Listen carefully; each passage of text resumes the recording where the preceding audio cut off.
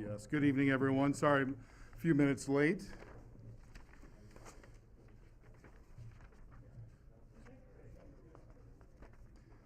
Gathering everything here. Right, I'd like to welcome everyone to the Tuesday, April 25th meeting of the Sierra Madre City Council, and I'd like to call this meeting to order. Madam City Clerk, will you please call the roll? Thank you. Mayor Edward Garcia. Present. Mayor Pro Tem Kelly Creeves. Here. Councilmember Jean Goss. Here. Councilmember Christine Lowe. Present. And Present. Councilmember Robert Parkhurst. Here. Mr. Mayor, you have a quorum this evening. Thank you, Madam City Clerk. Okay, moving on to the Pledge of Allegiance and Inspiration. I believe we have Councilmember Lowe leading us in the pledge.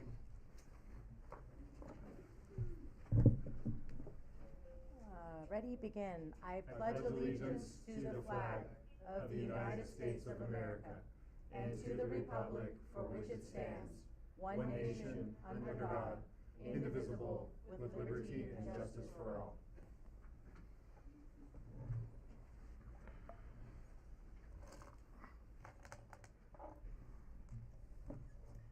All right, so for our inspiration this month, I thought it's the last meeting of April, which is a Genocide and Holocaust Recognition Month.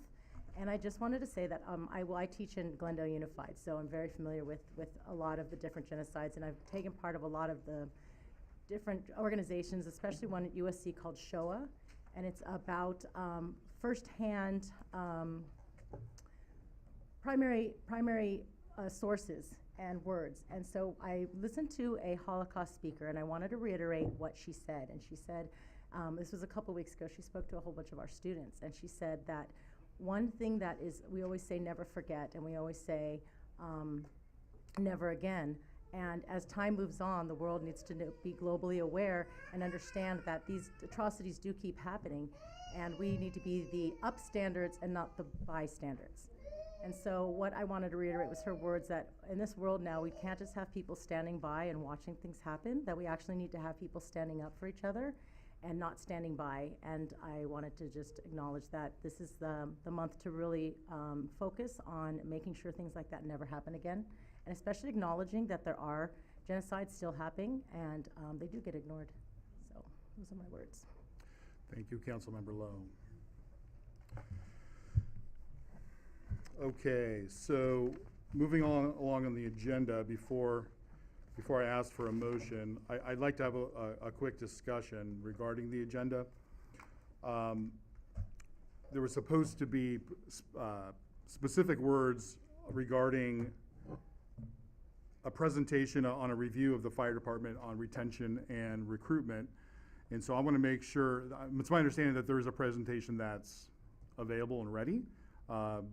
But I want to make sure that we can amend the agenda to include this, as to not quelch any public comment, but I want to make sure we're doing things legally. So, Mr. City Attorney, do you have or Madam City Clerk, do you have an opinion on this? Mayor, yes. There is an exception to place items like this on the agenda. It requires 2/3 of the members to be present. However, in order to use that exception, the item has to have come to the attention of the local agency subsequent to the agenda being posted. I don't know that we have that fact pattern here. However, I will note that this is, I believe this is a presentation, and there is no public comment on this item specifically. So I don't think that any member of the public will be prejudiced by having this item come before the City Council today, as there is no public comment to provide and no decision will be had. So I think the council's okay with placing this on the agenda if they'd like to. Okay, thank you. Do you have anything to add, Madam City Clerk? I do not. I agree with the interpretation of the city attorney. Okay, let's bring it back to council for a quick discussion before we have a motion. Do we feel comfortable with this? And the item, I don't think we've talked about what the item is, have we? Mr. City Manager, could you tell us what the item is?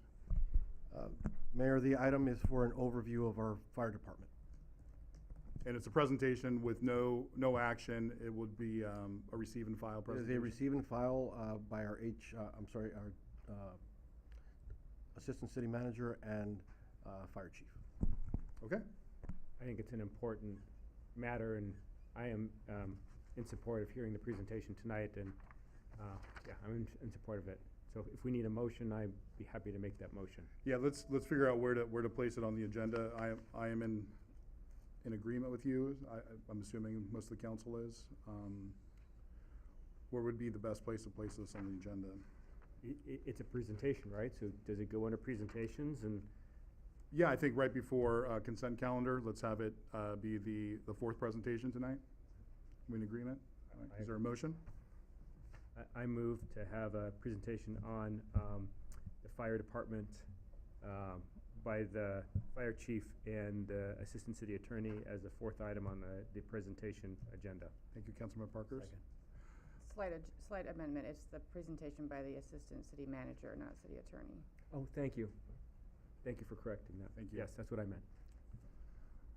All those in favor of the amended motion? Aye. Aye. Aye. Carries unanimously. All right. Separately? Yeah, let's separately now approve an agenda. Okay, I move to approve the agenda as amended. Is there a second? Second. All those in favor? Aye. Aye. We have an agenda. All right, thank you. Next, do we have a motion for approval of reading resolutions and ordinances by title only? So moved. Is there a second? Second. All those in favor? Aye. Carries unanimously. All right, moving on to the minutes. We have one set of minutes to approve. It was a long meeting and there were a lot of minutes. Thank you for whomever transcribed those. Do we have any substantive changes or? Mr. Mayor, I had a question. Yes, please. On page 11 of the minutes, so yeah, first I'd like to echo what you said. Huge kudos to staff of pulling together, 9 hours or however many hours it was of meetings. So I really appreciate that. On page 11 of the minutes, there was a statement that said the commission will be provided with noise reading on an annual basis. I don't remember that as a condition. I'm comfortable with it. I just want to make sure we get it accurate. So, Mr. City Attorney, was that one of the conditions that during that long meeting that we agreed to? Councilmember, I don't recall off the top of my head. I can check that and I'll get back to you. So how do we proceed with the minutes? I mean, I'm fine with everything else in the minutes. It should reflect what we actually did. So We should table it. We could table the minutes and approve them at the next meeting. my apologies for that. You can also reorder it so that you can approve the minutes toward the end of the meeting as opposed to approving it now. So you're willing to check that information while we're meeting tonight? I can. Works for me. It can be your motion. So I move to Before we go for a motion, do we have any other edits thank you. on the minutes, substantive changes? Did you receive any, Madam City Clerk? I received only comments from Councilmember Parkhurst. No other council members responded. Thank you. Here. Yes. Yeah. Yes, please. There is one edit I'd like to make to the minutes. I don't know exactly where it reflects this, but at some point around 1:30 or 2 a.m., I had posed the question to the city council whether they'd want to revise, whether they'd like for me to return with a revised resolution or whether live edits should be made and approved that evening. So procedurally, there was that was error. What should have happened is that the resolution itself, I should have received all the edits and presented the city council with a revised resolution. Because unlike other circumstances where we usually make the edits and they're very specific and targeted and the city council knows what they're approving, in this specific case, the city council didn't know exactly what the resolution looked like at the time it approved the resolution, because I reordered things as I said I would, and I had finessed the language as I said I would. So I will return to the city council at the next meeting with a revised resolution for their consideration, and I've made the parties aware, and the parties are okay with that. Okay, so maybe it's in the motion made by Mayor Pro Tem to approve the resolution with amendments as recited by the city attorney and approved by the appellant and applicant. Is that what we're talking about? Correct. So that should read, that should likely read that city council provided direction, or the motion should be, the city attorney has direction to come back with a resolution as revised by the city council. Okay. At least that's the effect of it. Well, maybe we should table this, these minutes and bring them back next meeting to make sure it's clean. Okay. While we're at, there is one other thing I just realized. Page 12, section 10B, the agreement we said was, it said 6:30 PM, and I thought we had agreed to sunset, so that was another thing in there. I can't remember, I thought we had agreed to, No, Oh. sorry, my recollection is we did agree on a time certain because 6:30, okay. sunset, yeah. okay, good. Yeah. The sunset changes. Right, exactly, Yeah. okay. Thank you for correcting me. It was a long night. I move we table, approval of the Tuesday, April 11th meeting minutes to a later city council meeting. There's a motion. Is there a second? I second. All those in favor? Aye. Aye. All right, we're tabling the minutes. Thank you. Moving on to mayor and city council reports. Who would like to start? Mr. Mayor, I have no report. Thank you. Mr. Mayor? Yes, please. So I had a couple of things. A week ago Thursday, I attended Representative Judy Chu's Artistic Discovery Awards ceremony at the Huntington. And so we were at the Huntington, and there was art from high school students from around the San Gabriel Valley. It was absolutely fantastic. And one of our Sierra Madre residents and one of my neighbors got an honorable mention on that. So that was particularly nice. And so I'd like to invite, have staff invite that person to come before us to give them a recognition. Then I was at the Sierra Madre Honors Dinner, whenever that was, Wednesday night. So it was a week ago Thursday, and then Wednesday I was at the Sierra Madre Honors Dinner, which was absolutely fantastic, and congratulations to all of the honorees from that. Just incredible amount of things that our community has done, and incredible people here in the city. On Earth Day, we had a dedication of the landscaping at the post office, and that was attended by, again, Representative Chu, as well as Director Prince from the Water District, and the owner of the building, as well as Bob Spears and Jim Walsworth. And it was absolutely fantastic, a great recognition of the work there. If you haven't gone and seen it, it is phenomenal, a great example of native drought-tolerant plants. And I am going to be taking lots of pictures there and trying to incorporate that in my house. And then after that, we had the Earth Day Fair over here at the park. It was fantastic. We had a lot of our city departments there, lots of great information, some great mulch from the SMART program was there for people to take, which was fantastic. And then last thing, the Clean Power Alliance, I've had 2 meetings since our last city council meeting. The one thing to report is they're about to launch their annual solicitation for new renewable energy projects. And that is my full report. Thank you, Councilmember Parkhurst. Any other reports? I was going to say that I too went to the Honors Award dinner, and it was really fantastic to see old faces as well, and previous awardees, and so many people that contribute to this community all in one space. And so it was really a really fun event. I also attended the Friends of the Library. Oh, sorry. I also attended the, sorry about this. I was supposed to make an announcement, by the way, so I just thought I'd do it now. I'm sure you were going to do it as well. But Please. Darlene Traxler made sure that I was going to announce the Friends of the Library are having their art fair this year on May 6th and 7th from 9:30 to 5 p.m.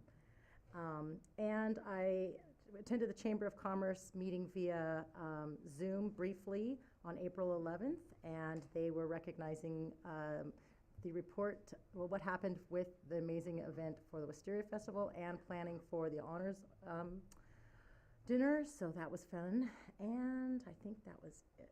That was it. Thank you, Councilmember Lowe. Councilmember Goss? Thank you. On the 17th of this month, I attended the Community Services Commission meeting. Very light agenda, but they did approve 3 different special events permits, one for the Madre Community Nursery Carnival on May 6th, the community bike ride that's going to take place very soon on the 29th, and wellness fair, and the Mount Wilson Trail Race Pasta Feed and Race on May 26th and 27th. Also, I attended the honors dinner as well, and again, my kudos to my neighbor across the street, Mike Bamberger, for being our new Citizen of the Year, well deserved.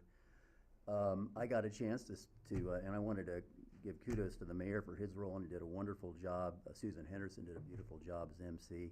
I did get to go up as the former mayor and give last year's mayor award away, and I gave it to Dan Alley, and I just wanted to mention why. He helped the city as our representative. He is a commercial realtor. He helped the city purchase the Bank of America building last summer, and as a part of that process, because he did so much, he actually donated his commission, and it was a big part of why we got that deal. So I thought he was worthy of it, and so he got our mayor's award for last year. Saturday morning, I attended the Earth Day event with, I know I saw at least Robert Parkhurst there, and there were a lot of folks there. Not quite as well attended as last year, but certainly a lot of worthy exhibits, particularly our city's exhibits. And this morning, I participated in the orientation meeting for members of the Foothill Workforce Development Board, which I'm a member of now, and my first meeting will be representing the city on the board in early May. So when I've done that, I'll bring a report back. That concludes my report, Mr. Mayor. Thank you, Councilmember Goss. So as was mentioned up here previously, I did attend the honors dinner. I did have the honor of presenting some certificates of recognition to some of our city employees. I also did have the honor of recognizing the wisteria vine for the Wisteria Award. So we did honor the two new residents in town that have purchased the southern and northern buildings, or residences rather, that the vine occupies. Particularly, we had the original Vine House residents in attendance, and we were able to present them with a thank you and recognition. If you didn't hear the story and you weren't there, it was interesting to know that house was purchased as an engagement gift, so he was happy that she said yes, because they were able to then move in. And then they got married under the vine the day before the Wisteria Festival. And then they opened their home up to the Wisteria Festival to all kinds of residents and visitors. So we were grateful to keep that going. We had the Salts living in that house for so long, and we didn't know what was going to happen. We had a resident in between, but we're very grateful to that family for opening their doors and keeping that tradition alive. So it was great to see everybody. As was said up here, and I think I said during one of my comments, I don't know how many people were there, but I looked around the room, and the amount of giving back to the community from those folks that were in that room it just speaks volumes to what the city's about. I think I said I could thank every single person in this room sitting in a chair because of the contributions they've given to our city. So it was a thrill and an honor to be part of that night. I also did spend a couple minutes at the Earth Day celebration on the 22nd. It wasn't as well attended as it had been in previous years, but it was nice to see the COG and the library and the firefighters with the SMART program out there. I think some of my mulch may have been in that bucket there.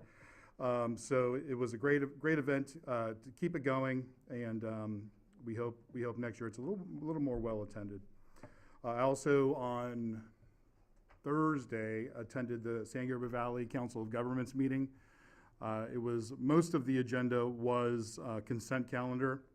We did pull the, get this right, the 2023 federal and state legislation positions of the COG and discussed that, and we discussed that at length. And then we also had a couple presentations regarding recycling and the organics program and things of that nature.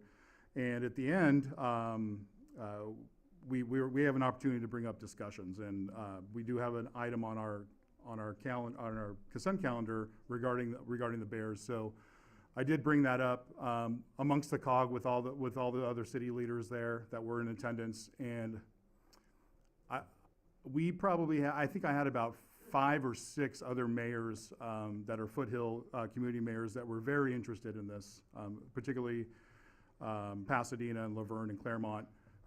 The bear and coyote populations there have ballooned to their knowledge as well, and we want to make sure we have smart change within the Department of Fish and Game and the Department of Fish and Wildlife, or the Fish and Wildlife Commission. I believe it was Mayor Gordo that recommended a task force be put together to handle some of these issues. So it's all about public safety. So we're making sure the word's getting out, and we're trying to affect good policy for our residents. For those who don't know, Mayor Gordo is from? The mayor of Pasadena, yes, thank you. Also, the Library Board of Trustees had a meeting yesterday, and I attended that as liaison. And I was able to, I teach up until a certain time, my second job. And I was able to arrive at the meeting about 20 minutes late, so I didn't hear the TSK architect's presentation, but the architect was here in attendance. I did not get to hear IT Director Milan's presentation, but he wasn't in attendance. But I did get to hear from the Friends of the Library, the Historical Preservation Society, whom is in charge of the archives of the city, the foundation, the Library Foundation was in attendance. It was really, all of those groups typically come, but the goal was for the architect to hear what their wants and needs are for the library renovation. So it was good to get the ball rolling, they're excited to get things started, and I think it was a great meeting. And with that, I don't know that I had anything else in attendance. Let's move on to announcements. So I have a few announcements. Some of them have already been mentioned, but on April 29th, please join us for our first community bike ride. The Community Services Department is partnering with the San Gabriel Valley Council of Governments, the COG, for a bike ride and wellness fair. There are flyers in the back to register for this event. Also, the Friends of the Library will be hosting the Sierra Madre Art Fair at Memorial Park on May 6th and May 7th from 9:30 to 5. There will be art vendors, crafts for kids, food trucks, live music in the band shell, and a silent auction in front of the Hart Park House. Bring the family and enjoy a beautiful day at the park. And I will want to reiterate, the Friends of the Library is a large contributor to our library. This event helps fund those contributions. The more people that come to the event and buy things, the more vendors that come, and the more money the Friends can earn in order to go back into our library. Darlene Traxler did also email me, and she wanted me to particularly mention that the Creative Arts Group will be having, as they always do, some type of craft for the children to put together some kind of artwork. So I encourage you to bring the whole family to that. Next, we keep mentioning it, but I want to make sure we keep mentioning it. The Community Services Commission will have 2 vacancies. This will start at the fiscal year, July 1st, will be when the vacancies will be filled. Anyone interested in filling these vacancies, well, there's another one that's not mentioned here. We have one for the Natural Resources Commission as well. So please contact the city clerk's office for more information. Trustees too, though? I don't think the trustees have one. Oh, okay. Yeah. I'm missing something. Oh, is our librarian in? Okay, so I'll leave it to you for public comment. So there's one more, but we'll leave it to the librarian for public comment. Okay. And that concludes my report and announcements. All right, moving on to the agenda. Now I would like to open the meeting up to public comment to items not on the agenda. And I don't know if the cards got fixed, so I've got my glasses on and I'll try to read the small font that probably everybody can't read regarding the public participation and code of conduct. So it's a little bit long, but so bear with me. Your participation is welcomed and invited at all city council meetings. The council requests that participants refrain from making personal, slanderous, profane, or disruptive remarks. A person who continues to disrupt the orderly conduct of the meeting after being warned by the mayor or designee to cease the disruption may be precluded from further participation in the meeting. No signs, posters, or other large objects shall be brought into the city council chambers or other meeting place if doing so would disrupt, disturb, or otherwise impede the orderly course of the meeting. And also, I grabbed this from the back. This is the warning. Corrupting the voting process is prohibited. This is from the County of Los Angeles Registrar, Recorder, County Clerk. When you do make public comment, I will let you exercise your right to say whatever you want, as long as it's not profane or disruptive or slanderous. But you do so at your own peril if you are electioneering. I'm not an attorney. I'm not an elections attorney. I don't claim to be one, so I'm not trying to give you legal advice.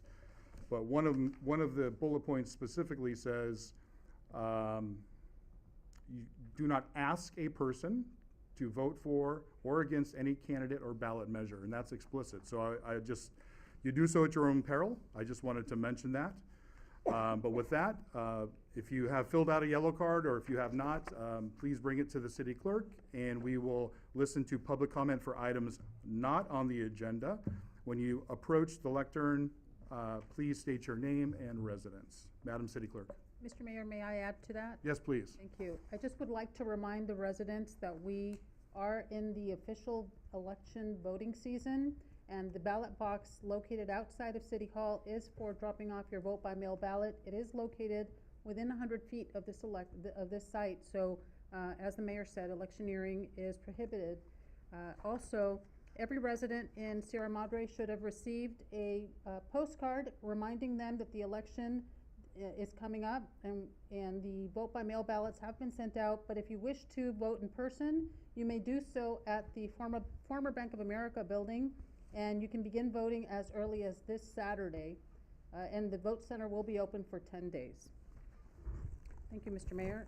Thank you. Our first speaker card for this evening for items not on the agenda is from our city's librarian, Layla Regan.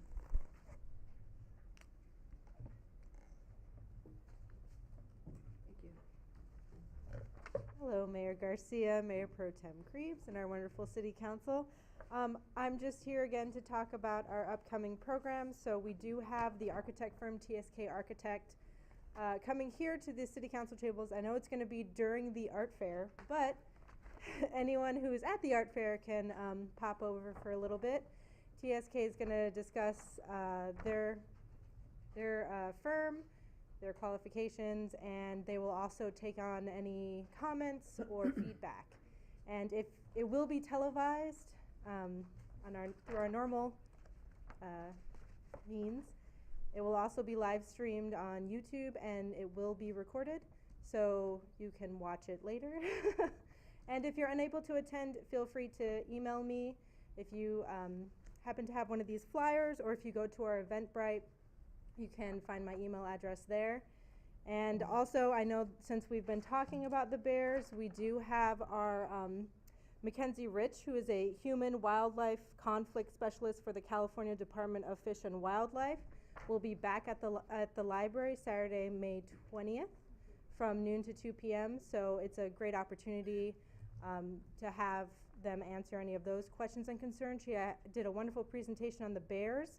This one's going to be general wildlife, so the coyotes, maybe the skunks, I don't know. I'm not sure what else. But she gave a great presentation last time and was able to answer questions. She will be back at the library May 20th. And also just check out our calendar for more programs and events. We have some great ones coming up.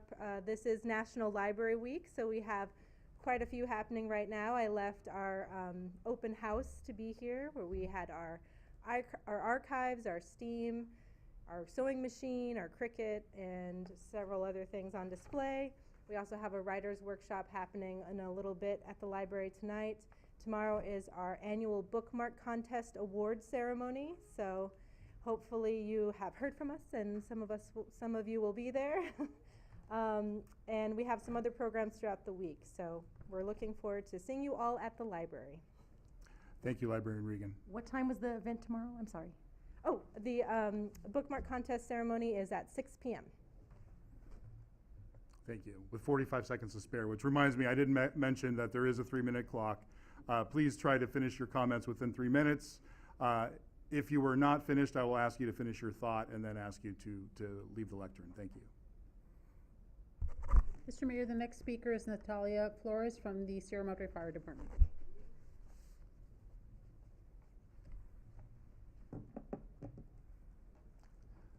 Congratulations on your certificate of excellence. So you very, very well deserved. She was one of the honorees.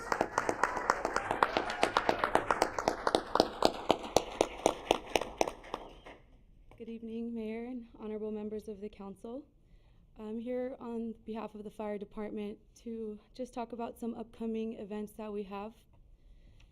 First, I wanted to highlight Earth Day, like you all mentioned. Thank you all who attended. It was very exciting, especially to me, to be able to see residents take some of that mulch that came straight from Sierra Madre homes. That was really, really cool to see, and really a great opportunity that we were able to do that during Earth Day. We weren't able to give all of the mulch away, but we did get rid of a lot. We gave a full bin to Councilmember Parker, so thank you very much.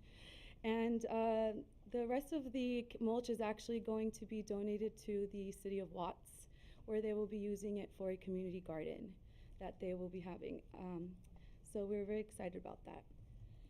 Tomorrow night, April 26th, we have our Smart Workshop Wednesday, where we will be having a workshop on increasing the wildfire resiliency of your property. This is our first workshop of our Sierra Madre Achieving Resiliency Together program. We will have speakers Clark Stevens, Architect and Executive Officer of the Resource Conservation District of the Santa Monica Mountains, Jay Lopez, Executive Director of the California Wildfire Mitigation Program, Tim Bauer, Vice President of Allied Restoration, and Armine Sargisian, Community Outreach Analyst of the California Department of Insurance.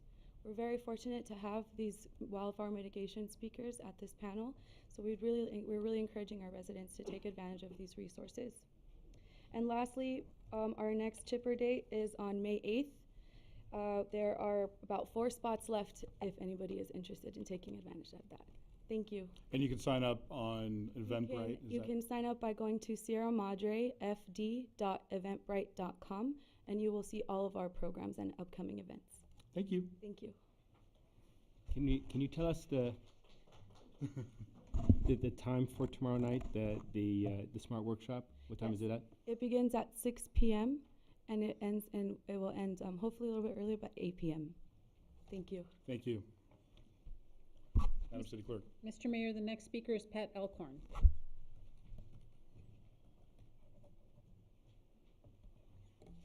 Mr. Mayor and Council, I have been working as an inspector and as a poll worker for many years. I was trying to figure out how many, but I think it's probably at least 30 or 40 years that I've been serving.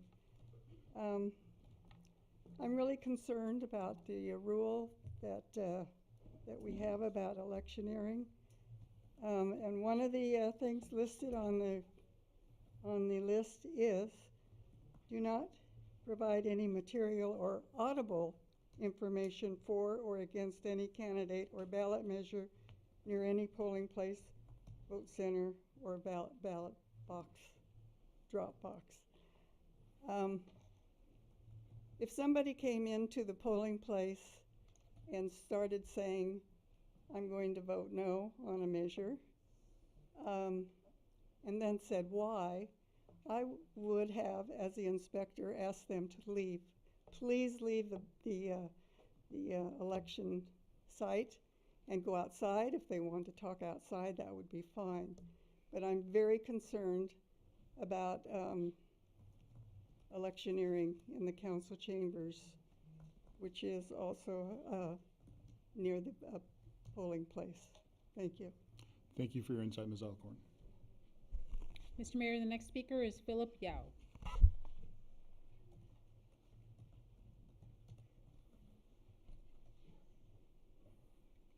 Mr. Yao? Hi, how are you guys? Well, thank you. My wife told me I should stick with the script, so I'm going to try to do that. Good evening, City Council. You know my name. I live at 513 Sierra Keys Drive. All this electioneering gets me a little nervous as to what to say, but I will be voting no on Measure M. I think that's safe to say. And I'm just against overdevelopment and McMansions. So putting that aside, I want clarification really from this body on the cost of this election. I've heard much about it throughout and wasn't too sure as to what this thing, how it's ended up. I want answers from this body regarding choosing of May 9th and who pays for it. I'm the guy that filed the records request PR 2023-29.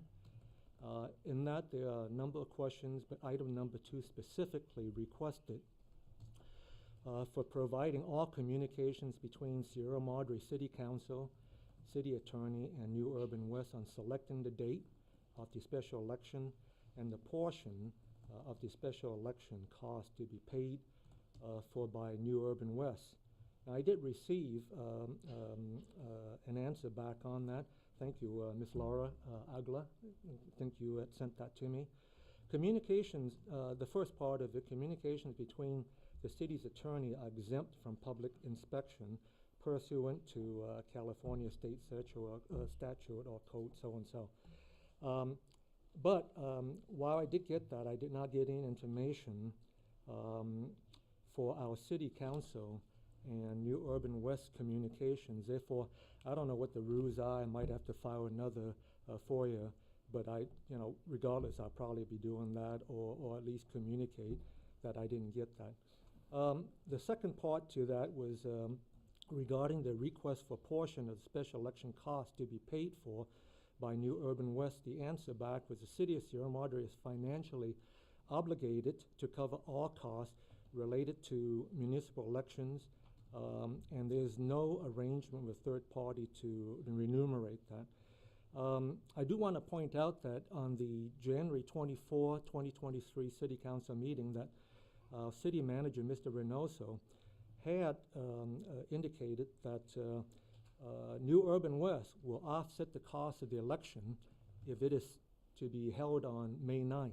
And since you all went and voted for May 9th, my understanding is that it is unequivocal. New Urban West pays for the special election, even though I think that my response that I received to my FOIA was that there is no such arrangement. So there's a question up to you folks. Not really a question. I really need the clarification as to the ownership of that. And it's clear to me and should be to the rest of Sierra Madre that New Urban West owns that part of the deal. Thank you, Mr. Yao. Okay. Lastly, just to reiterate, voting no for Measure M. Thank you, Mr. Yao. Mr. Mayor, the next speaker is Alicia Yao.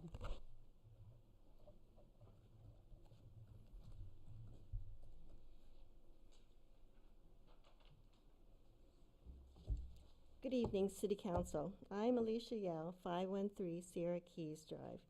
I will be voting no on Measure M. I'm against overdevelopment. I'm against McMansions. In the last City Council meeting, I brought up the deceptive endorsements touted by the Yes folks. I also did a point-by-point counter to the Don't Be Fooled article by a former Sierra Madre planning commissioner and firefighter. I do want to thank him for his service, but I disagree with how he perverted its use. I certainly want those in this audience and those tuned in to find out for yourselves. Tonight, I want to address all those who say the Meadows is the best thing since sliced bread. They are wrong. The best thing would be a development that complies with our general plan for 10 to 20 large homes, not 42. And certainly not the blackmail tactic of last-minute submitted application for 50 by a very disingenuous out-of-town developer, New Urban West. Tonight, as a mom, I want to understand how the Little League and girls softball were dragged into Measure M. Those who exploited the innocence of these children should be ashamed of what they have done and should be ashamed of themselves. Tonight I want our city council and city managers' feedback on the new math. net zero water use development. I want to know how all the monies from this project that they have so proudly gloated about will be spent. Will the $983,500 for increasing Sierra Madre's supplemental water supply and offsetting impact on our water system be limited to that? Will it be held in escrow just for that? You owe citizens of Sierra Madre an answer. Tonight, I want to hear from our city council and city manager on how the $250,000 for public safety purposes is not quid pro quo and how it will really be spent. Please tell me that it won't be used just for dressing up a new police facility. Tell me that it will be escrowed for real safety purposes. Police training, firefighter retention.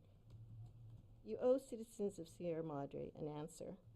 To the other side, drop all your disparaging remarks on the no on Measure M, folks. Instead, focus your energies to research the issues. I have and I will be voting no on Measure M. Thank you. Thank you, Ms. Yao.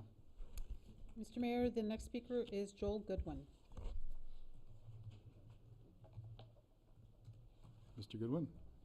Well, good evening, our great Mayor Ed and members of our City Council. I'm very happy to report my family and I had a big discussion, and we are all voting yes on Measure M and on the project.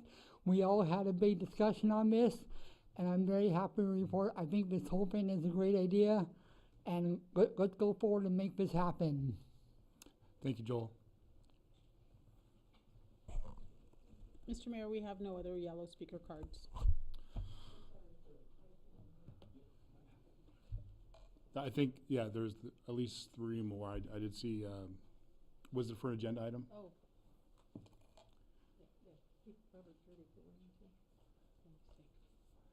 So I think it's Mr. Jarday. Did you have a? Yes. Yeah. My apologies. Robert Jarday was skipped.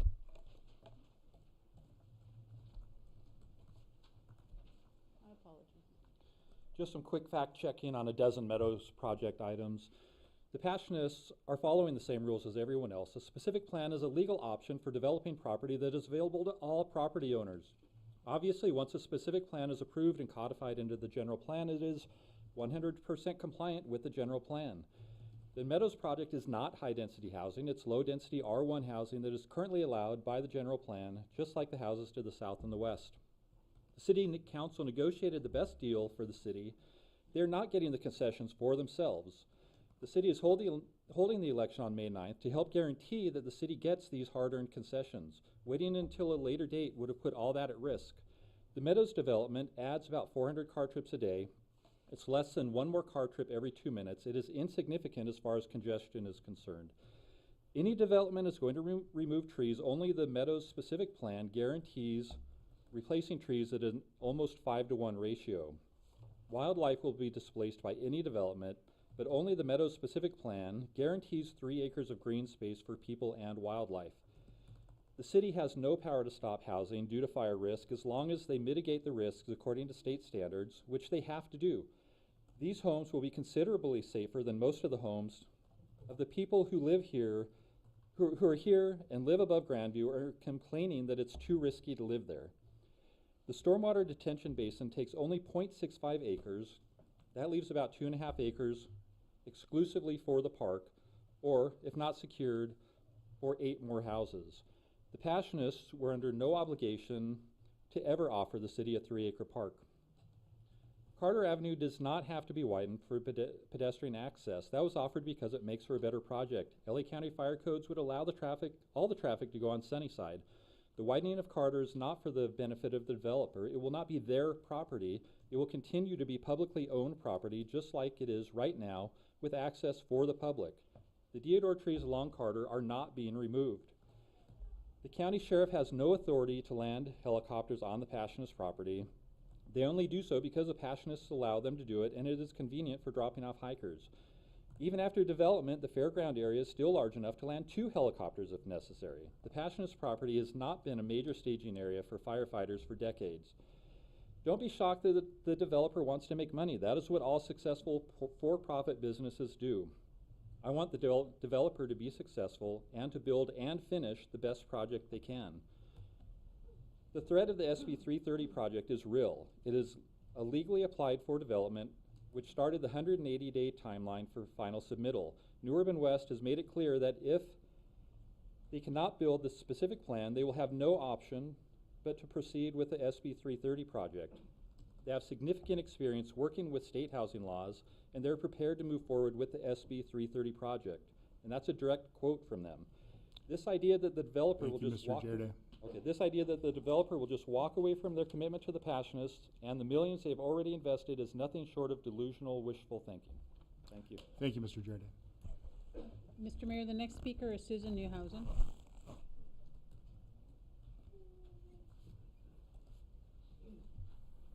Pat, thanks for pointing out about polling places. Fortunately, they don't open till Saturday, and this isn't one. So thank you. Thank you, Mayor. Is that legal advice? Thank you. Yes. So a no vote on Measure M will stop the construction of the Meadows project, as you know, of 42 oversized tract houses on small lots on the Passionist Retreat Center land. Measure M is an up or down vote on the Meadows project. A tract housing project of oversized houses stacked way too closely together and way too close to the street, similar to other appalling projects the Santa Monica developer has built elsewhere in Southern California. The Meadows project does not conform to our city's R1 zoning rules, which all residents must follow. According to that standard, on that piece of land, there should be no more than 20 houses of the size the developer plans to build, not 42. For some reason, our city officials gifted the Meadows Santa Monica developer with a special plan that lets them overbuild on the property. It also sets a bad precedent for future development. Don't be deceived by the developer or even the city council members saying that Measure M is a choice between 42 or 50 houses. Again, this is an up-down vote on 42 giant tract houses. The 50 house option is a distraction that either has hoodwinked or intimidated the city council. As of yet, there's no vetted and approved plan. A 50 house pre-application is simply a bullying technique. As in, if you think the Meadows development is bad, wait until you see what else we have in store for you. The developer filed their pre-application under SB 330. That state law is not going to enable them to build their 50 McMansions because it states that the developer must follow existing local zoning rules. So that's Sierra Madre's R1 zoning rules and general plan. The developer's cynical 50 house pre-application includes 3 very low income houses so that under a housing density bonus, the developer is allowed one concession of a zoning rule, such as a 20% decrease in the front setback. The city attorney is wrong. The project doesn't qualify for unlimited waivers. The waivers are only to be used if construction of the project would be physically unfeasible without them, which it is not. Under SB 330, they aren't allowed to build 50 oversized houses. The city council approved this horrible 42 McMansion tract housing project, so of course they're defending it. Our city has sold out to the developer for $250,000 towards retrofitting the new police station, while ignoring the legitimate public safety concerns in the adjoining neighborhood, where traffic will more than double and there are few sidewalks and streetlights. I'm voting no on Measure M. This is a bad project. The developer needs to go back to the drawing board or go away, and they and the city officials need to think in terms of abiding by the zoning rules that all the rest of us respect and are required to live by. Thank you. Thank you, Ms. Newhousen. Mr. Mayor, the next speaker is Alex Arrieta.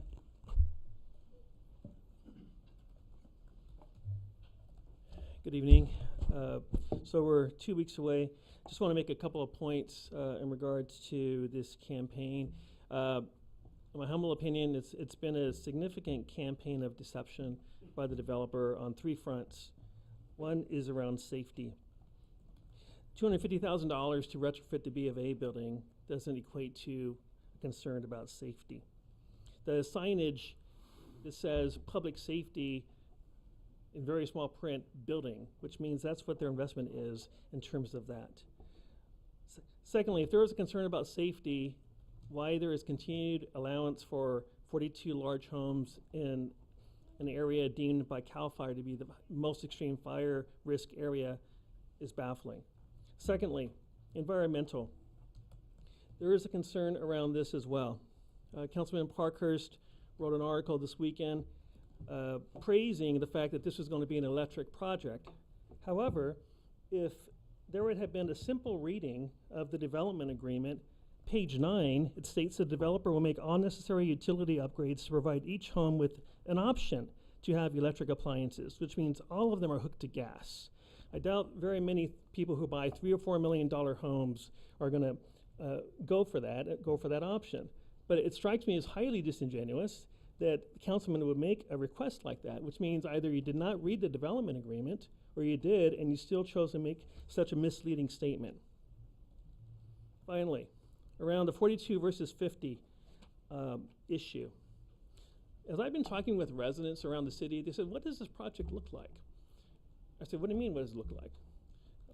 Well, we haven't seen any pictures of it, haven't seen any diagrams of it, haven't seen any realistic views from the street of what this project looks like. But surely the city council has done this. Surely the city council has seen pictures of this. I said, we should ask them. There's a severe concern, significant concern around the lack of very basic fundamental knowledge and information about this project.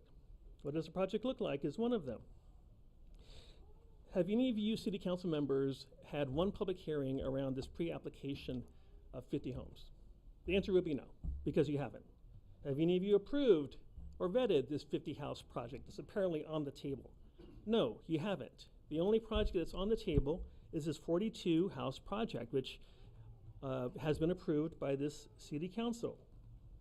This makes me very concerned about the detailed or lack of detailed comprehensive assessment and analysis this city council has made in conducting the business of the city, much less this project, which is the most significant project in the city's history. Very concerned about taking the city down a road where this body has not invested the necessary time to invest knowledge and time in things in so simple areas as like development agreements around electrical appliances. If we don't drill down on that, how can we look at the broader project? I'm very concerned about that. That's why I'm voting no on Measure M. Thank you, Mr. Aria. And no other speaker cards, Mr. Mayor. Thank you, Madam City Clerk. All right, moving on to presentations. The first one we're gonna hear from today is Chief Barrientos.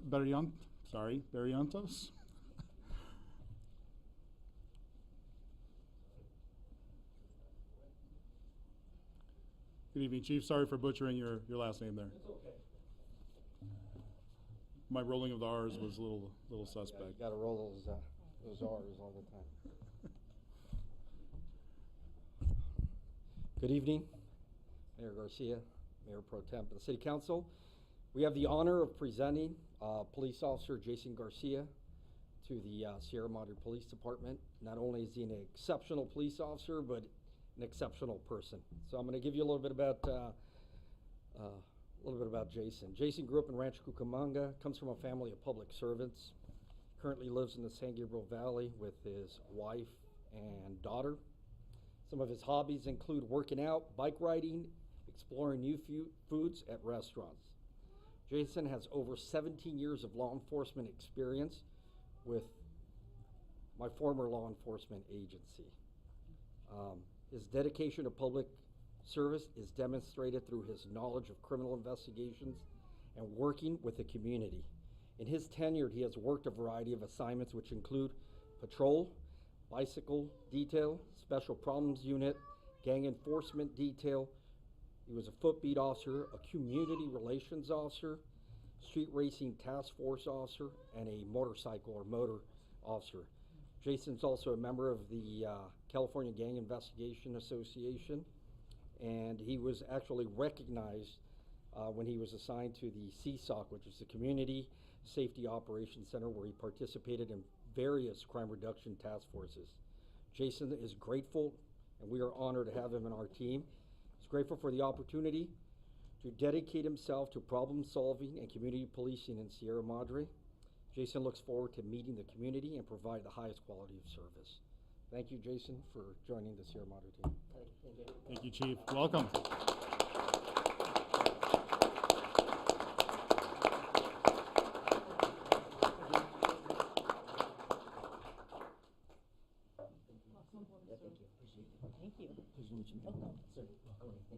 Welcome. Thank you. Thank you. Thank you. Well, appreciate it. Thank you for the opportunity, sir. Thank you. All right, we have another Garcia in town. Okay, next we have another presentation from the other side of our Public Safety Division, Chief Bartlett.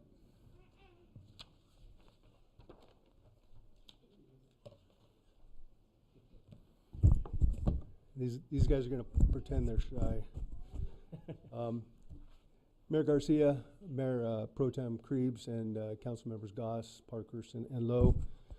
This is definitely one of the privileges that I get to bestowed upon me is to be able to recognize my membership on excellence that they provide for our community. And I know that they would all humbly say this is what we're supposed to do. But there's rare occasions where we get calls that none of us want to go to and none of us want to experience. However, they do happen. They're the low frequency calls that where we need the excellent staff that we have, and I'm glad that we do. But just to kind of give you a rundown of this particular call and why I want to recognize basically some of our members for that particular call is last month at the end of April, the fire department personnel were dispatched to a pediatric seizure. Arriving on scene, a 2-year-old female was found postictal, responsive only to pain. A complete patient assessment and treatment was initiated by paramedics. After transferring the patient to the ambulance, the patient began to seize again and was treated appropriately. During this time, base contact was made, which is with Arcadia USC Hospital. Base advised to transport to the pediatric center, which is USC Medical Center, which is, if anybody's familiar, is down by the 5 and the 10, quite a ways away. Advising, our staff advising the base that seizures could not be controlled and the patient being in extremis, and a 45-minute ETA to USC Medical Center, that the patient would be transported to the closest pediatric facility, which is Arcadia USC. The MICN, which is the mobile intensive care nurse, agreed, and the patient was monitored and ventilated during the transport, as well as given additional medications for the seizures to try and control the seizure activity, At arriving on scene or at the hospital, department paramedics remained on scene and assisting hospital staff with patient care until the patient transfer was completed. The reason I bring this up is not just the call itself, which is anytime we're dealing with pediatric emergencies, that just makes the hair on our neck stand up. But specifically the advocacy that our paramedics had for our patient. With less experienced folks, we probably would have made that trip, as is by protocol, to County USC, delaying further treatment to our patient, and hopefully, you know, the outcomes could have been to the adverse. We actually had a follow-up the next day when we were doing continuing education. Our instructor did a follow-up, or excuse me, our instructor did a follow-up. And actually was able to confirm that our patient basically had MRIs, CAT scans, everything done, and really they could not find any reason for the seizures, but we were able to get confirmation that the decision-making on behalf of our members and our paramedics really did make a genuine outcome on this particular patient. And So, however, because our city has outstanding medical professionals, we were able, like I said, to advocate for the patient, the best course of treatment and care.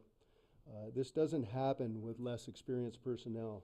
This crew of 5 actually has over 50 years of experience in EMS, and most of it being in the advanced life support.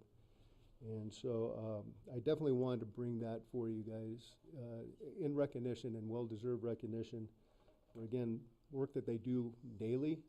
But this one, patient advocacy, is absolutely outstanding. And I couldn't be more proud of my membership that actually cares enough to provide that. You don't find that everywhere, shockingly. There are some agencies that may not have made the same calls. So with that, I would like to recognize basically the whole crew. We had 2 members that were not able to make it tonight because of prior commitments, and that's Captain Ladd and one of our newest paramedics, Mike Perez. But here tonight we have Engineer Ryan Torncello, firefighter paramedic Andrew Diaz, and firefighter paramedic Warren Branham. And Warren was actually the lead medic on this one that really took the bull by the horns and made sure that this stuff happened. But the crew, as they do tirelessly, is they work together, and they had the best outcome for this patient. I'm really happy for that. So I'd like to introduce them and their job, and I think, Mary, we have some certificates that we can present to them.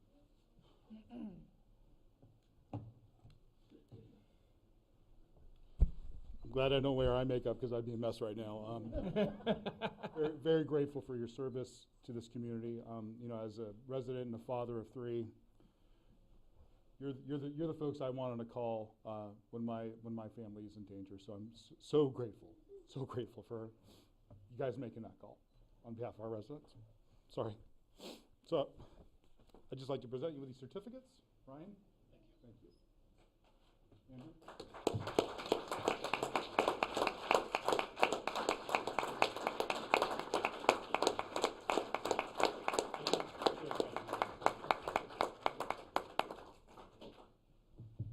I'll make sure that the rest get out, sir. I appreciate that, and thank you. All right.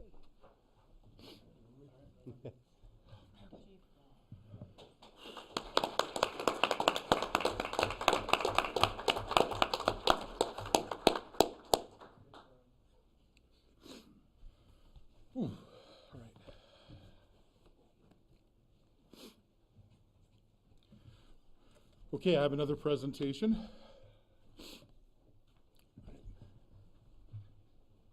We'll come up to the lectern. Mr. Moss? Pleasure. I have a few words to say, then I'd like to present you with this proclamation. I'll let you speak before I present. Okay. So over the last several years, our country has witnessed an unprecedented spike in anti-Semitism incidents and attacks.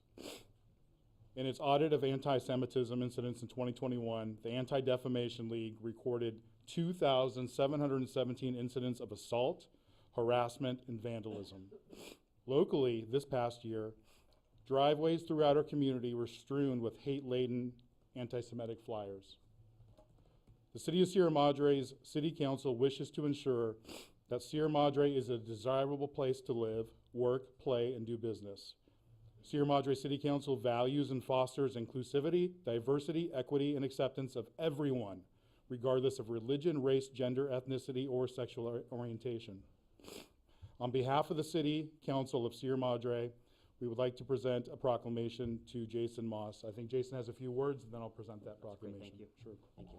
Good evening, and thank you for the opportunity to speak. My name is Jason Moss. I'm the Executive Director of the Jewish Federation of the Greater San Gabriel Pomona Valleys.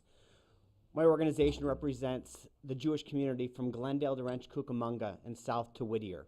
A square mileage, the same square mileage roughly about Israel or Rhode Island. So imagine calling that a community. So I'm in the midst of trying to work with our local elected officials to combat anti-Semitism locally. And it is in that vein that I appreciate the city having a proclamation denouncing anti-Semitism and really standing with the Jewish community in recognition of that ideal that represents Sierra Madre, that understanding of inclusivity, but also more than that. The idea that what is taking place in society today, the hatred and anti-Semitism, and really in all forms against different targeted groups, is not who represents. It's not a representative of the city of Sierra Madre.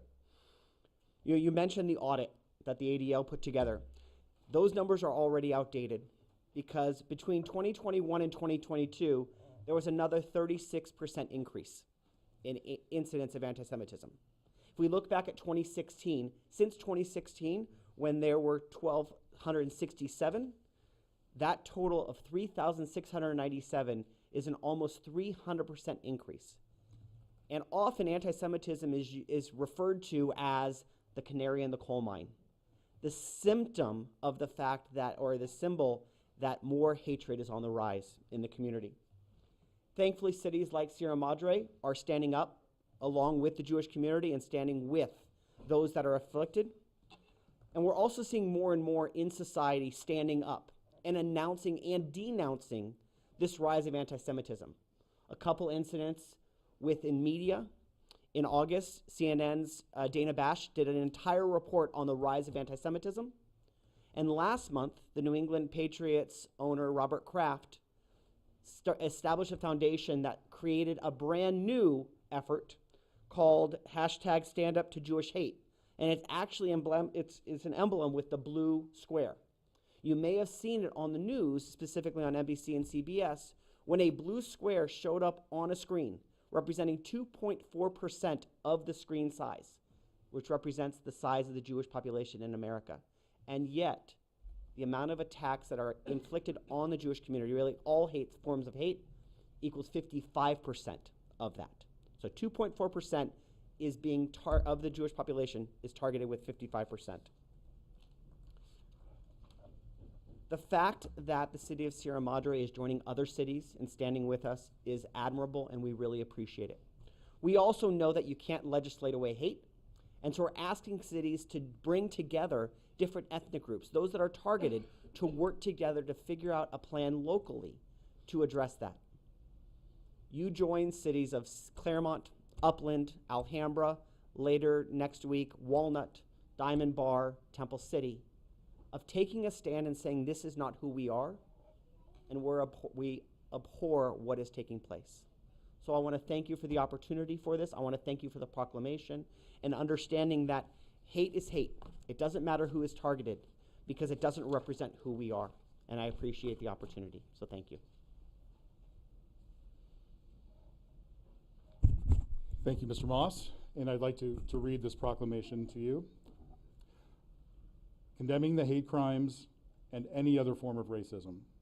Whereas the city of Sierra Madre wishes to ensure that Sierra Madre is a desirable place to live, work, play, and do business, and whereas the city of Sierra Madre values and fosters inclusivity, diversity, equity, acceptance, and whereas the city of Sierra Madre condemns hate crimes and any other form of racism, religious or ethnic bias, discrimination, incitement of violence, or targeting any minority.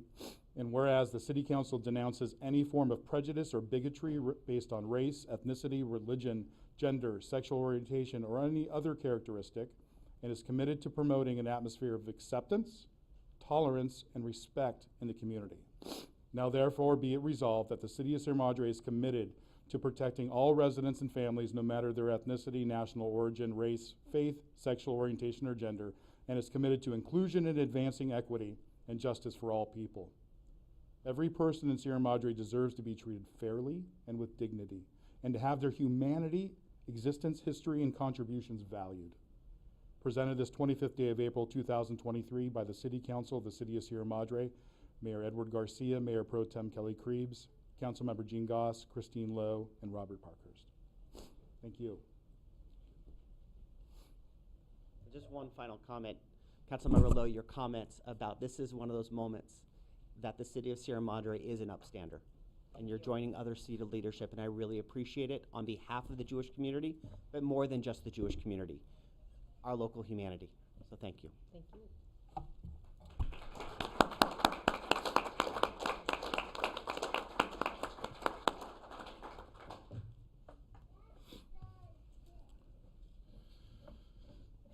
Okay, moving on to our consent calendar.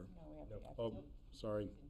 Sorry, we amended the agenda and I didn't even, yeah. Assistant City Manager Hernandez. Thank you. Mayor Pro Tem, members of the City Council, thank you for putting this on today's agenda.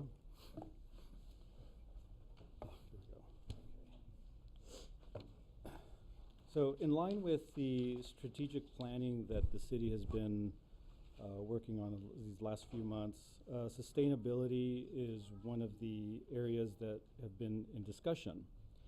And with sustainability comes many different aspects, but one of them is staffing and retention, recruitment. And so to talk about the fire and where we've been when we started our full-time fire department, what we've accomplished thus far, and also how we're moving forward in our efforts to make differences in our fire department. So to begin, we will start with the first slide here. Back in October of 2017, City Council approved the creation of new positions. As you can see here, we have 4 positions, but the efforts were focused on the firefighter, paramedic, and the fire engineer positions. Highlighting the salaries in comparison to our neighboring cities that we look at closely, you could see the difference and where we started. And so when we start talking about how we moved forward, where we started is very significant to that. So you could see in 2017, 2018, the beginning salaries for our firefighter medics started at $15 an hour. In comparison to South Pass and San Marino, we were quite low. Fire captains were established in since 2012, so we've had some time to move forward with them in terms of salaries. So our main focus was to get our firefighter medics, engineers closer to market. The timeline that we have in front of us will show what occurred, and my apologies for that being a little small. Yesterday it didn't seem small, but I guess standing from here it looks kind of small. In August of 2019, the city recognized the Sierra Madre Professional Firefighters Association as a bargaining group. And soon after, negotiations began to establish the first Memorandum of Understanding, the MOU. With that, association members, what was negotiated, association members that excluded the fire captains received a 20% salary increase. And although the 20% seems like a very high number, when you look at where we started, we were still low compared to our neighboring cities. So when we look at that 20%, look at where we started. Also moving forward in fiscal year 21-22, we eliminate step 1 to shift all of the steps in that salary matrix lower, which creates a higher top step. In July of 2020, we entered into automatic aid, which is the Verdugo Unified Response, and that was a huge accomplishment for our fire department since we've become full-time.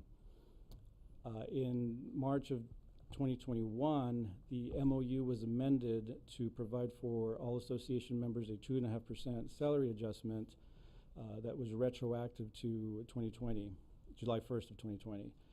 Additionally, the MOU was extended through 2025. And as negotiated in 2020, July 3rd of 2022, association members excluding captains received a 12.5% salary adjustment. Again, the MOU was amended recently in December of 22, where we provided for medical increases for our employees bargaining, all the employees that are in a bargaining group. We increased the salary benefits, and for our fire department, we also looked at paramedic incentives, which was a starting point to get that going, which was a $300 a monthly stipend for our firefighter medics, and then out of rank received a $200 stipend. Also, and upon receipt of request that we would have that discussion again this year for the new fiscal year 23-24 to discuss the paramedic incentive and possible changes in that area. This year, in July, we will eliminate step 1, which will also shift all the steps below again, creating the step 5, which will be a higher top step. So that's also an effort to continue creating our top step higher, which we've done to other positions as well.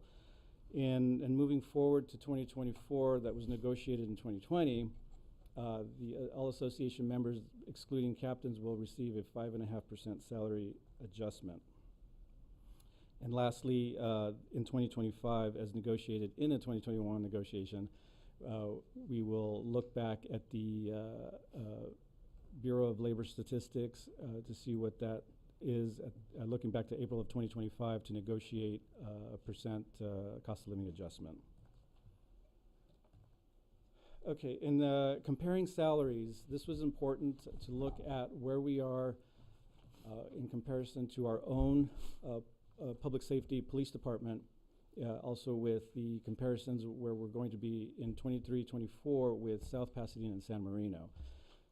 In looking at the police department, police officer and firefighter medics are 20% difference in salaries, where we have fire captains to sergeants about 12% below, and in our fire engineers about 14% below. Can I ask a question about Yes. those numbers? You made clear in the table below, when we're comparing to South Pasadena and San Marino, what years that covers. I'm just wondering what the numbers that compare our PD and fire department salaries. What does that include? I mean, you went through the various steps that have happened and will happen. You know, these numbers here represent today. Yes. Okay. Yes. The comparisons with our police department are today's numbers. Okay. Thank you. And for the comparisons with the neighboring cities for South Pasadena and San Marino are numbers that will change in 23-24, also for South Pasadena and San Marino. So in looking at the comparisons with those cities, we are 40% difference or below the South Pasadena and also 53% below San Marino. For captains, we're looking at around 30% below in salaries from the step 1 to step 5. And I want to note too that the engineers with South Pasadena are about 18 to 22% below. And in our next slide, we will discuss further the noted down below that the South Pasadena has a utility users tax of 7.5%, and San Marino public safety parcel tax generates, or they get approximately 1.6 million from their parcel tax, which we'll discuss here. And this, the overall budget for the fire departments for Sierra Madre, as you can see, is 2.9 million, 11,000 population. In 2014, the city passed the utility users tax that generates about 2.9 million to the general fund. Now, the 2.9 million is a coincidence. It looks like it's the fire department gets all the UT money, but no, it's just part of the general fund, which helps fund our public safety. South Pasadena has a higher budget of fire department budget at 6.6 million, 26,000 residents. Their 7.5% utility users tax generates about 3.4 million, which is about 12% of their general fund. San Marino has a 6.2 million, 12, very close to the population, but they have a public safety parcel tax that generates 3.9 million, of which 1.6 million goes to fire. And so that helps their efforts in getting their operations moving forward in terms of salaries and other stuff. Can I ask you a quick Yes. clarifying question? Going back to the other slide, the steps, are those by year or those by education? What are those steps differentiated as? You're talking about this slide Correct. here? Step 1 versus step 5. Oh, the city's salary matrix is comprised of steps 1 through 5. And what I did here was just take a look at where we are at the beginning and where we are at the top step in comparisons to these other agencies. There's step 2, 3, and 4 that are also part of that. And so each of these is through either when someone comes on board, it could be through experience. It also, if someone is brand new, they start at step 1, and through the merit and performance evaluation will receive merit increases to step 2, to step 3, and so forth. Yes. Director Hernandez, I just want to make clear that those steps are through merit-based. They're not automatic like some municipalities have. They're through a review process of the employee. That is correct. Annually, employees will receive an annual evaluation, which can make the employee eligible for a step increase, which typically is a 5% step increase. Thank you. And moving forward to our staffing structure for our fire department, it is consists of 16 personnel, 15 sworn personnel on the floor. Each shift is comprised of a fire captain, a fire engineer, and 3 fire medics. And as you heard earlier today, the value that our paramedics bring to the organization is amazing. We have a lot of talented staff and well-qualified and well-trained personnel in our fire department. And one of the strategic goals is retention and investing in our staff. And our fire department consistently has shown that they bring a lot of value to the organization, and we thank them. Can I ask you a question then Yes. also about this? So when you compared other cities with their, and you might not know this, I just looked at it, other cities also have, say, a battalion chief to pay for. So since we don't have that, does our fee that we pay for battalion chief services, does that come out of the same general fund, or does that? It comes out of the general fund, yes. Can I follow up on that? So on this org chart, where would the battalion chief be? It would be underneath the chief, fire chief. Okay, so all the fire captains would report into the battalion chief? Essentially, yes. For Sierra Madre, yes. It could be a battalion chief, it could be deputy chief, whatever we call that position. But in other agencies, you have multiple battalion chiefs for various shifts.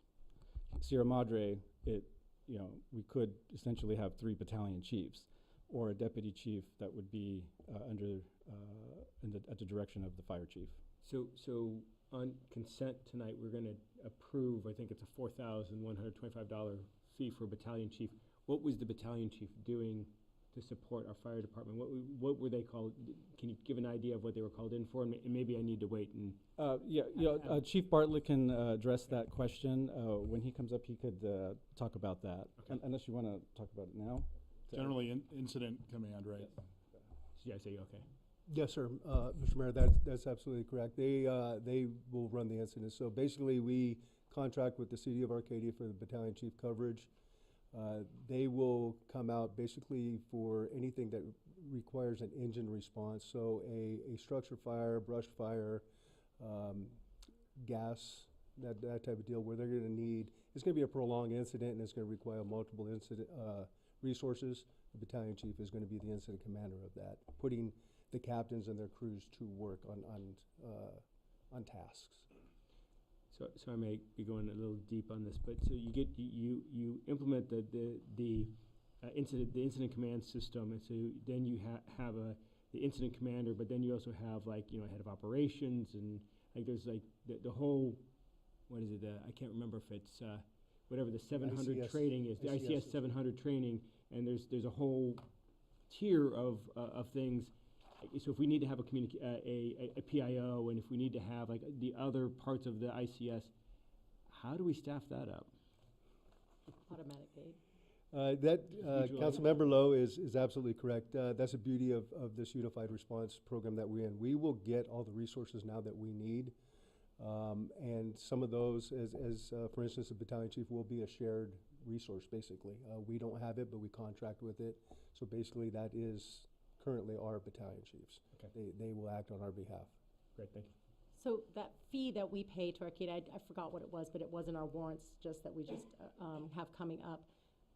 That, I'm thinking, would be much less than if we had to pay a battalion chief their salary with all the benefits that we have.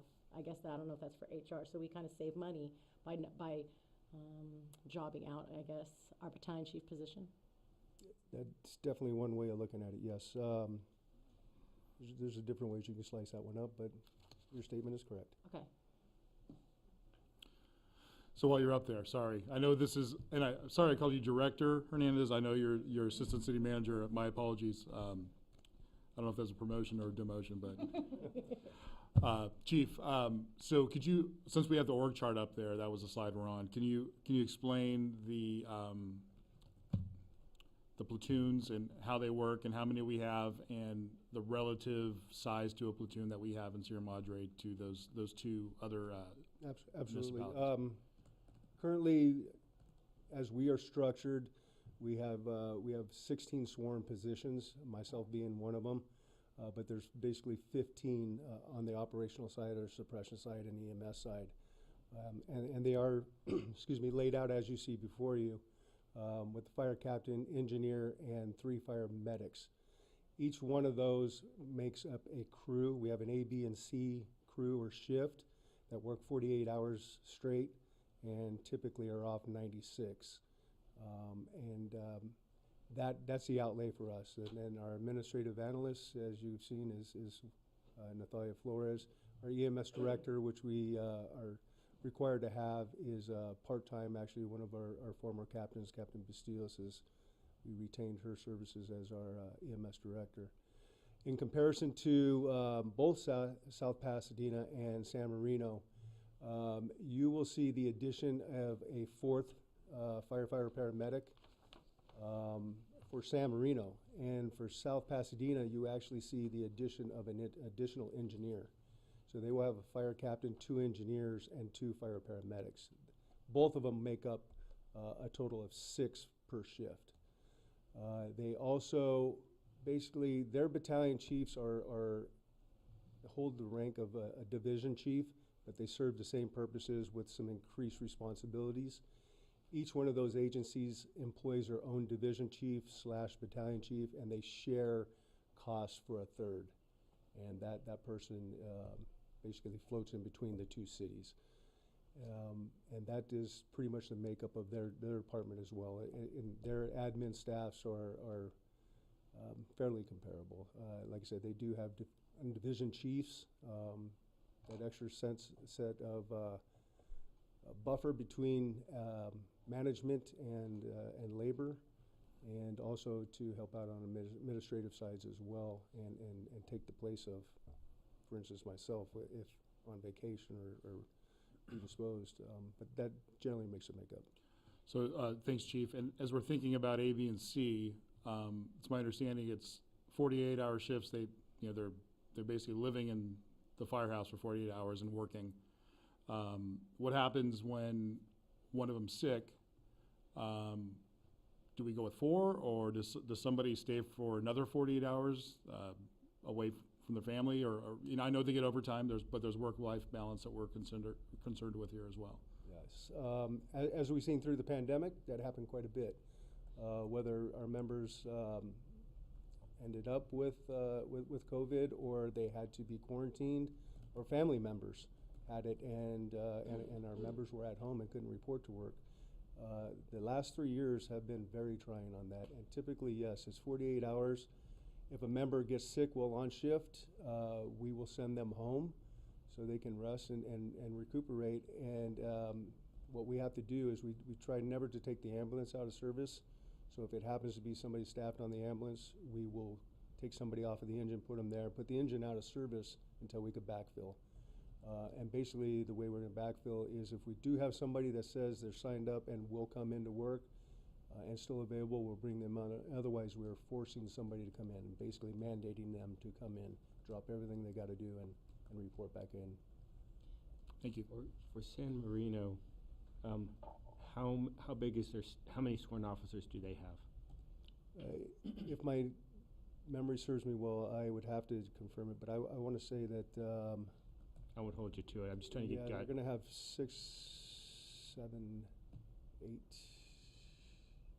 18, 19, 20. I think that we're at about 22. 22. I think for both departments, give or take a member or so. For you say both departments. What do you mean? Both South Pasadena and San Marino are comparison cities. Okay. I would have thought South Pasadena would be larger with twice the population.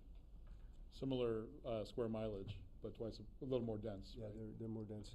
Both of these departments that we are comparing with, they are very similar. They both have one station with one fire engine and one rescue ambulance as well. So the staffing models as far as equipment and facilities are identical.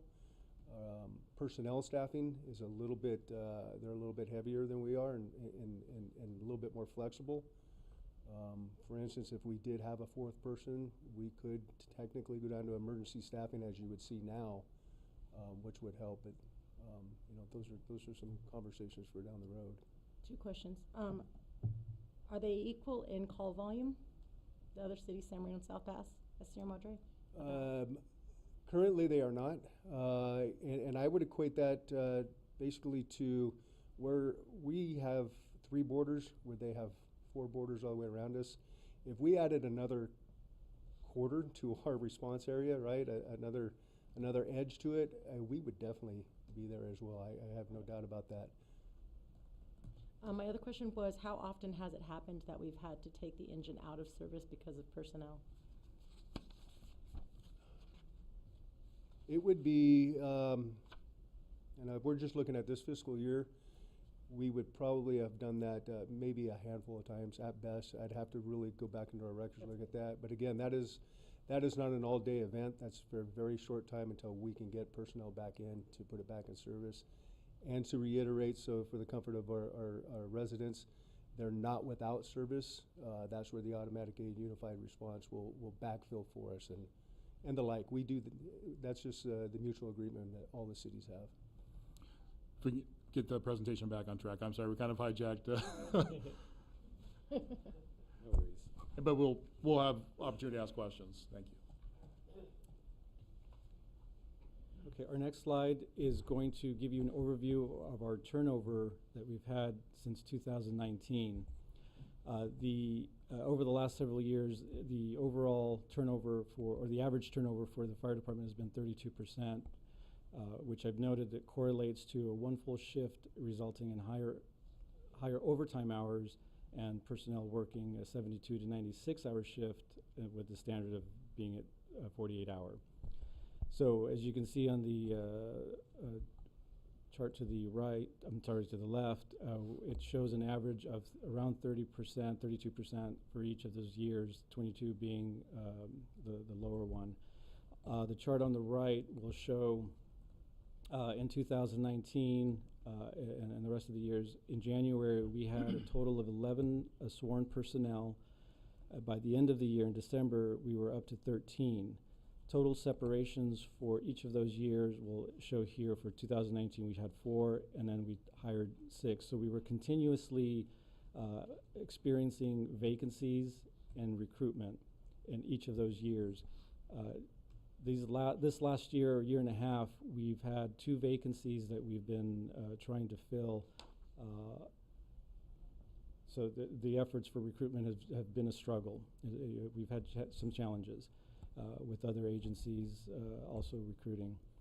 The average cost, and I want to note this, that the average cost to process one applicant ranges from $15,000 to $18,000, and that consisting of recruitment, advertising, backgrounds, which are pretty extensive for public safety, our medical, uniforms, and whatever equipment is necessary to get them outfitted before they start working. So when you look at that and we invest in the people that we have here now, organizationally, it's important to note that recruitment does have a cost to it, and it can be expensive, especially with our public safety when you include psychological evaluations and backgrounds, which can take up to 2 and sometimes 3 months depending on the process. So it is a lengthy process, but it's important to know that our recruiting efforts have continuously gone on with our fire department. If I may, does that number, because that's an important number, I think, especially when you look at the total hires. Mm-hmm. Does that include your time as the Director of Human Resources and Chief's time, or is that just kind of the hard cost and not the time part of your salary that's with There is some cost associated to the work that HR does, but most of it is just the process itself with the cost of a background or the cost of the medical and the psychological evaluations. Uniforms and equipment add an additional high cost to that as well. So there is a portion of labor cost to that consists with our from our HR department and some from fire. Thank you. Do we have the costs of overtime over the past 4 years? I know I don't. I did not look that up, but that's a very good question, and I wish I would have thought about that to include in here. That is an important area to look at, and how much overtime we have used in the last few years, especially during COVID when we had a lot of temporary vacancies due to sicknesses and or vacancies due to resignations. But yes, the overtime costs do go up when we are shorthanded. It'll go up. And to have those numbers, I don't, but we can certainly get those out to you later this week. Let me just bear with me a second. So we have, so what's it, 12 people on that are on the engines, right? It's 3, 3, and 3, and then there's another 6 on top of that. So that's 14, right? That should be 14 because there's 2 administrative, and if it should be 15. 5, 5, and 5. 5, 5, and 5. As far as the A, B, and C. Sorry, yes, of course. Right, 5, 5, and 5. Okay, there were 16 sworn personnel, but there's 17 Chief people. And and Bustios, yeah. Yeah. So I have heard, I don't know if this is true, that some of our firefighters make significant amount in overtime compared to the base salary of other departments. So if we just say, let's just take a simple, and we say $65,000. And if they're, say, getting $20,000 a year in overtime, I don't know if that's true or not, $20,000 a year in overtime, and we multiply that $20,000 a year in overtime times 15, or we'll say 15 people. Is that an accurate? If I did that math, is that an accurate cost that we're looking at? I'll defer to Chief on that one. Thankfully, it's budget season, so some of these numbers are. So that's like $300,000. Actually, that is what we budgeted for this fiscal year, was $300,000. Some of that is reimbursable as well. To remind you, any deployments that we do for mass mutual aid, as far as wildfires go, we do get reimbursement for that. So there is an offset in there, but we definitely, as Assistant City Manager said, we can break that out and provide those numbers a little closer if requested. So that's like 2 more people just right off the top, right? Because if we assume 300,000 and then you take 65,000 and you double it is a rule of thumb for a fully burdened rate, that's like another 2 firefighters right there. Your math is correct, yes. And so I can maybe put this into even a better light, which I like to look at, and I know my folks don't, is I have members that have put in over 4,000 hours in the last year. And if we equate that to a normal work schedule of 2080, right, that's 2 years worth of work in 1 year. That is not sufficient for a sustainable work-life balance. But to put a finer point on it, we can't just take the amount of overtime that we pay, because not all of that is attributable to staffing issues, right? I mean, just given the nature of firefighting, there's going to be overtime just naturally as part of the job. So we can't just say that all of the overtime that we pay to the department now could be converted into additional personnel, and that would reduce, or zero out the overtime. I just don't think that's a realistic. But thank you. I wasn't trying to equate that. I was trying to put it in terms of number of people. So I think actually Chief did a better job, because we've got people working 2 years over a year, and I think that's. But some portion of that is inevitable, just given the nature of absolutely. firefighting. Just for backfill, vacation time, sick time, everything else, we're going to backfill for that. That's going to be, those are known overtimes, deployments. We have some programs that we're trying to introduce that is going to accrue overtime, but it's going to be beneficial to our region and representative of our city and our department. So there's things in there, but yeah, the bulk of it is due to, no, I wouldn't say the bulk of it, but there's quite a few of it, the hours that are definitely. Yeah, the number that's concerning is the overtime due to understaffing. Yeah, Right. and that's where I was trying to get Yeah, at. yeah. So, but thank you for both of you for making that clear. And can I ask you a question? You said the other hours are reimbursable. How are those reimbursable? Or how do you make that up? Basically, that money is going to come from FEMA through CAL FIRE, and so through contracts and mutual aid contracts and automatic aid contracts throughout the state at different levels, depending on whose campaign it is and who's paying for it, will write us a check, and all agencies are involved as reimbursement for time for staff and backfill as well. Councilmember Goss. Just curious about this, when you're talking about paying somebody or working for 2 years in 1 year, that's crazy. That's really got my attention. But there's some kind of sweet spot there, isn't there, in terms of overtime? You have to have overtime available because this gives your personnel opportunities to earn some extra income on top of whatever the salary would be. So is there a sweet spot there where you're, in terms of a percentage of overtime available to the salaries you're paying? There is definitely, you can call it that the sweet spot, and it would be member by member base, right? It's all relative to the individual, but absolutely, and that's in our nature, as Mayor Pro Tem alluded to, it's the nature of our business. With the things that we do, there's going to be that overtime available, right.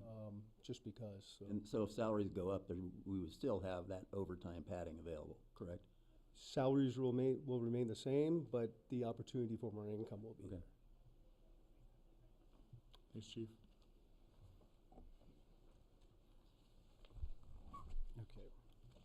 Assistant Manager, just before you go on, I noticed the chart on the right. You know, you've had a pretty good record of being able to hire to fill the separations. It's either exceeded or equaled pretty much through the last 4 years. My understanding is there's concern that is not going to be the case currently and sort of in the near term.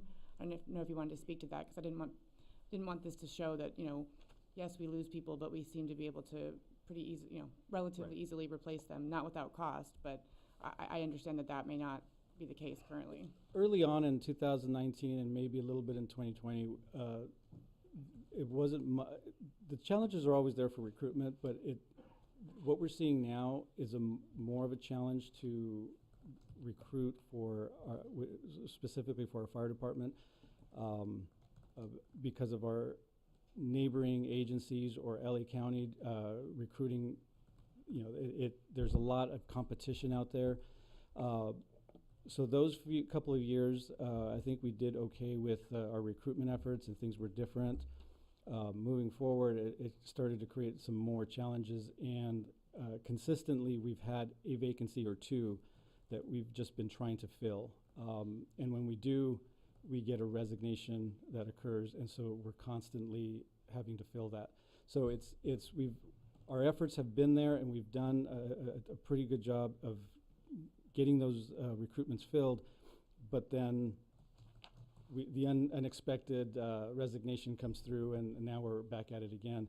And as mentioned, in the last 18 months, there's been 2 vacancies that we've been trying to fill, and we've gone through continuous recruitments, and just not the competition is just not there, or the qualifications are not there, and so it creates that challenge moving forward.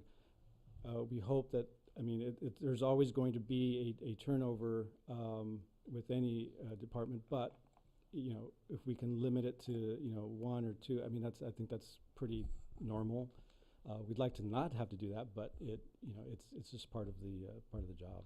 So you're saying that the difference between, it's not equitable, the total new hires is not equitable, the total separations due to not qualified or not as qualified candidates? Is that what you were saying? Correct. The application pool, when you look at it, the qualifications just are not there.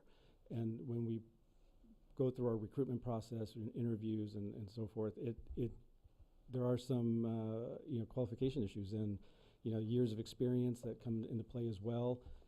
And so, qualified applicants is what we look at to bring here. As you can see, what we have currently, we have a lot of talent and a lot of knowledge, and I guess we could say our standards are pretty high, and we want that. We want to bring in qualified people, so that creates some challenges, and hopefully that we won't be facing that in the near future. But it's something to really point out that as much as we focus on retention, we also have to put our efforts in the recruitment side of things, so that we can create situations that are attractive to people that want to come work here. And so the efforts that we do, that we make right now, are both keeping and investing in the people we have, but also making it that people want to come here and work as well. I'm sorry. Go ahead. Were you on the thought? I did. So, have we ever had a fully staffed fire department since 2019? I think there was a short period of time where we did have a fully staffed fire department, but again, the unexpected resignation occurred, or the person did not successfully complete probationary period. So those things do happen. But yes, there was a period of time where we were fully staffed. I think my question is ancillary to that. So if we're looking at that calendar or that matrix, is that purported to show the A, B, and C, or the whole entire staff? So should that number be 15 at fully staffed? Or are we talking about all sworn? All sworn. This would be all sworn. And then also,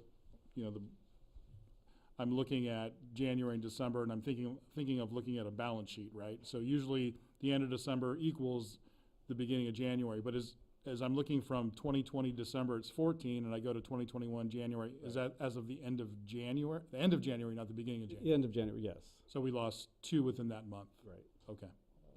Yes. I should have noted that in there, because there is that turnover.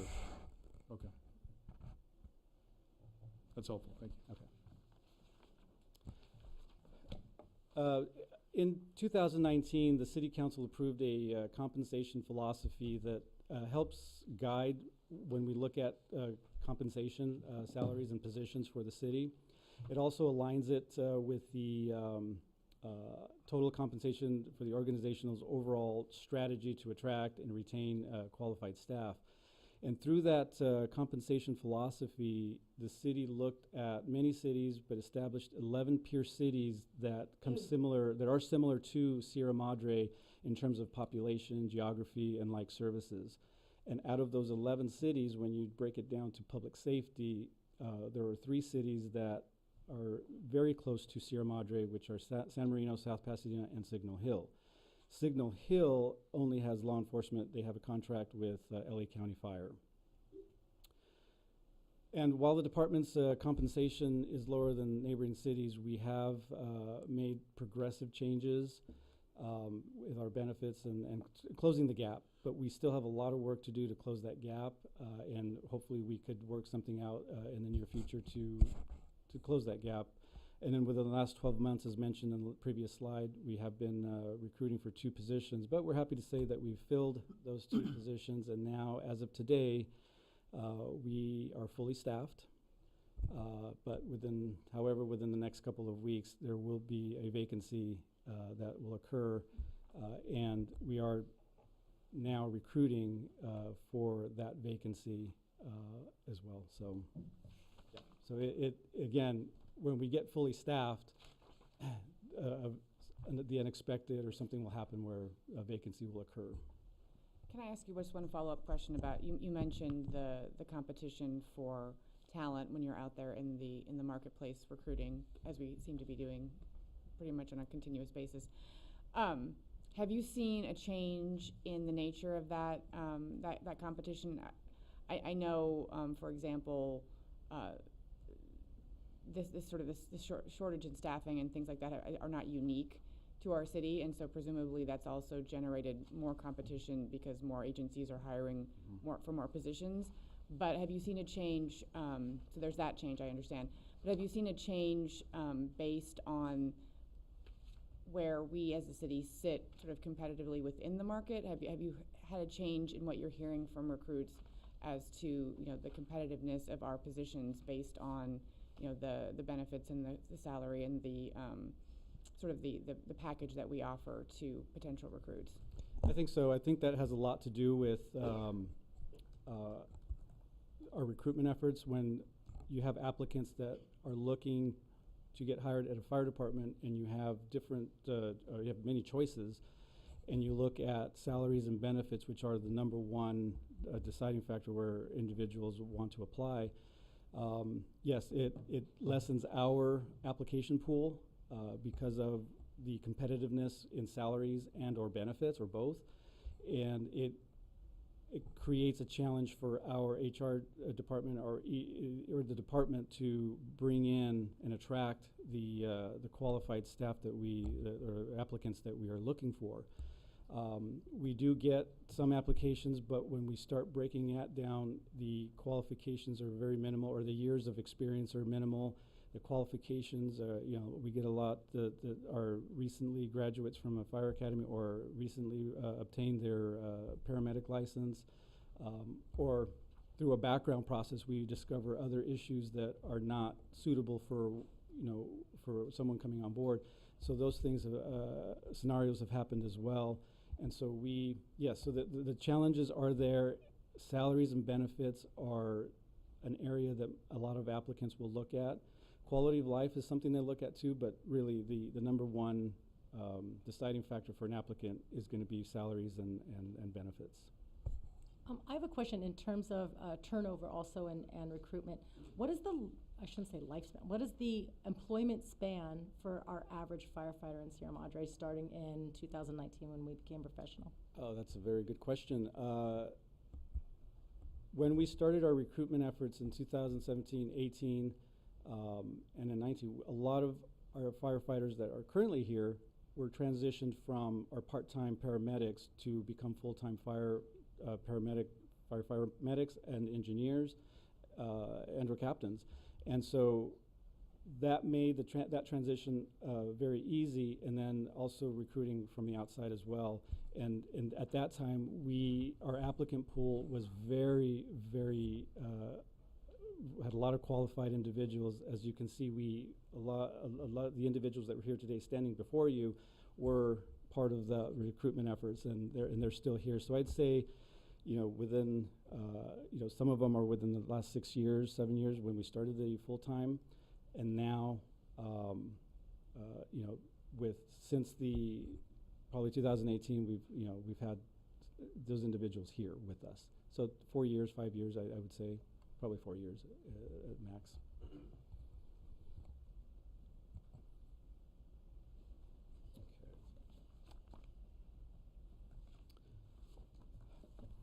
In addition to our staffing, the other side of the operations is equipment. And in 2021, the city, working with the fire department, purchased 2 new vehicles, one being the rescue ambulance. They're not cheap. They are pretty expensive, but they're quite the state-of-the-art vehicles. The RA was replacing one of our older ones, costing around $200,000, and then our fire engine was also brought to us, and that cost about $775,000. Also, the purchase of the B of A building for the new police department will now allow for the fire department to have their own space, allow for growth, and allow for an updated facility when that time comes. And I will now turn it over to Fire Chief to discuss the next slide on collateral assignment opportunities.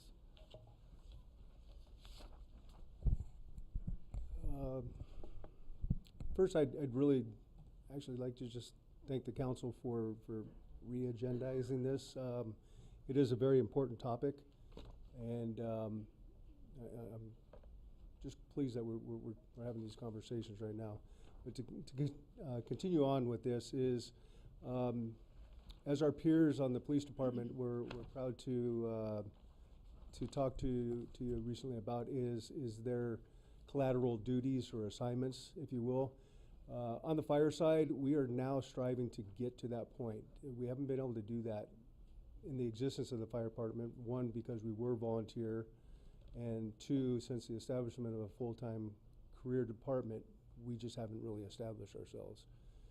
Now, because of a membership, with the experience and the skill sets that we have, we are accepted within our area and our region.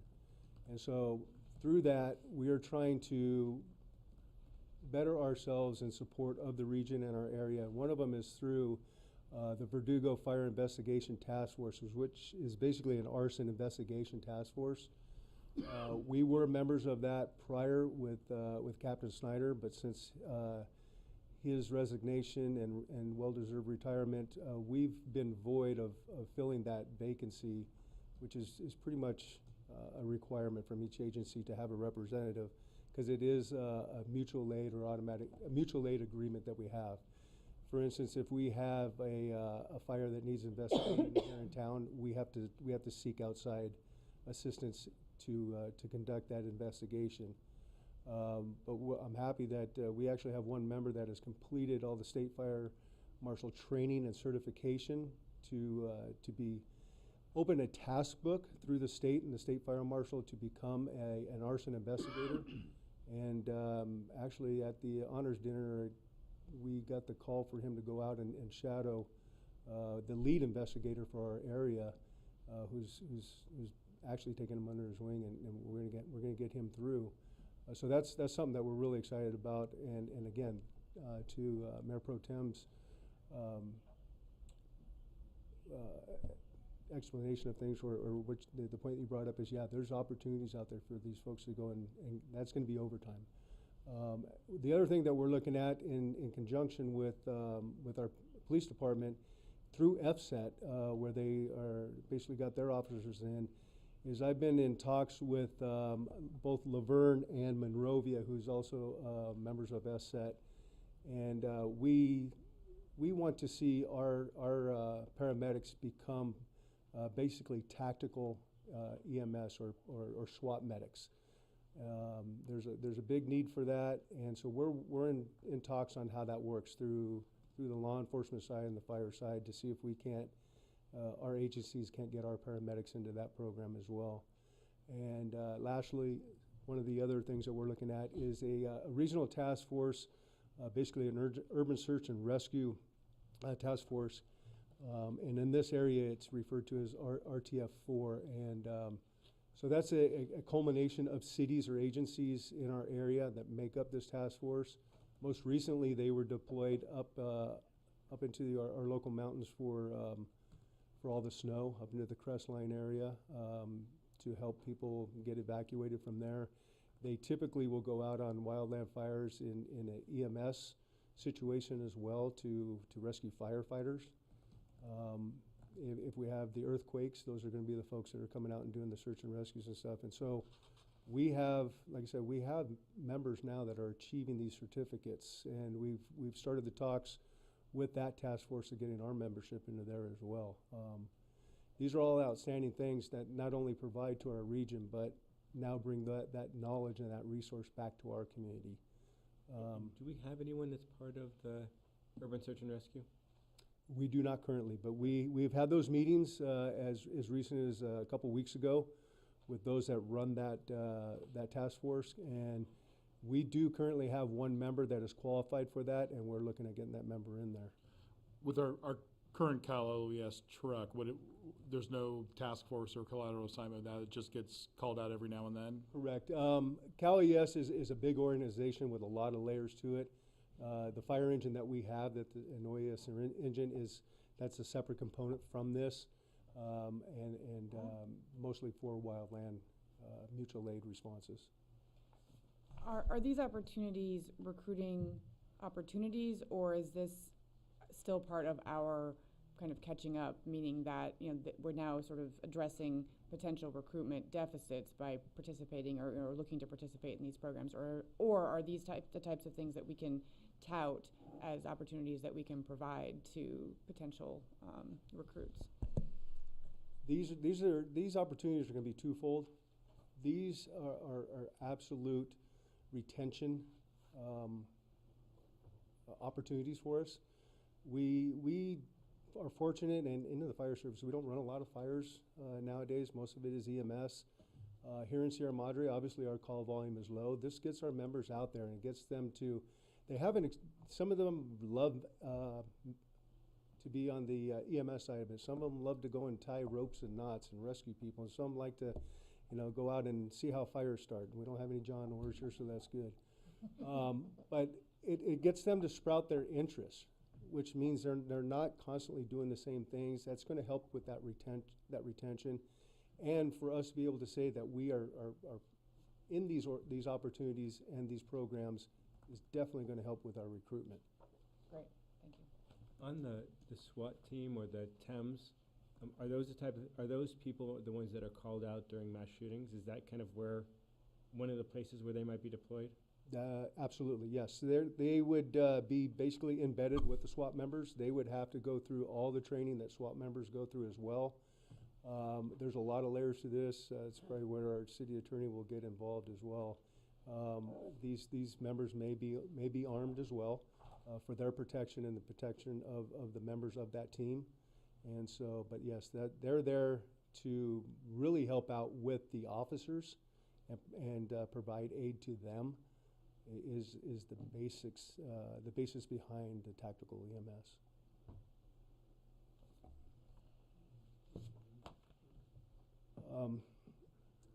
So I think probably the biggest question on all this too is, and maybe even for the public, is why are we here talking about this, right? And hopefully I don't get emotional like the mayor, but this is very dear to my heart. In the fact that we've come a long ways, 101 years for our department, and we've had a lot of blood, sweat, and tears from members, both volunteer, part-time, and now definitely full-time. And we have built something, not to take away from any past members, but we built something that is very special right now.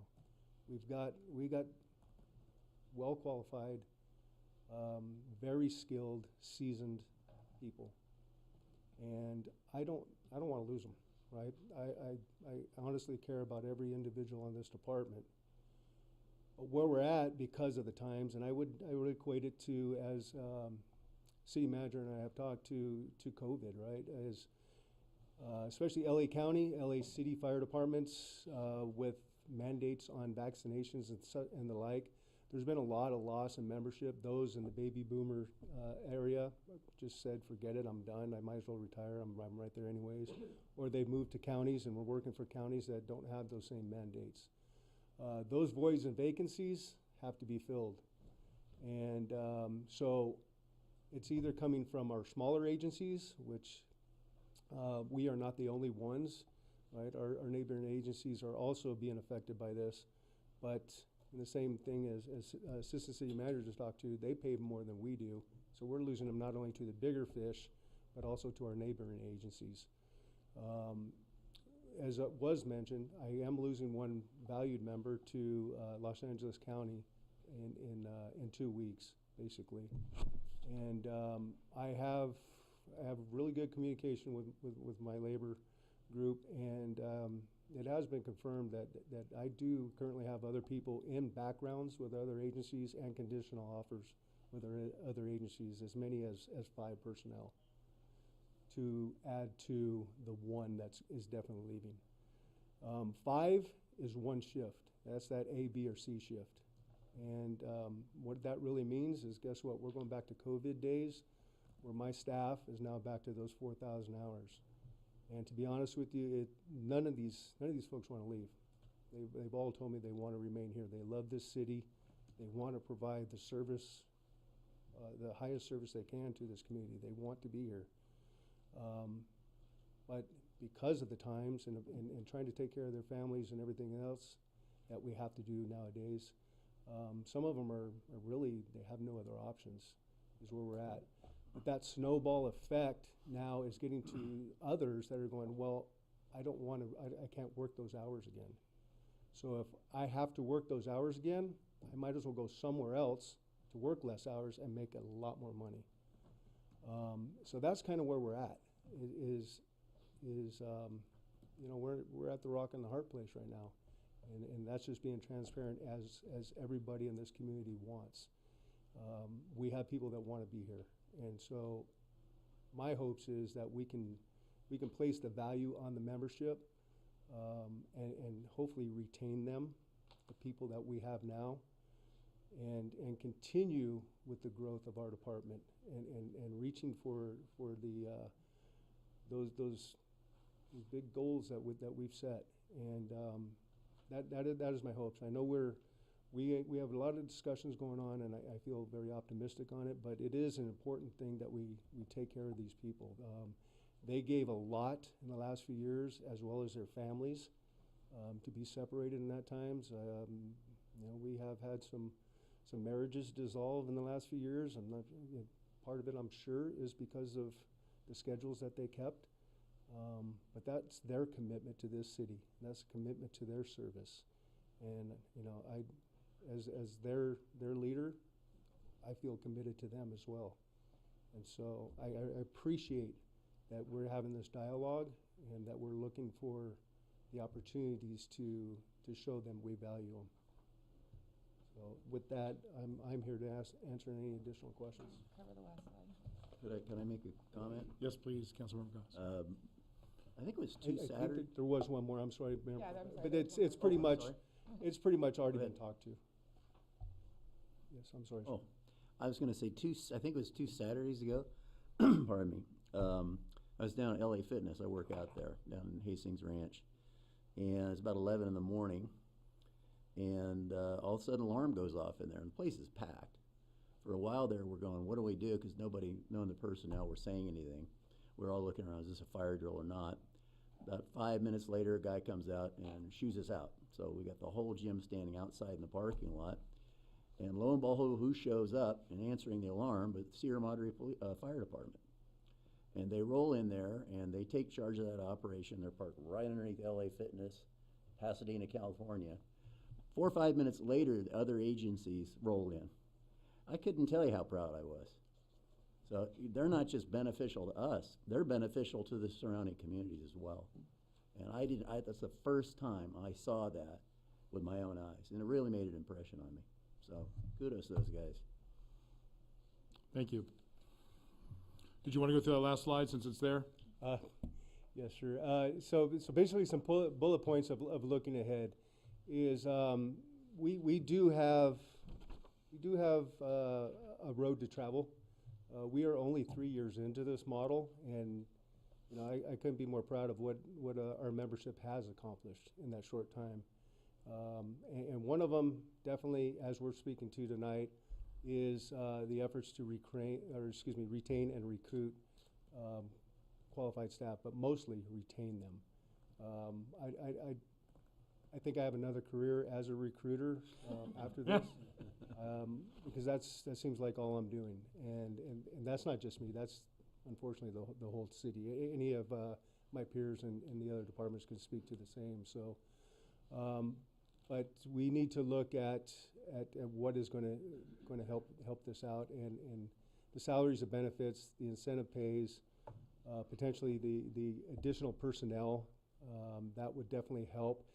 That also allows us to be a lot more flexible in the things that we do, specifically if we are going to commit to some of the regional opportunities that allows us to send more people out and do that. We'll still maintain proper staffing and adequate staffing here. Updating equipment, thanks to council and the community, we are doing that. As we see in our new fire engine and ambulance, and as well as everything. We're doing a good job on that. Facility remodel, yeah, we're very excited for that, and the opportunity to actually have a home that fits us.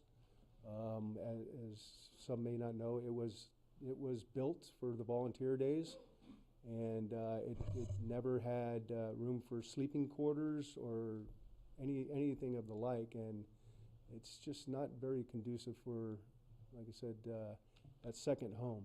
And that, like I said, as we can tell, our folks probably some of them spend more time here than they have at home in the last year.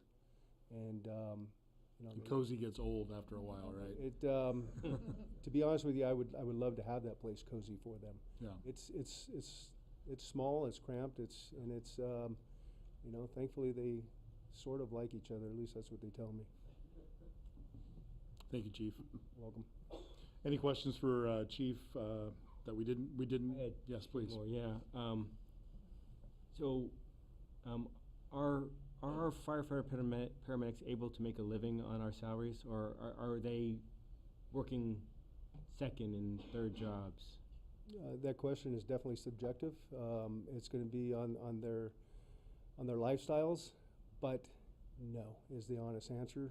Many of our members will have at least 2 jobs, some 3 or 4, and it's not because you see the typical firefighters where they have the boats and the 2, 3, 4 homes.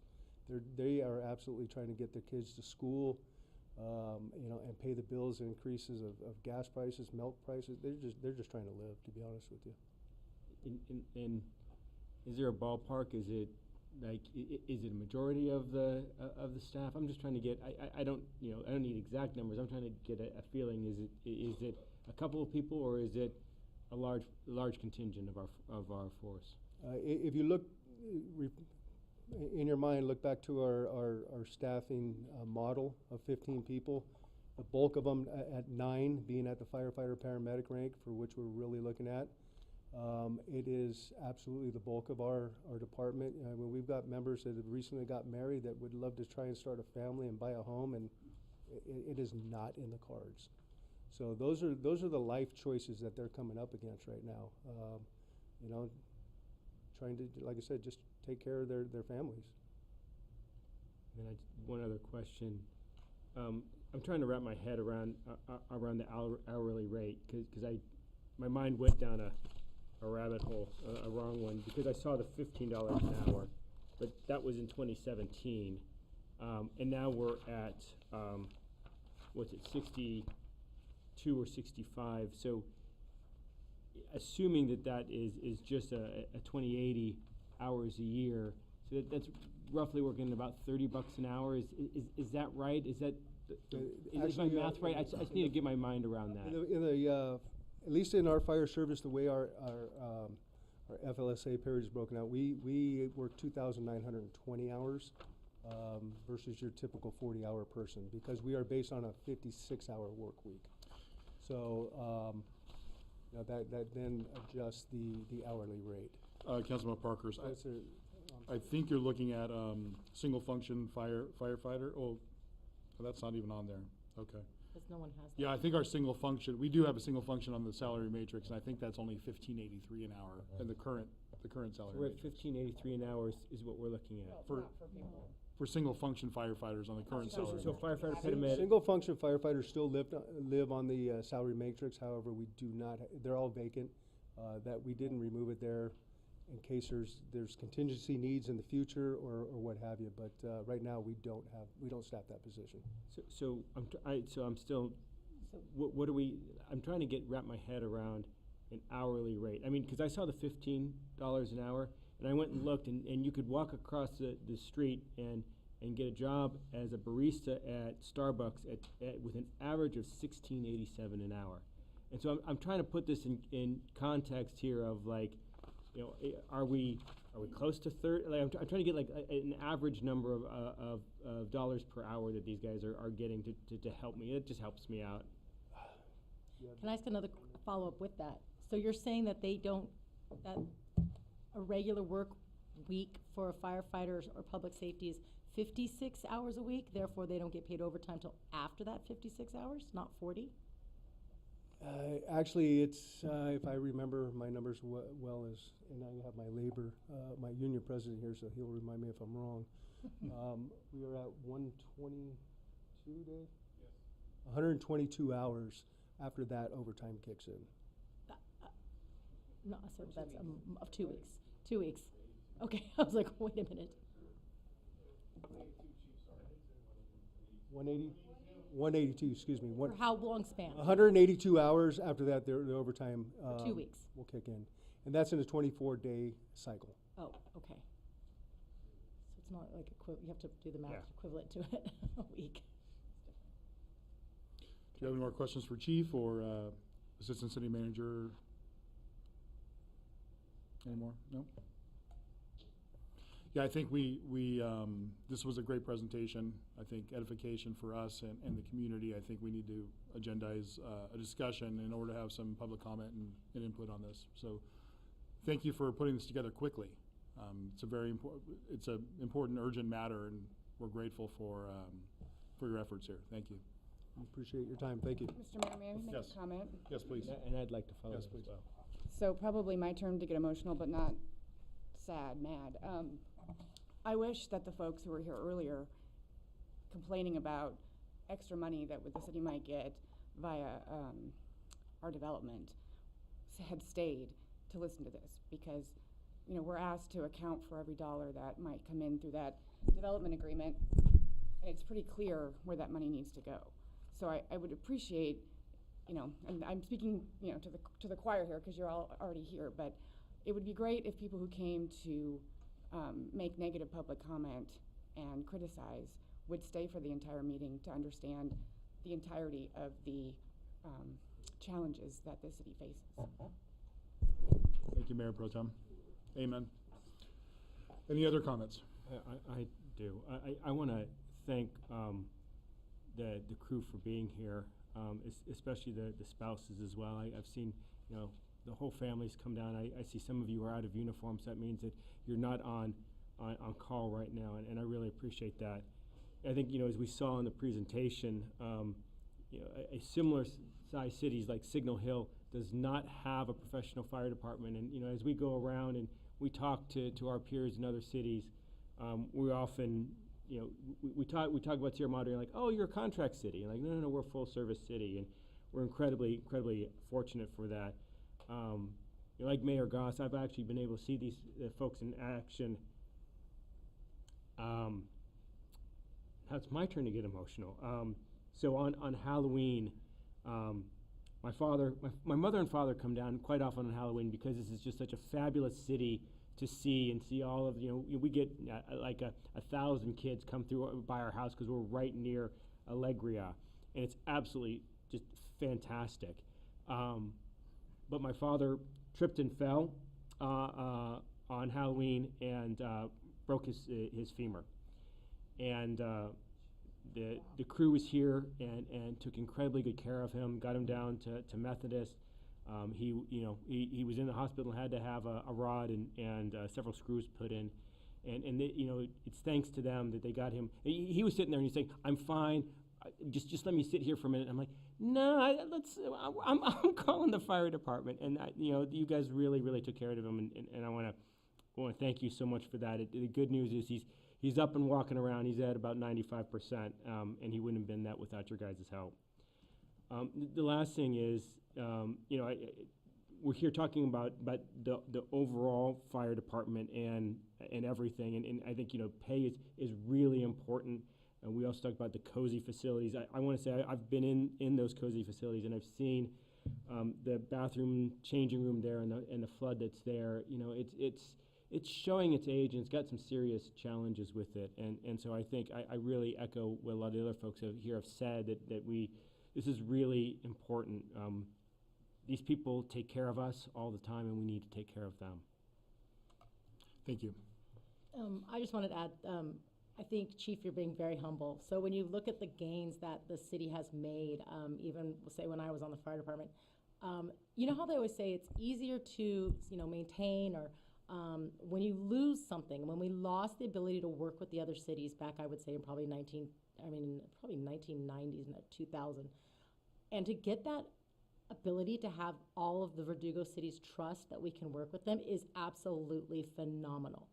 I mean, that has to speak to the level of not competency, but the level of expertise that Sierra Madre firefighters have, because you have to have comparable city ability, and they have to buy in that when they go inside a burning building or they go on a call, that they can trust your people from whatever city they come from to do the exact same thing as everybody else and help you as well as help the public. And that's really, really hard to gain. So I think that you're being very humble by saying just the gains you guys have made within the 100 years. It's phenomenal. So thank you for that. I was looking too at if we did have to lose, it is retention, because when you lose experience, you're losing all of the expertise that each individual brings to the department, and you're starting over at like ground zero. I mean, yes, you bring in people that at a higher rank, at captain and engineer, but if you're bringing in, usually basic level, you're bringing, like you said, new recruits coming from academies, and you're losing up to 20 years of some of these men and women that have come in. So that's you can't even put a price tag on that. Like, it's not just the steps. It's like, how do we stay safe if we have brand new people in our fire department? How do we assure the public that we have public safety comparable to every city? And when I call 911 and my dad has another incident, that he's getting the same help, or that they can even come prepared, because we can't maintain a fire department of expert firefighters and paramedics. So I think it's really important that we emphasize that. May I have that opportunity just to? Yes, sorry. Thank you for saying that.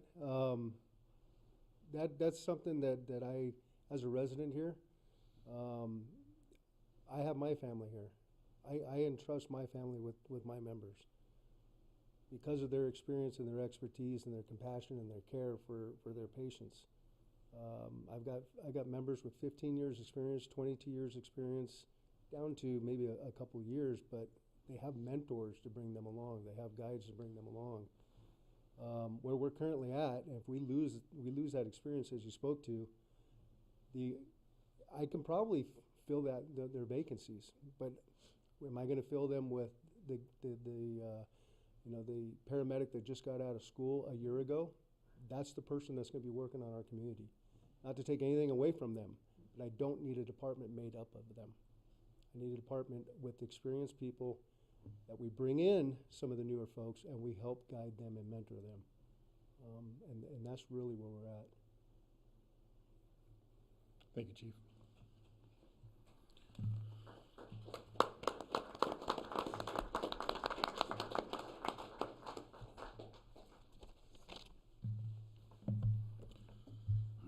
All right, move along on the agenda. We are now to the consent calendar.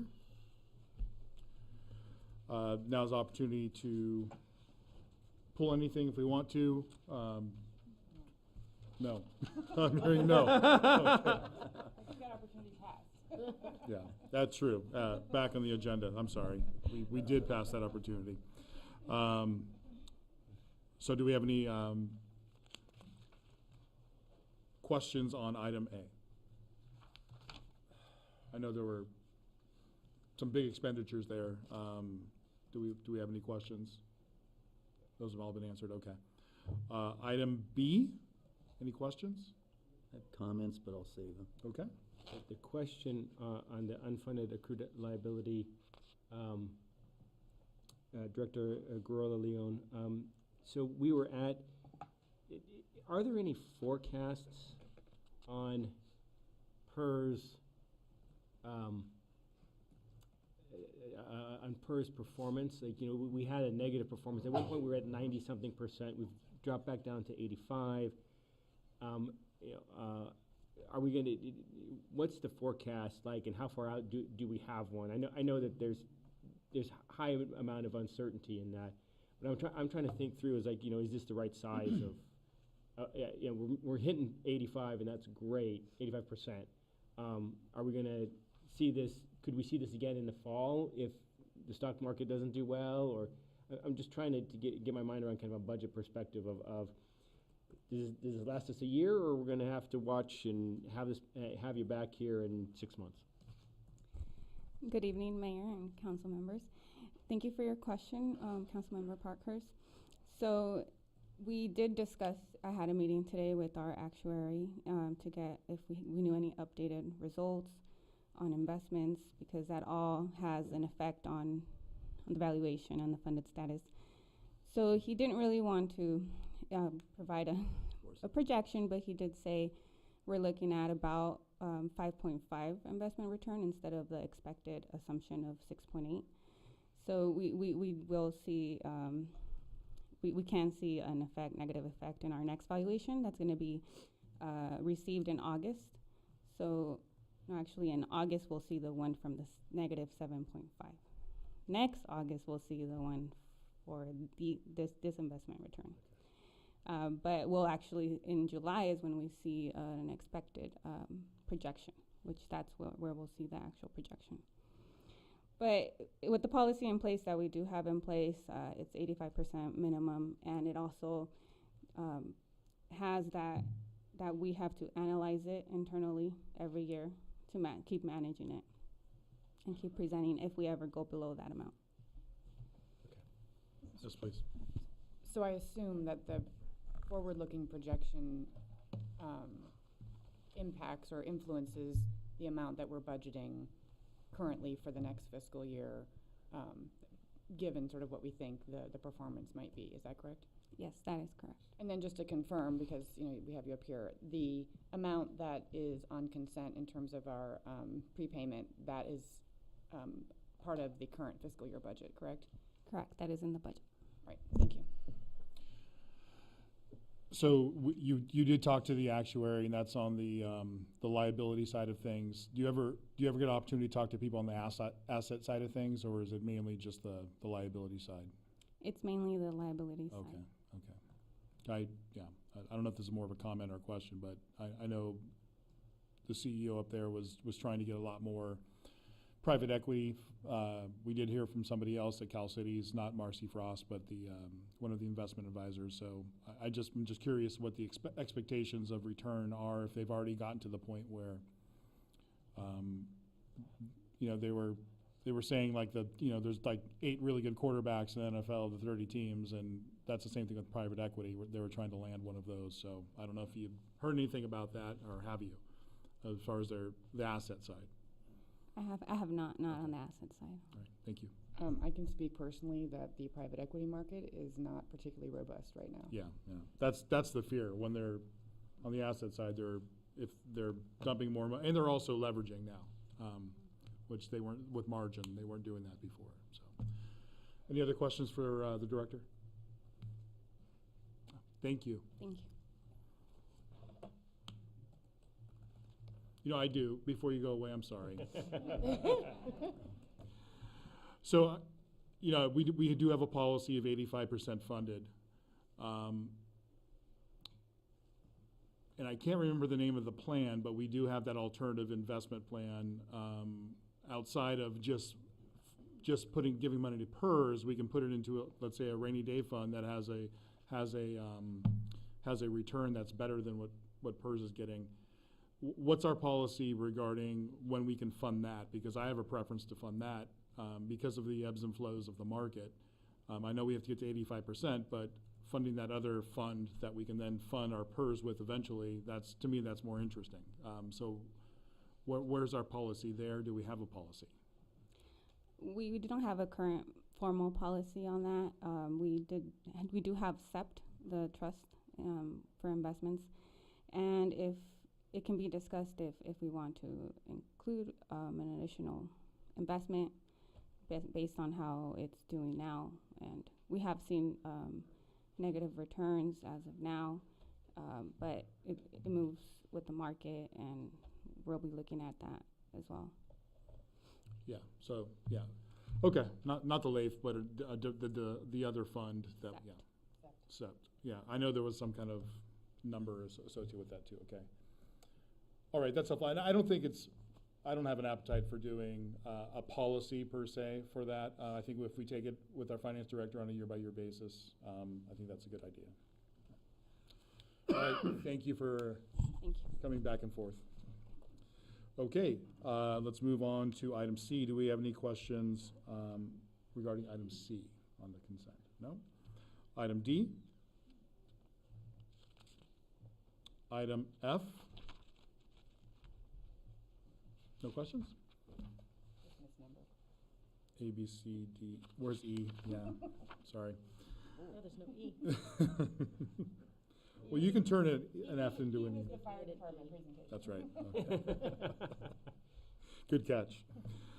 Okay, so seeing no more questions, I'd like to open up the consent calendar to public comment. Madam City Clerk. Mr. Mayor, we didn't receive any speaker cards or emails on the consent calendar. Oh, actually, I take that back. I did have two for consent. Glenn Lambden is the first speaker, followed by Shirley Moore.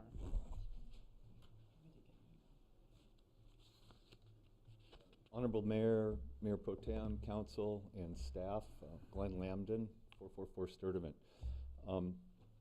I'd like to, first of all, thank staff, City Manager Reynoso, City Clerk Laura Aguilar, James Carlson, and Captain Amos for the amount of work that you guys put into to get to this point on the resolution. It's a very strong resolution, and I'm just really proud of Sierra Madre if you adopt this for taking the lead position on this public safety issue, and your willingness to be the David against a state Goliath by actually recognizing 2 decades of mismanagement by the Fish and Wildlife and bringing this forward to our state legislators so that we can hopefully achieve what's in the best interest for the bear population and what's in the best interest of public safety. So again, I'm very grateful for all the work that all of you did getting to this point. I just suggest you guys have your rhino thick skin because you're going to be subjected to a lot of misinformation and things that just probably aren't true, but I believe public safety should always take priority over public outcry. So thank you very much for getting to this point.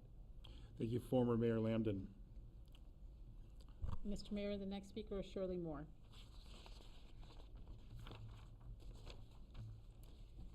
Okay, I originally came to speak at public comment, but I didn't realize this was actually on the agenda.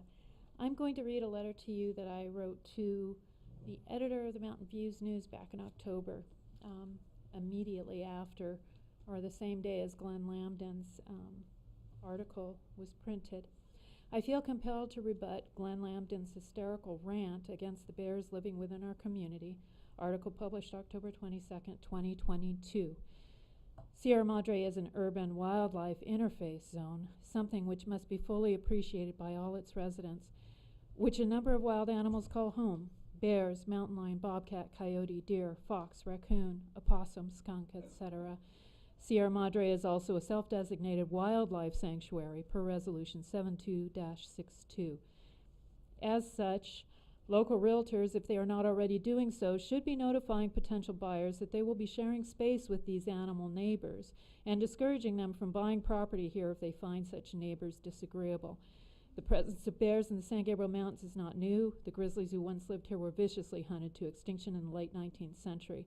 A handful of black bears were introduced to this mountain range in 1933 and have since filled the niche forcefully vacated by the grizzlies. They were certainly here before most of us and will hopefully be here long after we've departed. Black bears are migrating towards and foraging for food and water in the urban communities built up along the foothills because of record drought and loss of habitat due to fires. That kind of migration is natural for any species, and climate change will force a lot more, even human, in the coming years. Humans encroached upon the native habitat of all the wildlife in San Gabriel's over a century ago, and we continue to overdevelop that habitat, displacing wildlife populations with abandon, and then complaining about them when they show up in our backyards. By my count, we have 3 to 4 resident bears in the canyon area, only one of which makes his presence known regularly. Mr. Lambden implies that the town is overrun with ursids. This bear has not shown aggression towards people. He runs away from them when he encounters them.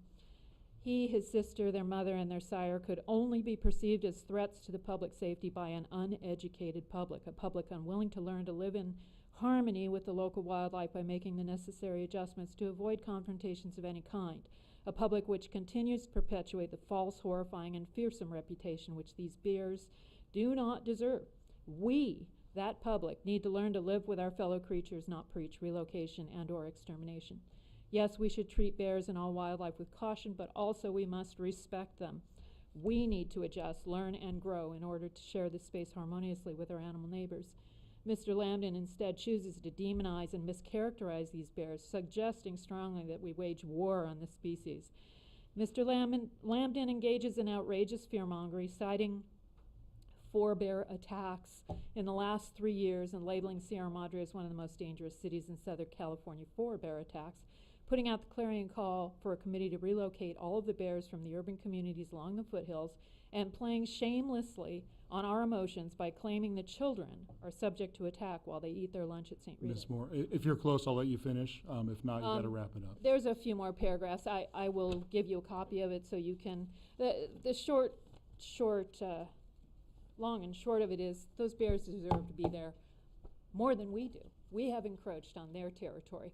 Those bears are not a threat to public safety. I sit on my porch, I work at home.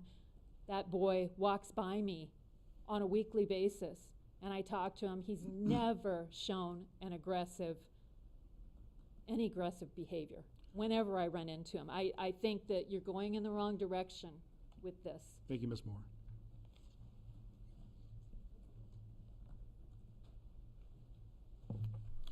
Is that it for public comment on consent? Yes, sir, it is. All right. Bring it back to council. I know there was a discussion that Councilmember Parkhurst wanted to talk about on, I think it was item A? No, B? I think, no, my comment was on the bears, on D. Oh, on D, okay. Yeah. Please.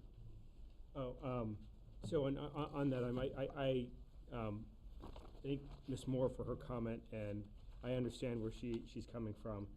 I do think there is a concern here, and I do support the resolution. I noticed that in the resolution we talk about sending it to the Secretary of Natural Resources, and if it is acceptable to the city attorney and my fellow city council members, I happen to have worked with Secretary Crowfoot.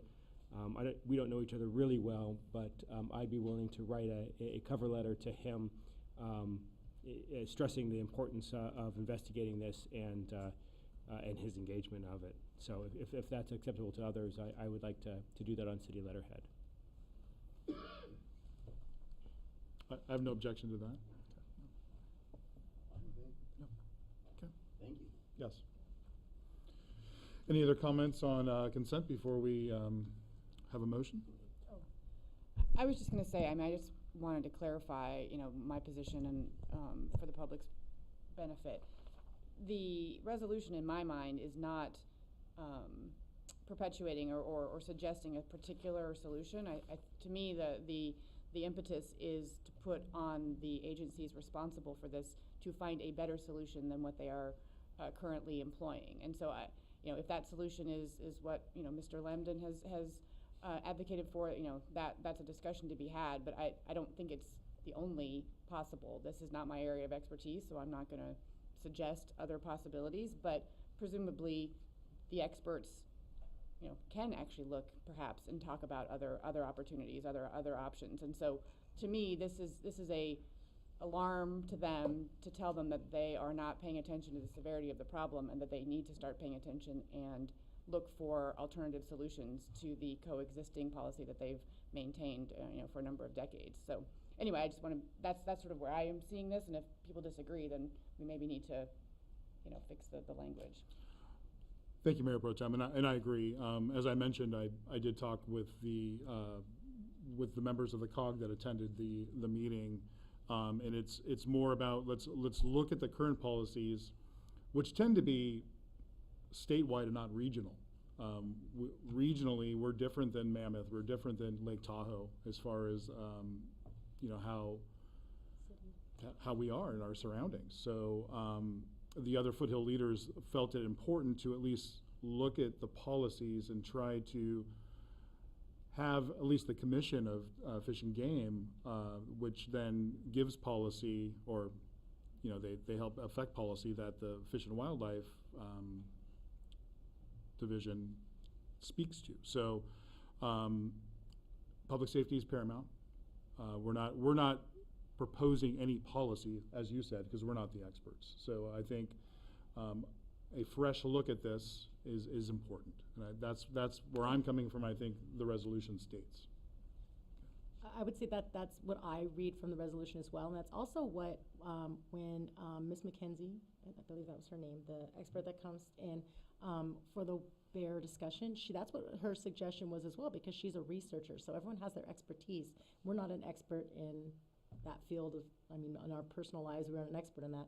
So I think that's why we're putting the importance on the department in the state that makes that important, and she suggested we speak above her, because that's not her job either. So I think we're doing what we should be doing. They're following their current policies, and you can't fault them for following the policy, but we need to take another look at the policy. Yeah, thank you. Yes, please. We're also just following the data, what public safety people are telling us in terms of the interactions that they're writing down on their record, that they are, citizens are simply having more interactions with bears than they have in history. We've heard that testimony from people who've lived here for a very long time. So it's a very legitimate public safety issue, so I concur with your interpretation. I'm with you on that. And I'm really, really pleased with this resolution, and that you're willing to tweak it for us with a cover letter, Robert. That's great. I did want to comment on item B. I wanted to say that I want to thank staff. I want to thank our finance director for staying true to the council goal of 85% on this liability issue of our PERS liability. I feel like if we had a little bit more room in the budget, I'd go farther, because we were a little bit higher than this not too long ago. But I feel as long as we stay at 85, and this is actually about 86%, I think we're doing the taxpayers of this city a service, because we're saving them a lot of money in the long run by paying this upfront the way we're doing it. A lot of other cities are choosing not to do this. They're choosing to wait and allow their unfunded liabilities to increase. And as a consequence, down the road, they're going to be paying much higher interest expense, and which means higher taxes and all the rest. So I just want to say kudos to our staff for keeping true to this, and I'm happy to vote in support of it. Thank you, Councilmember Goss. Anything else? I have item F. Please. Just want to thank Senior Planner Lynn for getting the grant for it. Again, it's really great that we're going out there and getting these grants, and a grant to make the getting of solar energy in the city easier is something I am in full support of. So thank you. It's always great to have a surprise of there's money. Yeah. I love that we have to move as a council to accept money. I mean, is there a more automatic vote? Like, no, please don't give us that money. But it just doesn't. To Councilmember Parker's point, it just doesn't fall out of the sky. Our staff has to actively pursue these grants. So thank you for that, Planner Lynn. Anything else? We have a motion? I move to adopt the consent agenda, or consent items. Second your motion. We have a motion and a second. All those in favor? Aye. Carries unanimously. Thank you.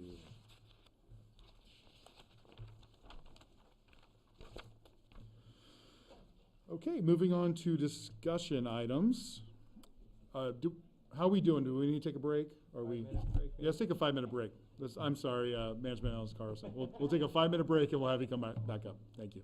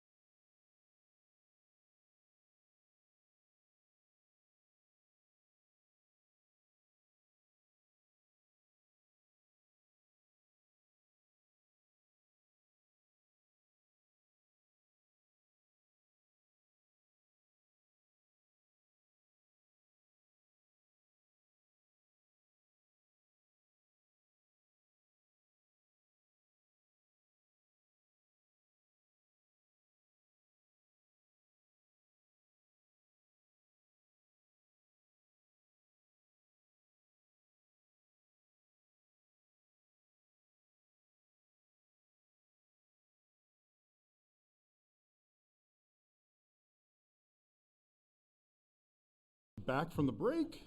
And if we could get started with discussion item number 1, and we have management analyst James Carlson. Yeah, good evening, Mayor and council members. Your first discussion item this evening is a review of the Sierra Madre Local Transportation Program. Staff is seeking direction on updating and improving the program. No formal action is required for this evening. As described in the staff report, ridership and effectiveness of the program is waning. Staff has suggested 2 options going forward. Number 1, issue an RFP for a new program, and we'll do that immediately, and it would be done immediately. Staff has included a draft scope of work that may be adjusted by consensus of the council, and it will be included with the RFP. The second option provided is you may seek to form a subcommittee to study further the transportation options, including an upcoming safety study or any other studies that may be somewhat helpful in crafting the new program. Of course, council may provide staff with direction outside of the suggested options as well. Thank you, and I'm happy to answer any questions you may have. Thank you, management analyst Carlson. Do we have any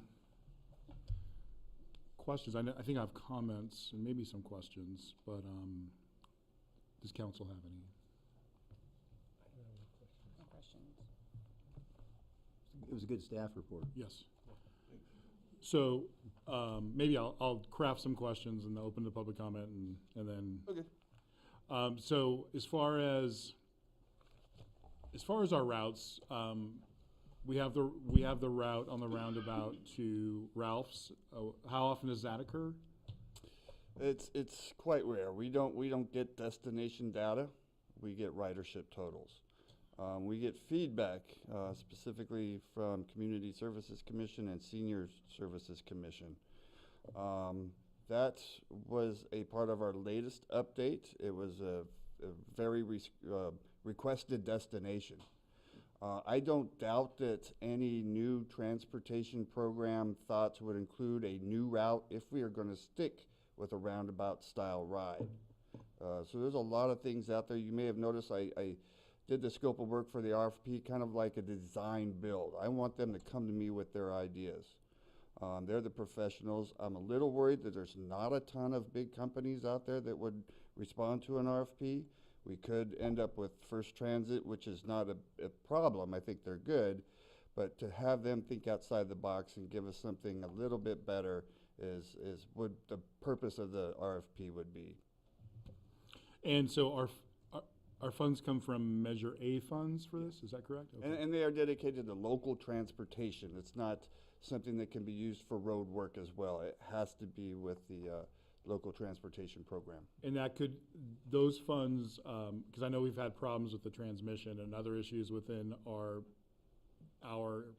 fleet of what was 2, but it's now 1, I believe. But First Transit's providing the driver, we're providing the infrastructure for the driver. Does the Measure A funds pay for that, the upkeep and purchase of new vehicles, or is it just for the driver side of the contract? I'm glad you asked it, because I was talking to Director Semino today about the whole program. It is possible that Measure A funds could go towards a new vehicle. The vehicles we do have were paid for with a grant. It was a federal grant. I don't believe these particular vehicles use Prop A, or at least not the majority of Prop A. But due to the reporting I have to do, I know it's a federal funding source. Okay, and so when I was a liaison with the senior community service, I always get it wrong, the senior commission. It's easier to say senior commission, I apologize. I know that the transportation issue is near to their hearts, especially after we lost both of our routes through Kirsten Court and down the boulevard and up Baldwin.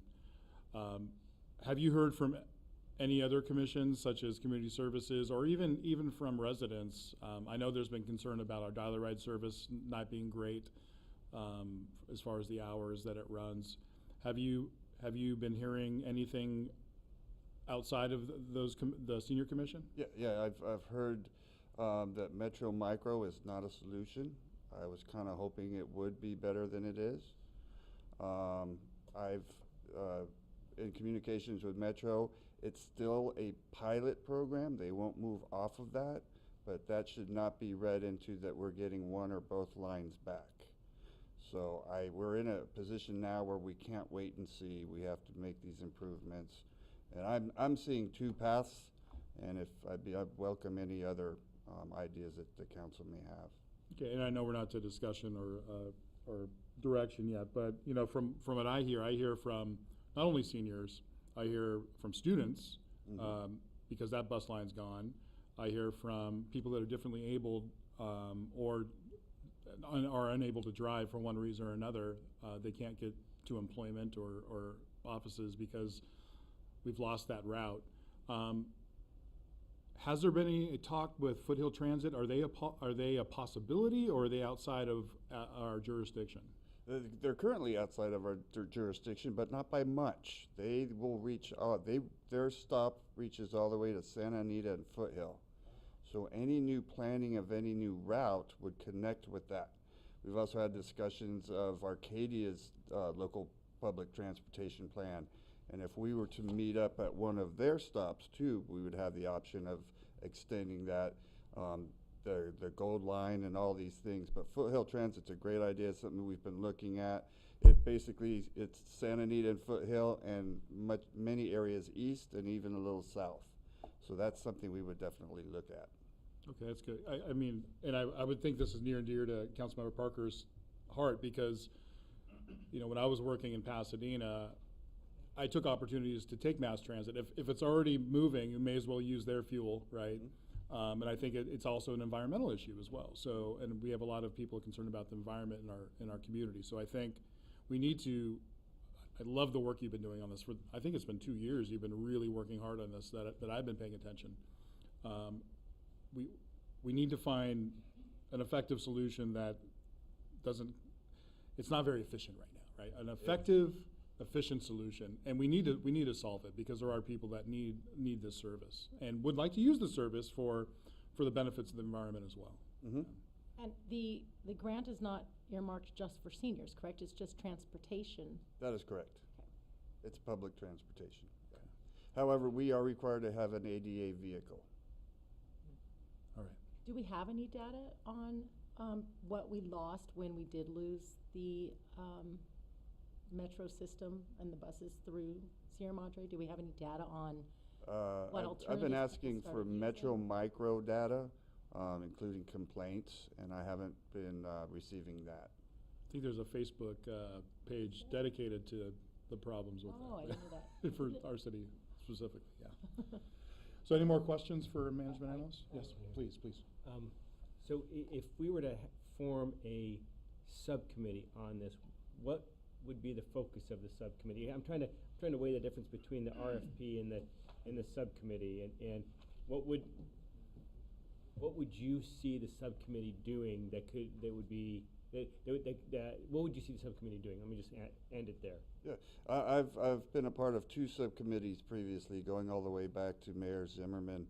I would take the approach of my scope of work. I really want you not to just change the route and hope for the best. I really want to think outside the box, come up with something more creative and more effective.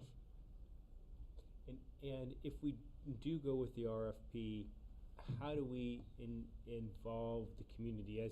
As the mayor said, you know, it is something that is near and dear to the senior commission. They told him, they told me.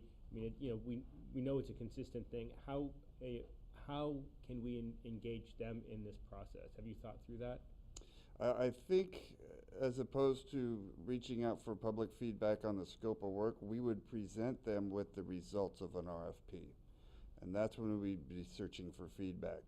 If everything goes well, we get 2 or 3 very different and very creative plans for Sierra Madre. And that would be the perfect time. I know it'd be a little bit rushed, but we would have to do it that way. And does the county have any other transportation services? Is it just Foothill Transit that goes up to Foothill and Santa Anita, or like as a part of the county, do we fall under any other transportation programs. Sure, we do have access services, which is specifically for ADA, Right. and that is used in town. Okay. And so the Foothill Transportation District, are we part of a transportation district? Does it fall, right, so it's. Not that I'm aware of. In fact, it's centered in Duarte, unless it's changed.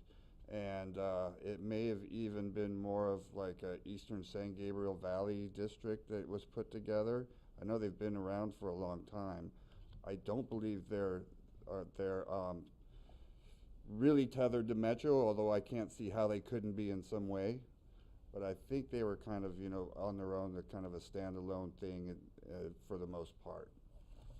In the bus line that we had through town, that was Foothill Transit, right? That line. No, Foothill Transit. Is the gold line? No. The blue and white buses. Yeah. That's Metro Micro. Okay. No, it's actually a whole nother. It's a whole nother. I'm getting it completely wrong this evening. It serves Arcadia, Bradbury, Duarte, out to Glendora, maybe even to San Dimas. Covina, Then Covina, and then they go down a little bit too to South El Monte, and it's so they have 8 to 9 cities out there just to our east that we would definitely look to hook up with at that location. So I guess for my benefit, since it's clearly I'm confused, and maybe I'm the only one, but it would be helpful to know what all of the transportation agencies are that influence it. What I'm scratching my head at on this is that if we have a solution, we have to connect to something else, right? We can't take people as much as we'd like to, and as the mayor said, take people all the way down to Pasadena.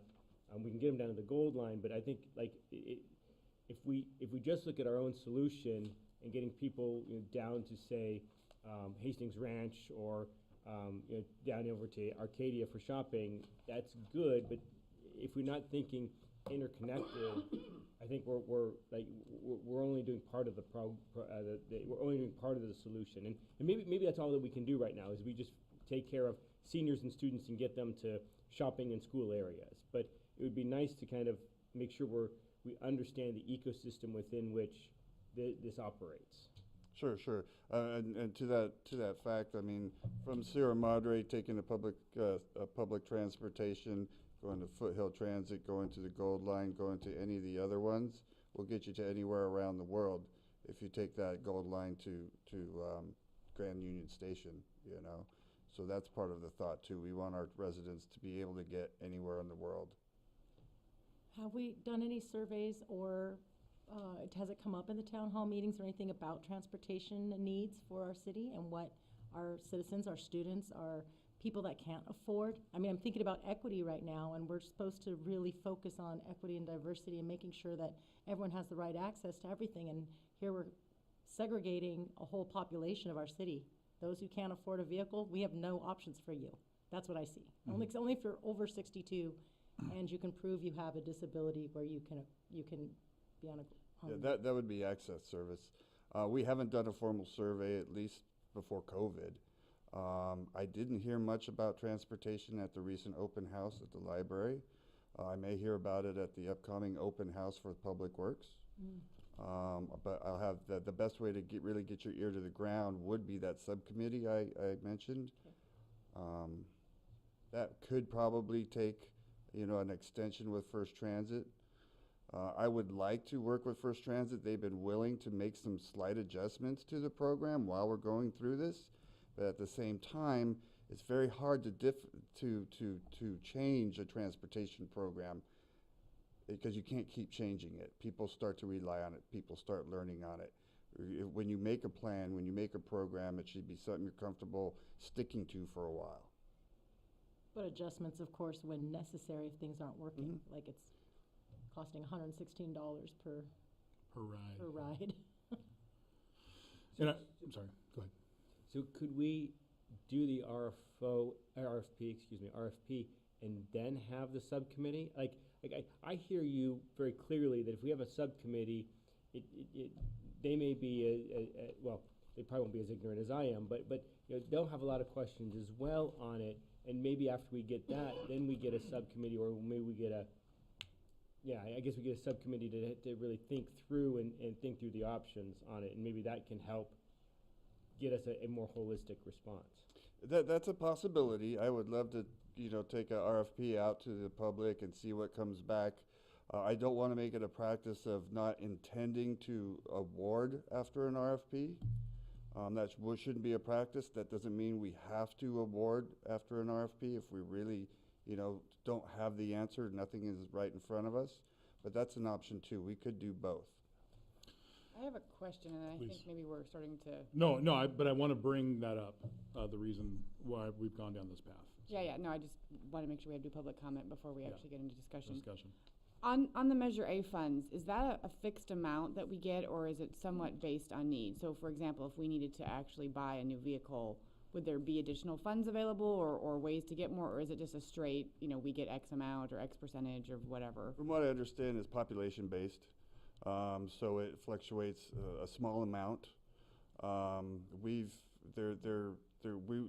Director Semino and I have, indicated, let's go look in there. Let's go see if there are allowable expenses that we're not aware of because we've just never done them before.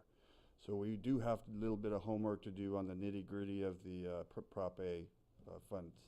And presumably you said that the existing vehicles were purchased with a federal grant, so there might be other Yes, yeah, I just don't think those were primarily Prop A. I think possibly partially Prop A, but I know it did come from the feds, funneled through the county. It could have been Prop C. It could have been a conglomeration of other ones. We used the same funds, I know, to do our CNG station because the reporting of the station and the two vehicles is done at the same time together. Yeah, presumably there's, with all of these bills that have provided money for, local and state governments, hopefully there's something, a lot of them were focused on infrastructure and transportation, so to the extent that we need to make a large expenditure, it'd be great to see if there are available sources of funds out there to generate, to pay for that. So the reason I'm asking the question, it's kind of outside the scope of your staff report, which is really specific to our roundabout and what we do with our Prop A funds and how we move people around. It really, as you know, we shouldn't look at this on a one case basis. We really, as you said, have to have a holistic look at this. I think it's bad policy just to say, here's what the roundabout needs to do without going out and trying to find interconnectivity with the mass transit.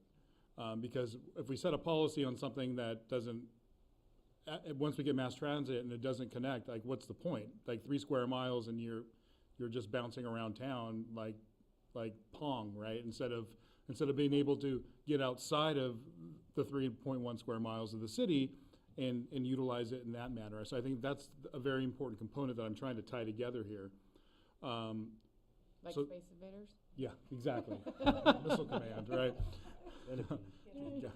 Yeah. So we're old. We are. My kids are cringing if they're ever watching.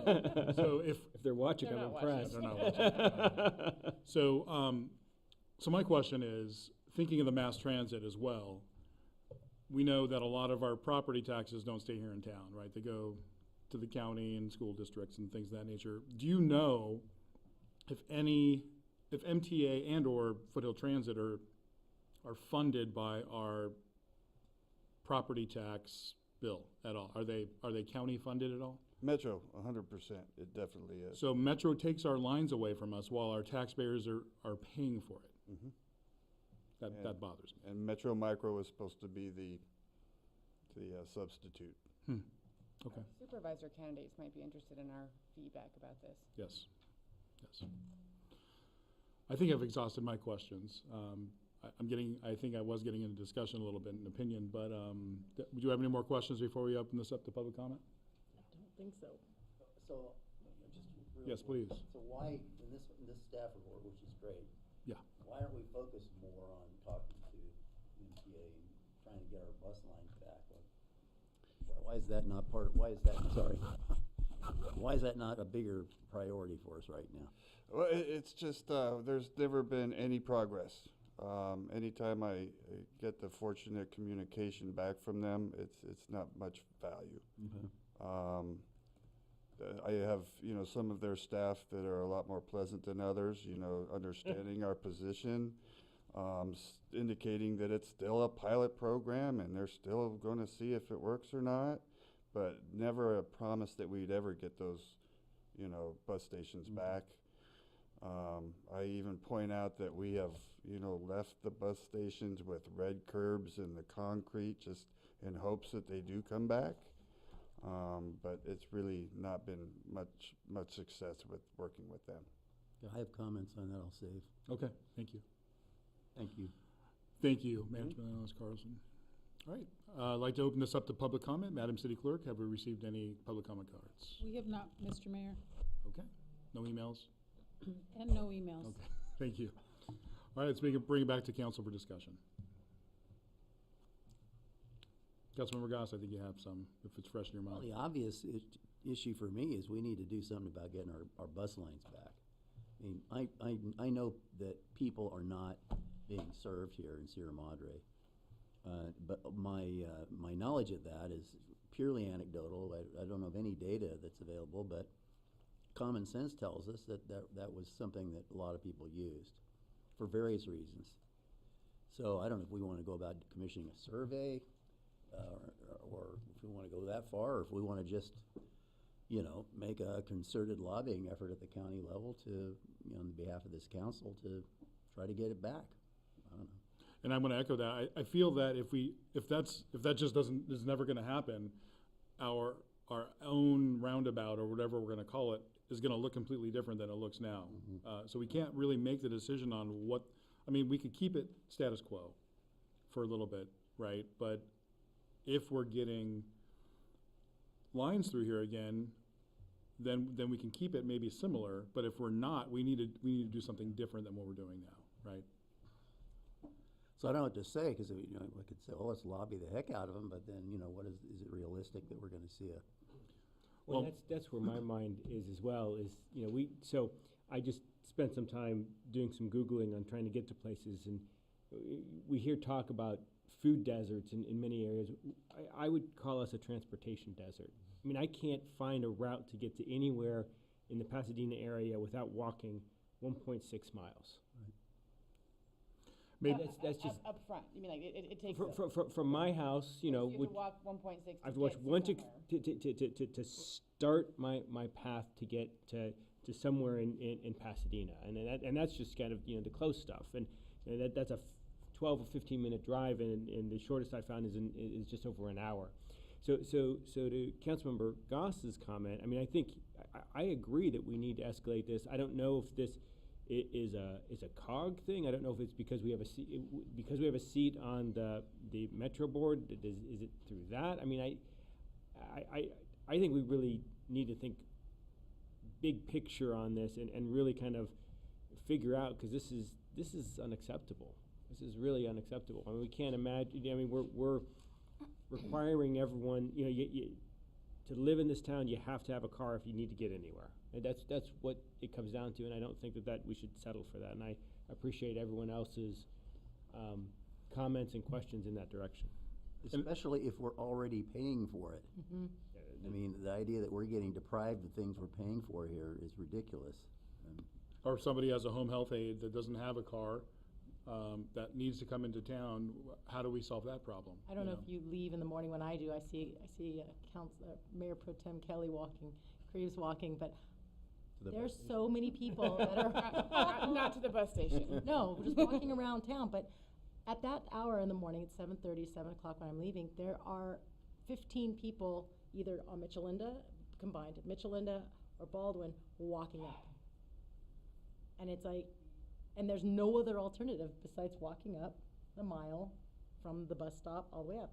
We have kids that, since we don't have a secondary public school system in Sierra Madre, if you don't go to private school, because, you know, then how are you getting to school? If your parents have to go to work, how you use the micro, but they don't have the bus. The micro is only good if you know how to use technology. So and it's unreliable. Yeah. Too bad that Mr. Jurdy isn't here. He's actually spoken on this before, because his son typically uses it, and the micro has not been reliable. He said it was good that his first class did not take attendance at the beginning, because he would be tardy almost every day. State law, yeah. Or you can't afford, or you're not, have the means to afford, you know, Lyft or Uber. Well, I'm sorry. I do know that Foothill Transit is very active with the COG. Every COG meeting I've been to, they have had a representative on site talking about the events they're doing and prepared to answer any questions. I don't see the same from Metro. Metro is, yeah, they're focused on other things, I think, other than their bus lines. I mean, to be fair, we are not a low-income neighborhood. I mean, Metro serves almost the entirety of LA County, and there are definitely, I mean, let's just be honest, there are definitely areas of the city that are in much more dire need than we are. But that doesn't mean that we should have no service and no attention. I'm wondering, what's the feasibility of including in one of our services, not the seniors focused one, you know, a part of our route, you know, to Pasadena High School, and then to some of these other stops on these routes, so that we can at least provide a connection to other transportation options besides the Gold Line. Actually, I think it's now called the Blue Line, now that it runs all the way down to. Yeah. Can we see if we could start Herb's Taxi again for 50 cents or $1? Bringing the old school back. Yeah, I think we need to be, my feeling is I think we need to be flexible, because we need to lobby some type of mass transit as far as, we'd be flexible as far as our roundabout or whatever we're doing. So we need to make sure we're crafting something that is not set in stone forever. I don't know what that looks like as far as services are concerned. If we want to change our routes, that whomever is our service provider is okay with that and flexible enough. Does that make sense? That's my singular opinion, but I don't know where the council sits. So how does this relate to the circulation, the consultant that we're getting from Berkeley? Management Analyst Carlson. Sure, and thank you for that question. I don't want to make it sound like we're going to get the answers to public transportation with the Safe Trek study, but it is going to have vehicle miles traveled, it'll have destinations, it'll have safety issues, it will have some data that would be helpful for this, but like I said, it's not going to really guide us down this particular path. Is there any transportation, is there any bus system that serves Pasadena? I'm looking at everything here, and everything I'm seeing really seems to start at like Foothill and south. And I'm just wondering, like, anything else north of the 210, like, is there anything we can leverage in Pasadena or in unincorporated LA County, you know, in Altadena area? Is there transportation that's linking there? The most successful local transportation program that I've found in my research is the Glendale B. They call it the B. And they've run it pretty successfully for a considerable long time. I think there are sections in Altadena that are also missing their lines and are trying to be covered by the Metro Micro. One of the things when it first came out is I noticed that the boundary of it goes from Sierra Madre to JPL, and I thought that was a good idea and that was good planning. But as far as anything above Foothill, I can't really think of anything. Some of the Glendale stuff was, you know, maybe above Foothill or at least in the northern part of the county area, and that did pretty well. And just to note, the B actually works for, in Glendale, they do a discounted pass, if not free, depending on their program at the time, all the way from all of the high schools and the middle schools, and then up into their GCC locations from the city too. So if you're a student, you can get a free pass. Well, Pasadena High School gives my freshman a tap card, but he can't use it, right? There's nothing to tap, you can go right? away from home. Yeah. So are we seeing that we have some alternatives regarding direction or no action, or are we kind of getting? It feels like we're not getting anywhere. Well, I'm not clear on the exactly on the timing. So I mean, I don't want to put us in a spot where we have, you know, where our contract for what we've got going on now lapses, and then we're sort of in a bind. but I do like the idea of having more time to explore some of these options. So I guess I'd ask Management Analyst Carlson, I think you had said at one point that maybe we could have a short-term extension on our existing contract to sort of provide some time. I don't know if that's an option. Sure. We did restate and re-amend the contract this year, and included in the update was an extension, or as many. It wasn't capped this time. I didn't want to run into the same problem. I don't know that they would do a shortened extension. Like, I don't know that they would do 6 months. They have been willing, perhaps if we did an extension, to work with us on the route, maybe a PHS kind of thing, maybe a foothill transit kind of thing. Modifications like that, they have indicated that they'd be willing to work with. And, you know, if it worked out really well, maybe that's, you know, what's working out. I think the problem is that we have one driver, so if they get too far away from Sierra Madre, then it takes a while to come back, and then the circulation route takes, you know, an hour and a half or 2 hours before you see the roundabout again, right? So it's scary to go too far away, but we need to go sometimes to the foothill transit stop or to PHS. Well, presumably the part of the discussion could be maybe you run not constantly a circle. Maybe in the morning, like before school, you're mainly running down the boulevard back and forth, and then maybe you're doing a route to other, you know, transportation hubs, and then during the day when there's less, you know, sort of outward trips, you're doing the internal stuff, so that people need to get, I mean, half the businesses in town don't open until after school starts anyway, so. Any change, we're gonna displace somebody. That's right. The few people that do ride it, we're gonna. Well, the roundabout ridership is significantly lower than the demand response. So the buses going around in a circle empty quite a bit. We already did. We did? Yeah. There was none.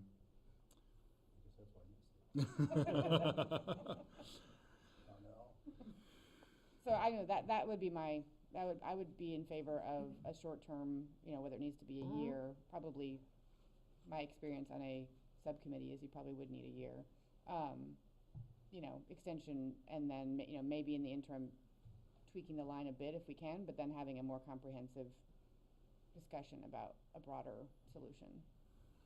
So what I heard from Management Analyst Carlson is that if, let's say we go within a year contract, their First Transit's flexible on changing the route within the contract? Yes, that, and they've also indicated that if our vehicle dies, Yeah, that that's they the other might question. help us out with that. It would cost more, but they would be able to be in a position to help us with that situation as well. Go ahead. Well, I was saying, we're gonna need to replace the vehicle sort of no matter what we do, right? I mean, it's like, unless we just completely jettison our own program and use the money to support some other, but that doesn't sound like a realistic Well, the option. draft RFP does include the contractor provides a vehicle. Oh, okay. And that was done for a number of reasons, and, you know, part of it is, you know, our mechanic isn't as skilled with the ADA components maybe, or if we're gonna get an alternatively or electric vehicle, it's something that would, I'd rather have him spend time on the vehicles he's working on day to day. Yeah, so we can't do this for very long, because our vehicle isn't gonna last for a while. I still think I would support a short-term extension of the existing contract to allow us some more time to come up with something more comprehensive. Yeah, I'm there. Yeah, where are you, Councilmember Goss? Well, we're talking about keeping what we've got, right? For the interim until we come up with a solution. Yeah. Yeah, okay. I mean, I think, and then just remembering, you know, with a maybe parallel or added task to the task force to come up with a, you know, kind of a lobbying, I mean, anything they come up with, if we could re-engage with Metro, I think, you know. I like that task force idea, very good. Maybe some of us, all of us, maybe some people in the community, maybe some commissioners. It'd be nice to have a youth commissioner to help out on this, that's for sure. So have we given enough direction to staff, or are we still kind of vague? This is still discussion, right? Yeah, it's a discussion. City Manager or Management Analyst Carlson, did we get you there, or I know we're kind of loose on this one. So it looks like council's direction is going to be to extend the contract short term while we figure some of these out. And what about the idea of forming a subcommittee so that we can get additional input on what? I think we got consensus on that. So if we're extending a contract, do we need to take a vote? No, I'll bring that back. Okay. And with any of the details that we negotiate for slight We need to see the contract to vote on. Yeah, we were going to talk about the PHS LaSalle trip. Yes, yeah. Maybe we'll talk about going to Foothill Transit, and we'll bring it back as a package at that time. And when would we do the RFP? Because I thought we were thinking, I thought they were two separate things. Yeah, the way it sounds like it's going, we would not do the RFP. We would approach First Transit for the extension and the minor adjustments. We would create a subcommittee to study and advocate against Metro's ignoring us, for lack of a better term. If you have any direction on how to form a subcommittee, that would be helpful going forward. Well, I almost think there's sort of two things, right? I mean, that's kind of, I think, where you were going, right? Like, we have a subcommittee specific to, advising on the contract and advising on the options, but then maybe have a broader task force that includes the community to undertake the lobbying, the metro and county lobbying efforts. Okay. That wouldn't even necessarily be a city council function as much as just kind of a Political. Well, yeah, like sort of a political function. Does that make sense? Yeah, so so for the first iteration, are we looking for maybe some commissioners to sit on that and maybe a council member, or what do we? I don't know, what would you like? I would, we've done it in the past where community services and senior commission, 1 or 2 commissioners each. I would like to advertise a little bit and open up for the general public, because I know we have some transportation advocates in the community that aren't on the commission. I don't want a commission of 15 at the same time either. So if you just give me some parameters, we'll go out and make it work. I mean, I think it'd be great to have like a senior commissioner, a community service commissioner, maybe a council person, and then, Maybe natural resources. and then a handful, 2 or 3. If I can get 2 or 3 general public, I think that would be great. And if we could get a youth, that would be phenomenal. I know that may be difficult, but maybe we can twist Mr. Jaridy's son into joining it.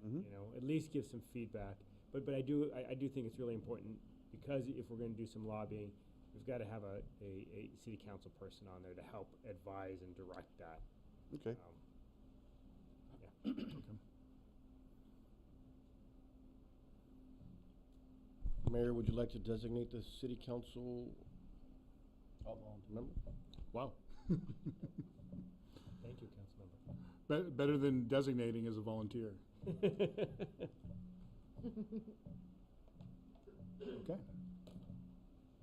I think we have direction. Thank you. Thank you, Management Analyst Carlson. That was extensive, and I think we did good work here, and we'll have better work in the future. Looking forward to it. Okay, for my agenda. Last item. And this could have been 6 items that you're discussing, but it's only 3, right? Are we doing all 6? It's up to you, Mayor. I can go through all of them if you'd like. I'm sure I can finish them in less than 10 minutes. All of them? That would I be think so. amazing. Unless questions are asked.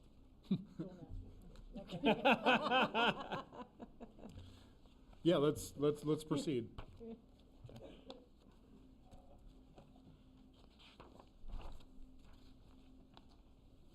All right. So, next slide, please. Oh, thank you.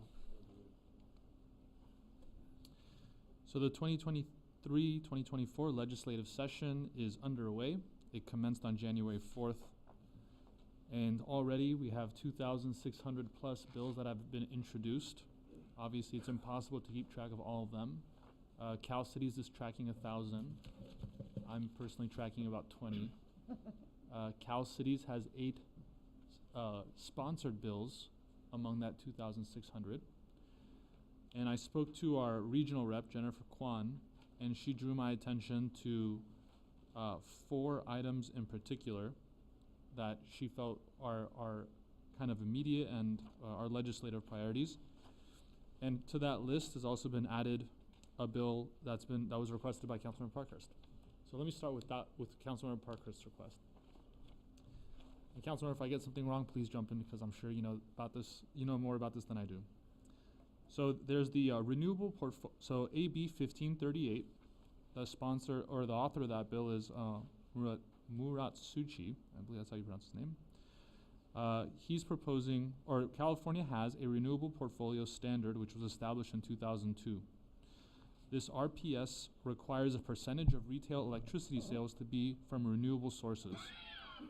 The goal was 20% in 2017. We met that goal. The new goal is 60% by 2030, and California has set a ambitious goal of 100% by 2045.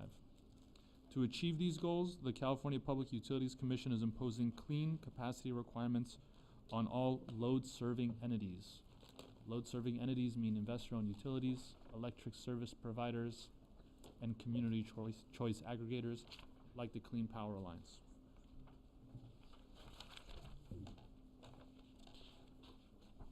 So load-serving entities, the reason this comes about is because load-serving entities were failing to meet their short-term resource adequacy goals and were being penalized by the California Public Utilities Commission. So that's the penalty is essentially a stick. And so the legislator felt there should also be a carrot. And so they proposed creating the Clean Energy Reliability Program, authorizing incentive payments to load-serving entities for each megawatt of electricity procured above their CPUC clean capacity requirements. So CPUC says you have to meet X. For every megawatt above X, they get an incentive payment. The resource types eligible for incentive payments include those that are RPS eligible, but in addition, there's energy storage resources that they can invest in, green hydrogen, zero-emission hybrid storage technologies, and zero-emission demand-side source resources.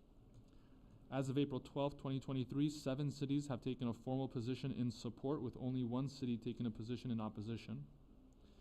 And as of yesterday, this bill is still in the committee of the body in which it originated, so it's still in Assembly Committee. I believe they had their 2nd reading already. Once it reaches 3rd reading, they'll vote on it, and then that might leave the committee and go to the Senate. Next. It's an Assembly bill. It'll go to the Senate? If after the 3rd reading, they'll vote on it, and then if the vote is successful, then it'll go to the Senate for review. So the next item to consider is the 2023-2024 state budget priorities. So the problem pointed out by Cal Cities is that one-time expenditures do not solve recurring issues. So their first request of the legislator is to create a permanent funding stream of $3 billion annually to help address homelessness. Homelessness is an ongoing problem, so they don't want one-time payments and with the expectation that they're going to solve this ongoing problem. Another problem that Cal Cities identified is unfunded state mandates like the housing element update and recycling and food waste regulations. Cal Cities added up all the unfunded mandate claims and estimates that there's about 1 billion outstanding unfunded mandate claims among all the cities in California. When you say claims, I mean, these are just claims that have been filed with the State Mandates Commission, the Commission on State Mandates. But so we could actually get less reimbursed if we filed if you filed a claim, the State Mandates Commission will hear that claim and determine whether or not to pay on that claim. So that there could be, it's going to be 1 billion or less. So for, let's say, the organics program, our contract with Athens that we've talked about, that's basically an unfunded mandate. Would we be able to make a claim for getting some of that money back, or because the residents are paying, it's different, or how would that work? So generally, the commission's going to reject unfunded mandate claims on 3 grounds. First, if federal law requires it, then there's nothing the state can do. Second, if if you can recoup those costs through fees, then they don't, then they reject those claims, and that's an example where likely it'll be rejected because they can recoup it through fees. But the housing element, for example, is a more challenging one, because the counter argument might be, well, raise your planning fees and recover the cost of the housing element through the planning fees. But it's not so simple to factor that cost in. Well, that's totally against the other Counter mandate housing of making development easier. Like, we're gonna charge you more, which then theoretically suppresses development. Right. The third problem identified is diverting funds elsewhere. So the Cal Cities is requesting that the state refrain from any actions that would reduce or eliminate funding for cities. There are template letters in the packet for all these different items. Do we have any reason to believe these are gonna pass? Well, the budget is just. Close to passing, or? I think so. I think. So these are promising. They're promising, Okay. yeah. And the budget priorities, was this developed by Cal Cities, to your knowledge, before or after the likelihood of a deficit was publicized? Well, the budget was introduced, and then they predicted a budget deficit, and probably around the same time these priorities were introduced. So the next item is AB 1708. Again, the author is Murat Suchi. And this has to do with, so this basically deals with shoplifting and organized retail theft. Over the years, California has tried to address it. In 2018, they created the crime of organized retail theft. In 2022, they expanded the definition of grand theft by allowing the aggregation of different acts that have the same plan, impulse, or intention. So you do a bunch of little acts, but assuming they're all part of some grand scheme, you can aggregate that fund, push it up to the grand theft level. This will require voter approval because it's going to amend Prop 47 if it passes in the legislature. It authorizes prosecutors to create pretrial diversion programs for theft offenses or repeat theft offenses. So that was part of the goal of Prop 47, was to decriminalize some of these petty crimes. It authorizes, is it funded? It authorizes it and it funds it. Okay. And these pretrial diversions suspend criminal proceedings without requiring the defendant to enter a plea. So if successfully completed, the criminal charges are dismissed, and the defendant may legally answer that they have never been arrested or charged for the diverted offense. The diversion program introduced in this bill is identical basically to AB 2294. So there's already a source of funding for it. So the bills that you have listed here have all been passed before, and this helps support it and enhances the program. Is that right? Correct, yeah. Okay. So another thing this does is it redefines shoplifting to mean entering a commercial establishment with the intent to steal retail property or merchandise where the value of the property is taken or intended to be taken does not exceed $950. The edit here, while it might not be obvious, is significant because for some reason the courts were trying to determine the value as the fair market value, and they weren't using the retail value of the goods stolen. So there would be an argument in court about what is the fair market value of these jeans, for example. So now it says the retail value, so they're gonna go off of whatever's listed. Which was important for our local issues too. It excludes theft of firearms and more sophisticated theft involving credit card fraud, embezzlement, identity theft. So if you're stealing guns, this isn't shoplifting. It's going to be a felony.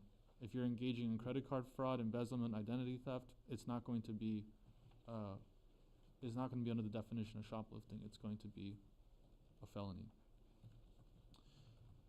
Pre-Prop 47, petty theft was a felony. Post Prop 47, it became a wobbler, so the district attorney got the choice to prosecute it as either a misdemeanor or a felony.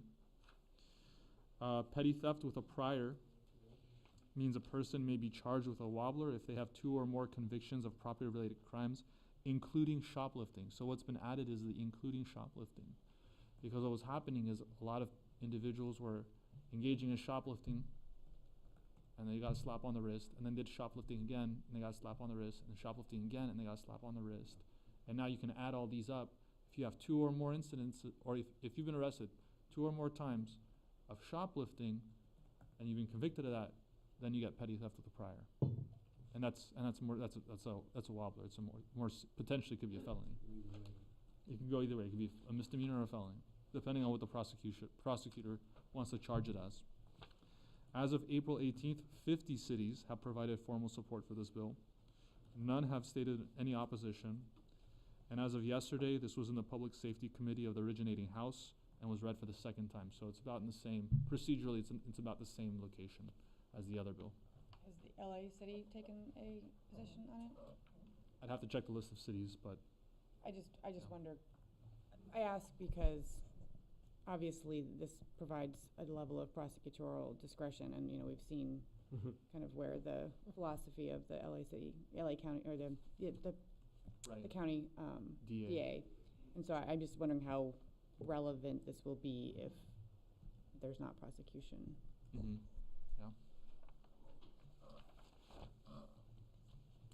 SB 423. This one doesn't really impact Sierra Madre, frankly, that much. We have yet to get an SB 35 project. But if we do, I know the residents are not going to be happy, because under SB 35 currently, if you introduce a certain number of affordable housing, the project's going to skip CEQA. It's going to have a streamlined approval process on a shorter timeline. But the applicant has to pay prevailing wage and use a skilled and trained workforce. These are really specific projects, generally big multi-unit projects. So we haven't really seen any kind of SB 35 project in Sierra Madre. What this bill will do is it'll extend the application of SB 35 to coastal zones and to those cities that haven't adopted a compliant housing element, so not really a Sierra Madre issue. It'll remove public oversight for design review process and determination of compliance with objective standards, not something we really do in the city anyway, and allows states within the cities to be eligible for an SB 35 streamlining, the state sites, apologies. So also not really an issue in Sierra Madre because we don't have state sites that can host the SB 35 project. And I'm assuming we don't really have any land use designations or zoning designations that would probably make this feasible or affordable, given the prevailing wage component for somebody who come in and want to do one of these? No, I don't know about the economics of it, to tell you the truth, but there are sites that were designated by the city council in its last housing element cycle that can accommodate SB 35 projects, but like I said, they're rare. And frankly, a lot of developers still don't know how to use them, which is why they're not that common. But I think they've yielded in California over 10,000 units. But what you're finding them is the city of LA, San Francisco, not Sierra Madre. Okay.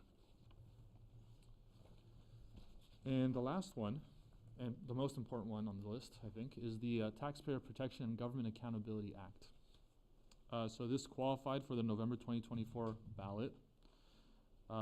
And I'm just going to go over some of the big items here. So currently, a special tax measure is added to the ballot by the city council.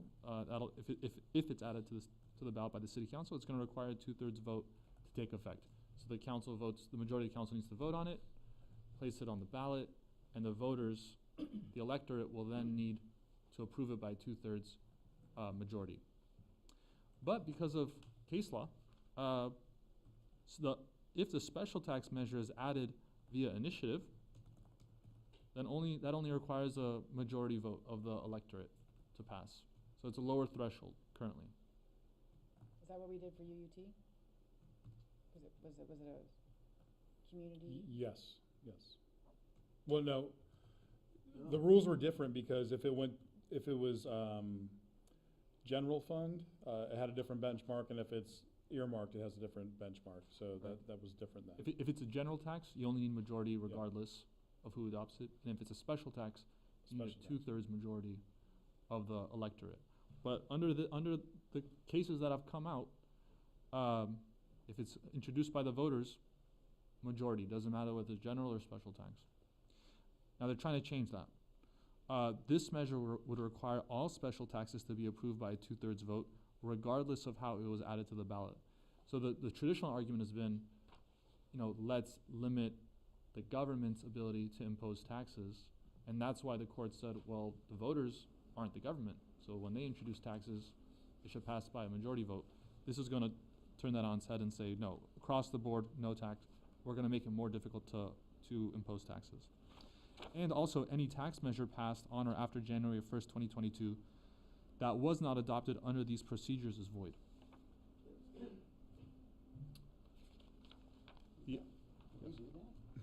Retroactive, yeah, it could have a retroactive effect. It needs to be called out specifically. And let's be clear, when you say they, this is not something that has been proposed by our state legislature. Correct. As opposed to the other things we've been talking about, just to clarify, like, I just don't want this to be lumped in with the bills, because this has not been put forth by the state legislature. Correct. It's been proposed, well, it qualified because there's an organization called the Business Roundtable that promoted it, and I'll get to who the proponents are and who the critics are of this future ballot measure. The other big thing it does is regarding fees, which is probably even a bigger issue for Sierra Madre. It expands the definition of a tax to include some charges that are treated as fees and charges currently, like franchise fees, contract services by businesses. So let's say our waste haulers' fees will now be taxes under this statute, or under this proposed measure. Currently, a fee only needs to be reasonable, but under this measure, the fee also cannot exceed the actual cost of providing the service, defined as the minimum amount necessary.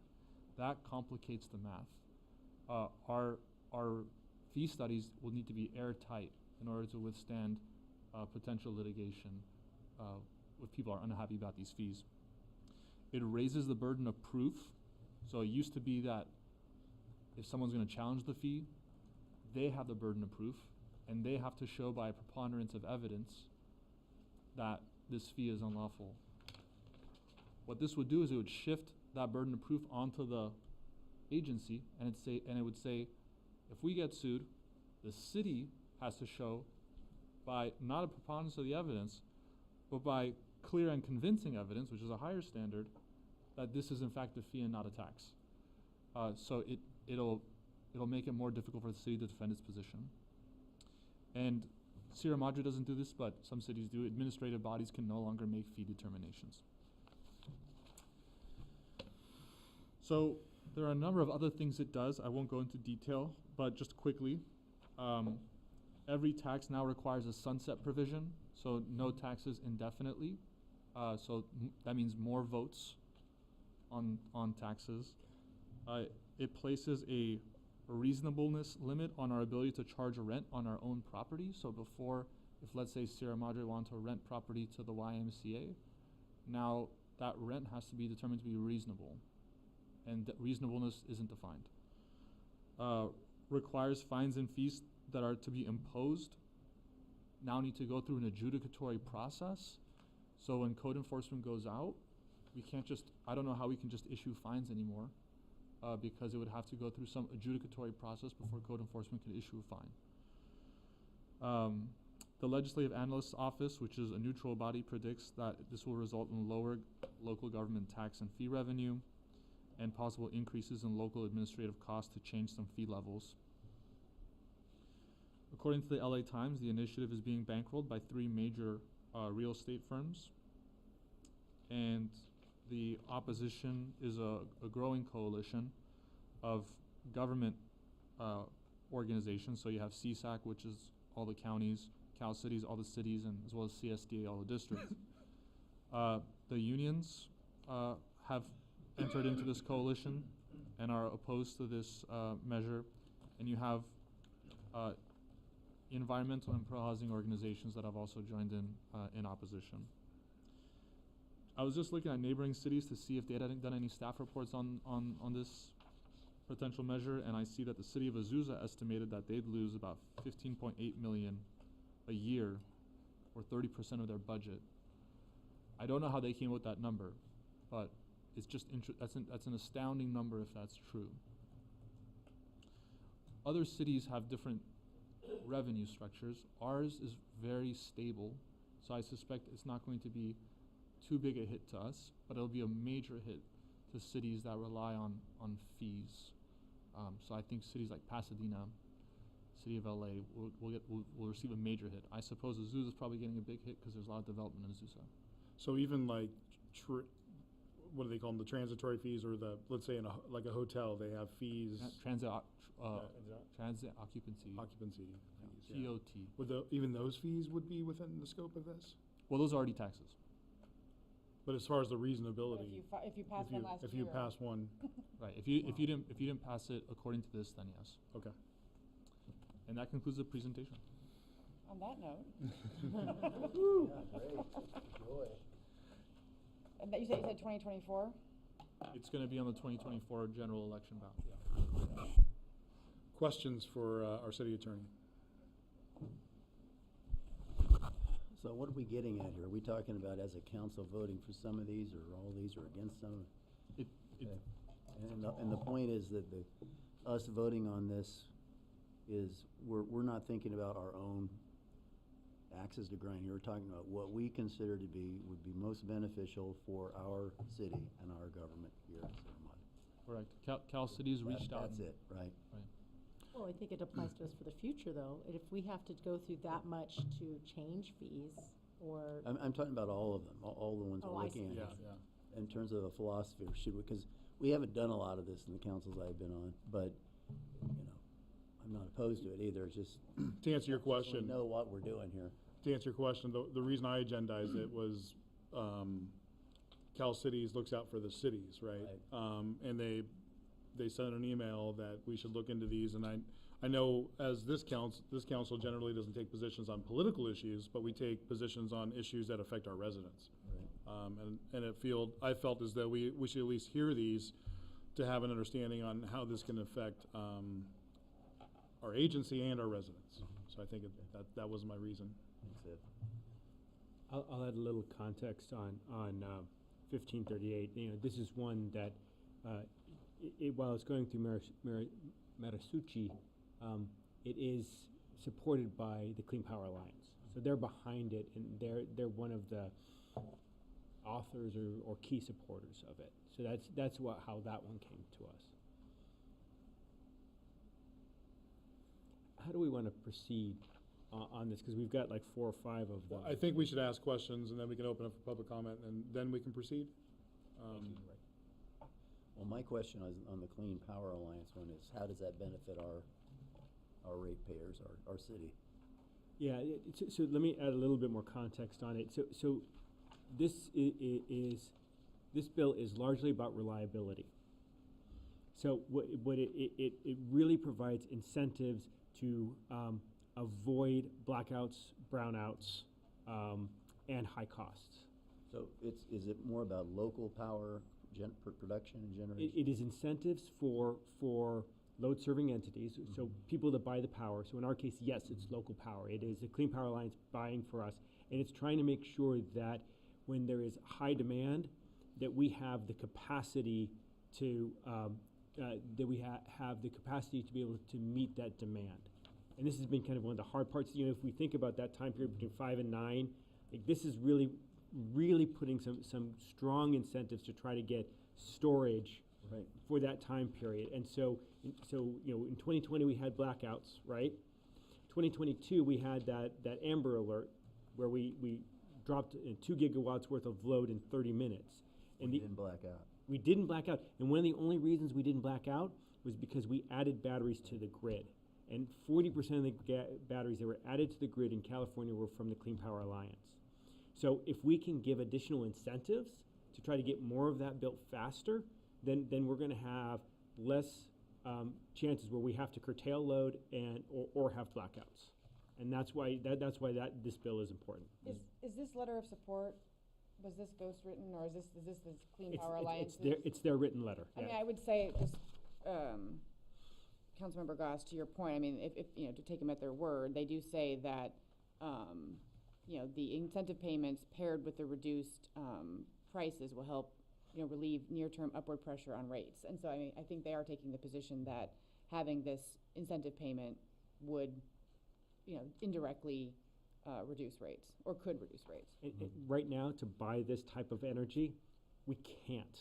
Like the Clean Power Alliance is very big about meeting compliance. Doesn't matter what the price is. I mean, they've gone out and they've bought up everything they can, and at whatever price it is, and still kept our rates low. They still can't do it, and this would be able to increase supply and lower costs. I want to make sure I understand too. So, is this kind of taking care of the problem? Because when we hear mandates like all cars have to be electric, but we don't fix the grid, that doesn't make sense to me, right? Right. Those type of policies. Yep. Is this one of the policies that helps kind of fix that Yes. issue? Because that issue, frankly, bothers me. Well, it's not fixing the issue of more cars on the grid. It's fixing that being able to have the power when there's high demand. I'm using that as an example. Like, if there's policy that that doesn't have an infrastructure behind it, I got a problem with that, right? Right. But this is trying to fix the infrastructure side of that problem, Correct. which I appreciate. Yes. Okay. Or a slightly different problem. I mean, it's Yeah, it's not so much like overall capacity, it's more like Councilmember Parkhurst was saying, in the peak demand times, we have issues with not being able to procure enough electricity, and we haven't stored enough, and a lot of times we can't store. So this would incentivize the folks that need to do this to do it faster. Understand. Thank you. Any other questions on any of these, either the form letters or the bills, or, because this is new to me, obviously, and from what I understand from your history, Councilmember Goss, we typically don't do things like this. No, but, you know, look, I'm not saying I'm against it. Yeah. You know, I'm always just a little bit hesitant to speak for our citizens. You know, I feel like you really need a compelling reason to say, we're speaking for the people of Sierra Madre here on this political issue. But we have done it in the past, we just haven't done a lot of it, and I'd be willing to go on any of these. I mean, in terms of process, should we maybe just sort of talk about each one and whether we're willing to either take a stand? Well, let's and then maybe we can, because we didn't see this before the meeting, and then maybe if we do that, then we can actually come back and talk about the specifics. That's a good idea. So let's open up for public comment if we're good on questions, and then we'll get to that. I think that's a good way to proceed. Okay. I'd like to open up to public comment. Do we have any comment cards, or if you don't have a card, there's not many of you here, you're welcome to approach. Invitations, no? Okay. And no emails either. Thank you. All right, let's bring it back to the council for discussion. I mean, I guess where I'm at is, what is the purpose of our taking a stand, right? Like, I mean, I'm not delusional to think that, like, oh, if Sierra Madre is behind it, then for sure we should vote it out of committee. But I do think that there, you know, could be we could debate whether there's some marginal value in adding another voice to, you know, tell our elected representatives, we'd like you to vote for this. That to me is, you know, is the purpose. Now, in terms of the, whatever, the terrible, disingenuous name, Taxpayer Protection and Government Accountability Act, I mean, presumably we would be debating, you know, an opposition to that. I think that puts us on at least what I read in the letter, puts us on a list of cities that the League of Cities can say is opposed. Frankly, I'm a little less excited about that, and I think maybe we actually do something about that in a way that educates our electorate closer in time to the actual election. Like, I would like to see us do something about this in a way that would inform the electorate and maybe, you know, suggest that this is not something that would happen. How would we do that? I mean, presumably we would re-agendize it closer to the actual election. Just for a discussion. Yeah, I mean, there's some things, the spirit of this, there's some things that, as you know, I probably agree with and you disagree with, but the spirit of some of these things I agree with, but the methods and the penalties, I do not. Because a lot of hamstringing going on here, and it doesn't make a lot of sense. Yeah, I tend to look at who's proposing it. Yeah. And then I view it based on what I assume their motivations are, and I don't think the folks that I've heard are backing this have local cities and the services that the local cities need to provide in their best interest. So what, go ahead. I'm just gonna say, this Taxpayer Protection Act looks like an existential threat to the city of Sierra Madre. Yeah. Less so than other cities, but Still. we don't have any room to play with, and what were we just talking about tonight? Yeah. Fire, right? So Yeah. I feel like we could justify support, in opposition to this, mainly because of our financial condition. You know? Yeah, and I wouldn't be opposed to doing both. I just wouldn't want us sending a letter to Cal Cities saying add us to the list being the only thing, and then sort of putting this in a drawer. I think that this, like you said, it's important enough that we should make sure that we're thinking about it, you know, as it develops towards the election. So I kind of see this as if there's 2,600 plus bills that are introduced, and our general public and our citizens don't get the opportunities like we do to go get professional development on what's happening in our state, what's happening locally, what's happening in our region. I think we are kind of an electoral college where we are the ones who are educated on these. That's why we're elected, to help make these kind of, not even judgments, just information-wise, what are these things about? And I think it is kind of good if it's not like extreme political divisiveness. No, I don't want to do that. But what's good for our citizens and what's good for keeping our city Sierra Madre and functional and being able to fund things. Like if that passed, what would happen to us being able to fund in the future? Yeah, if our community, if not coming from us, if our community wants to put something on a ballot, in order to fund something that's important to our community, we should not hamstring our community from doing that. Yeah. And we're always talking about how things coming from Sacramento are making things more difficult. And so I know we don't typically get involved in bills, and I don't think we need to do a lot of it, but I think strategically it makes a lot of sense. I'm scratching my head at the measure. I don't understand, I understand kind of at a high level that Cal Cities would be able to say, don't put this on the ballot, or whoever the proponents are, don't put it on the ballot because you've got all these cities against it. But yeah, it's already qualified. Yeah. Oh, it's already qualified. Okay, it's The qualified. taxpayer one? Yeah. It qualified for the ballot. So, all right. So we're coming out right out and to oppose it. So when it goes on, and this will be on the 2024 ballot. Yeah. I mean, presumably they're putting together some list of anti-endorsers, whatever that's called, opponents. But if we were able to do actually our part in preventing certain things from happening, could we help mold what happens ultimately with us losing local control? SB 330, all these other, the ADUs, like some of us could say, that might not be the best choice, this is how it will affect us personally. But we never addressed it at the level of the state legislature, so guess what? Now we're just left with whatever happens. What if we addressed it earlier?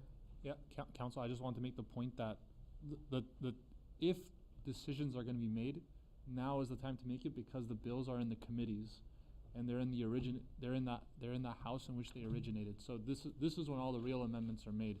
Because if we wait a month, 2 months, they're pretty much set in stone. And they're not On the bills. I mean, I guess we should yeah. talk about the bills separately from the Accountability blah blah blah Act.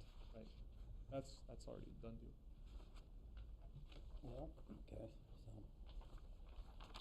All right, should we just go down in order? I mean, what do people feel about 1538? I'm kind of relying on the word of Councilmember Parkhurst here, which I have found to be good in my history. There have been a number of the cities within the Clean Power Alliance that have supported it. So, we're in good company on it. The Clean Power Alliance originated the bill, and the people there are experts in energy. We're heavily invested in Clean Power Alliance, let's face it. Yeah. Right? And Sorry to interrupt, but no, that's the obvious. thank you. And this, in a short run and long run, is good for our residents. Absolutely. Fiscally and sustainability wise. Correct. Okay.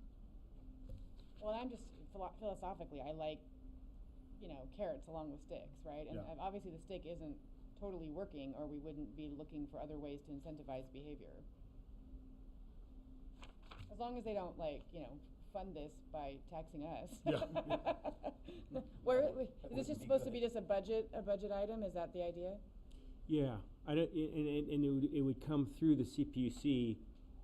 So, I mean, I don't imagine that then comes from the general fund. So we are funding it through for our tax dollars. But then, you know, it's one of those things that I believe that we end up saving in the long term, because if we get those incentives and we get that on there faster, then as we electrify more things and as we have warmer weather, we're going to have that reliability and we won't have the blackouts.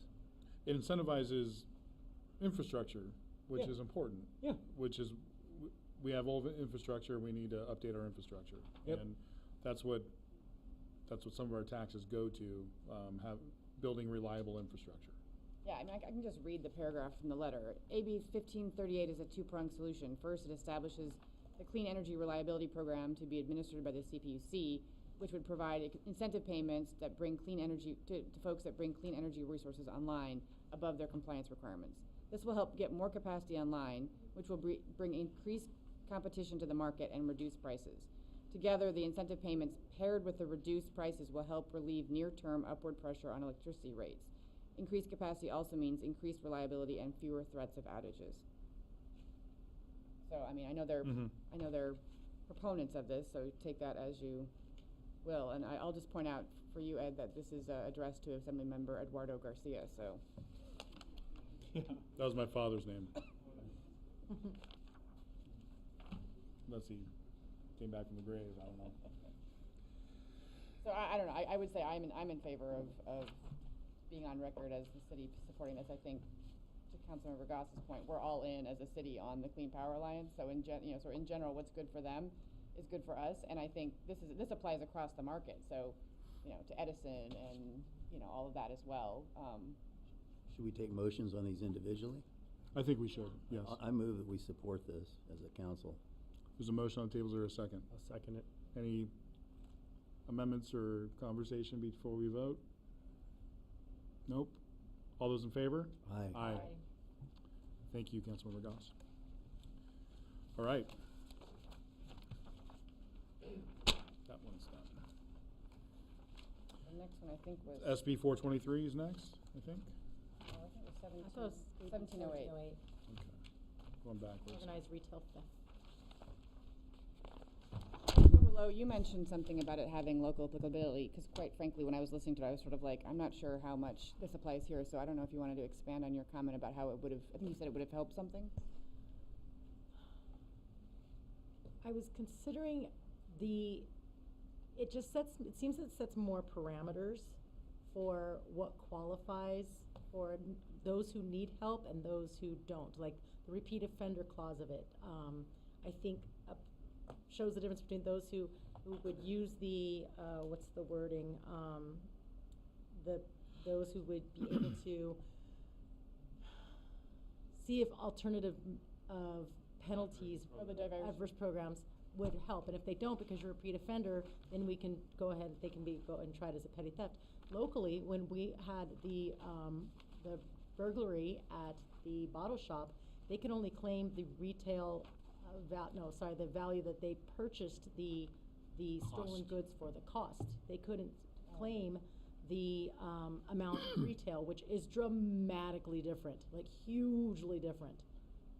And that they'll never be able to recuperate that ability. So, I mean, I love that. It's, you can, the cost of buying a Gucci bag could be $500, $1,200, and then, the cost of it was only $100, $200. So that's so dramatically different. I appreciate that. I like the parameters of it.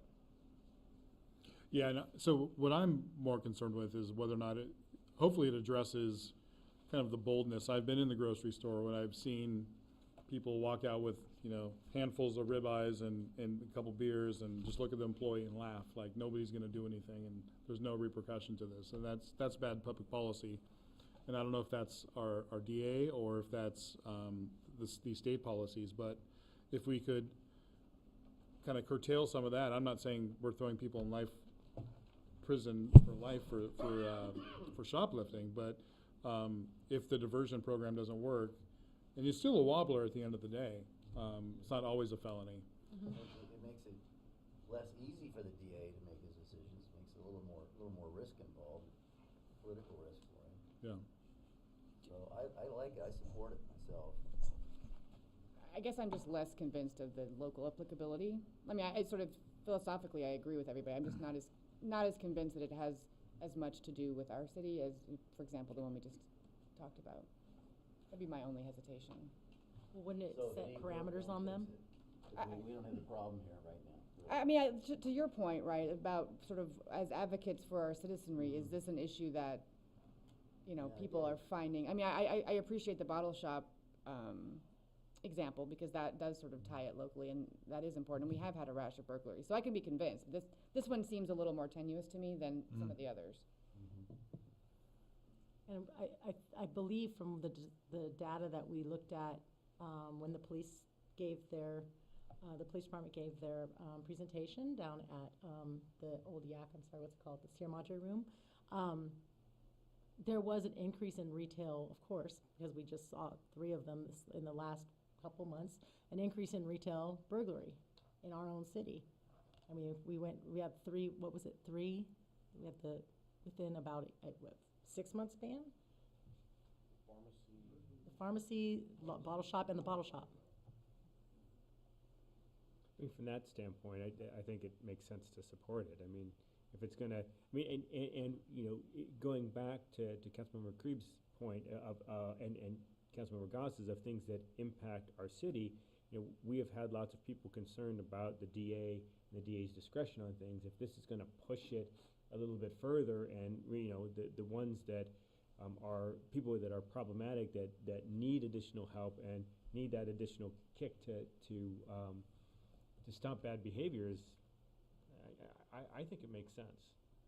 And the other thing is when the city attorney said it clarifies some challenging language, and I think that's always good policy, right? Is that if people are, it goes back to some of the other comments of it gets to the actual problem that we're trying to solve is that what the retail value is versus what the wholesale value is. So this is a referendum. It's going to go to the voters if it passes the legislature. So ultimately, voters will decide this. Oh, that's a good point. Which makes me feel a little less concerned about supporting it. I just, like I said before, the way things go nowadays, it's I see there's so much false information, and you don't have to be honest anymore with information that comes across. You can say whatever you like. And so I appreciate that we were elected to help investigate these things and trust that if we do back something or we don't, it's because we really did research on it, and we're not just listening to whoever's advertisements are more poignant. So I guess to me, it's, even if it is going to the vote, I value, I guess this is why you had the Electoral College way back before, when you couldn't learn about candidates on your own. So this is kind of like where, I guess everyone could investigate all of these measures, all 2,600 of them on their own. But how do they affect that would be my argument. Putting our foot down. Citing a study, Public Policy Institute of California study, 2023, said a strong majority of Californians worry they or a family will be a victim of a crime. So this is sentiment being felt by residents of cities throughout the state. I know that to be a fact. I talk to people all the time about it. Sorry. Trying to spare everybody from my coughs, but I'll just repeat what I just said on the mic, that there's in this document there's a referral to a study done by the Public Policy Institute of California, which says that a strong majority of Californians worry they or a family member will be a victim of a crime. And there's no doubt in my mind that that's a view felt by a lot of people here in Sierra Madre as well, even though we're a relatively safe city. I'd be willing to make a motion to have a letter of support for AB 1708. A second. Any further discussion before we go to a vote? All those in favor? Aye. Opposed? Letter of support carries unanimously.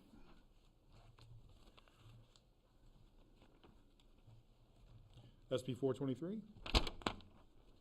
Maybe I misspoke. Maybe this is the one actually that seems to impact us the least. Mm-hmm. Agreed. This is the SB 35 projects. Yes. Yeah, I don't know how our voters would be real concerned about this one. I mean, in principle, perhaps philosophy, but pragmatically.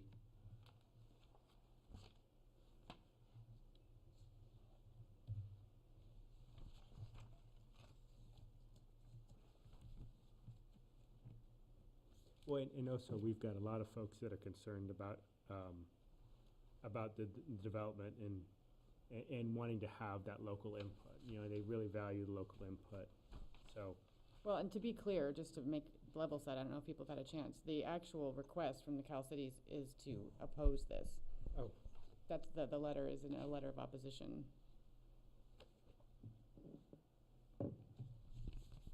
So I definitely don't feel like I know enough about this to, especially if it doesn't really apply to, in practicality, to our city to. But our city attorney did state that we do have, with our most recent housing element update, we do have a couple sites that could be subject to an SB 35 plan. But I don't know how the changes that 423 would make to 35 would actually meaningfully change that. I mean, SB 35 already exists. This is just adding to it, like applying, extending it to coastal zones and, removing public oversight for design review, which we don't do anyway, and then allowing state sites. We don't have any state land, I don't think, in Sierra Madre. So I just don't think that what 423 does to 35 hurts or helps us, right? I mean, if it was a proposal to maybe scale back 35 and give cities more control, that would be a completely different conversation. But this is actually sort of extending it in a way that I don't actually think, I mean, at least as presented, doesn't seem to have much impact, and not just now, but ever, really, right? We're never going to be a coastal zone. We're never going to, it's unlikely that we will ever have state land in our city. We don't have any state land. We don't have any state lands to my knowledge, and that can support a development like this. And again, I brought these before the city council because our regional rep from the Cal Cities drew my attention to these in particular. I'd be willing to make a motion to not take a position on SB 423. I'll second it. We have a motion and a second. Do we have any further discussion on this? So the motion is to not support. All those in favor? No, not take a position. Not take a position. That's what I meant to say. Thank you for the clarification. So we're clear on the motion. All those in favor? Aye. Opposed? Nope. Carries unanimously. Okay. What's left? What am I Just missing? This is the budget. No, the, No, Taxpayer Budget accountability. doesn't say anything to move Okay. on. that's the order. TPGA, I think is how I'm going to refer to it. I'm not gonna, it's not, I don't know how it's protecting and, I mean, I guess it's theoretically protecting and providing accountability, but. I like its TP-GA. It's basically real estate companies that want lower fees. Yeah. So how does that serve the citizens of our city? And make it harder to pass fees Yeah, upon them, not just hardest- lower fees, just no Yeah. change. But to Mayor Pro Tem's point, maybe we do something now, but maybe we talk about it when it gets closer to November 2024. I really think, I'm very much on board on the November 2024. I think that this is important to let our residents know. So maybe if the city manager puts this on our, what's it called, the sort of the future agenda list and. I mean, does signing this letter really do anything? I mean, I'm fine. I mean, I personally would be fine if Sierra Madre appeared on a list of cities that are, on record as opposing this measure. I suspect we will be in large company. Yeah, no, I think so. Well, I move that we support it. support the opposition. Or opposed, I'm sorry. Sign the letter. He moves to sign the letter, right? Moves that we oppose it. I'll second it. Any further discussion on that or clarification? All those in favor of the motion? Aye. Carries unanimously. So procedurally, do we want to just allow for the city to sign, the mayor, I guess, to sign these letters, or do we want to then revisit what the actual letters say? Now that we've sort of determined a position, because I personally didn't have a chance, other than just the quick snippets we just talked about, have a chance to actually review these letters. I'm not opposed to just, you know. I trust the organizations putting the letters together, and I trust the mayor giving them a read, and if there's something egregious, making edits or bringing it back. As city attorney mentioned, this is timely. If we wait 2 weeks or a month, that could be an issue. I agree. That's just direction. I don't think that has to be a motion. Mr. Mayor, you're the man on this. Okay. All sits in my lap, right? And thank you for bringing that before. Sure, that's it, right? Do we have one more, or are we done? Nope. We're done. There was the letter about the budget. Yeah, that's what I'm looking at now. Oh, there's an actual letter about the budget? There's a template letter, I believe. Oh. And I was particularly, this struck my chord because of the unfunded mandates that the state likes to do. Is that this one that has the multiple recipients at the top? Senator Skinner. Oh, yeah, full time. Assembly It budget. doesn't have a ray, like regarding. Right. Yes. Yeah, the one, okay.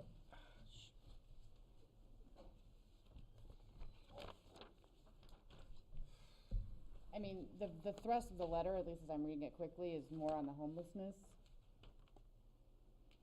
aspect, which, I obviously support. And then they kind of get to unreimbursed. But again, I do, in theory, but in terms of our towns, it's not an issue, really. I mean, I guess the argument you'd make is that the more it becomes an issue for our surrounding cities, the more likely it becomes an issue for us, right? Just like, so yes, I mean, I guess you could sort of make an indirect, like if this problem was, Yeah. but you're right, it's not as direct. No, but you're right about it gets worse in neighboring cities. Especially the homelessness issue is what you're Yeah. speaking to. No, yeah, I agree. Yeah.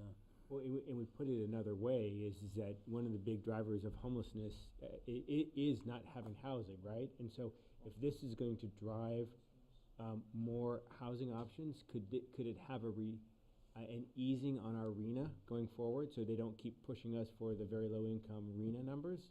Is that too much of a stretch? I see you. I think we're behind on housing irrespective of the homelessness problem, right? We're behind on housing just even for.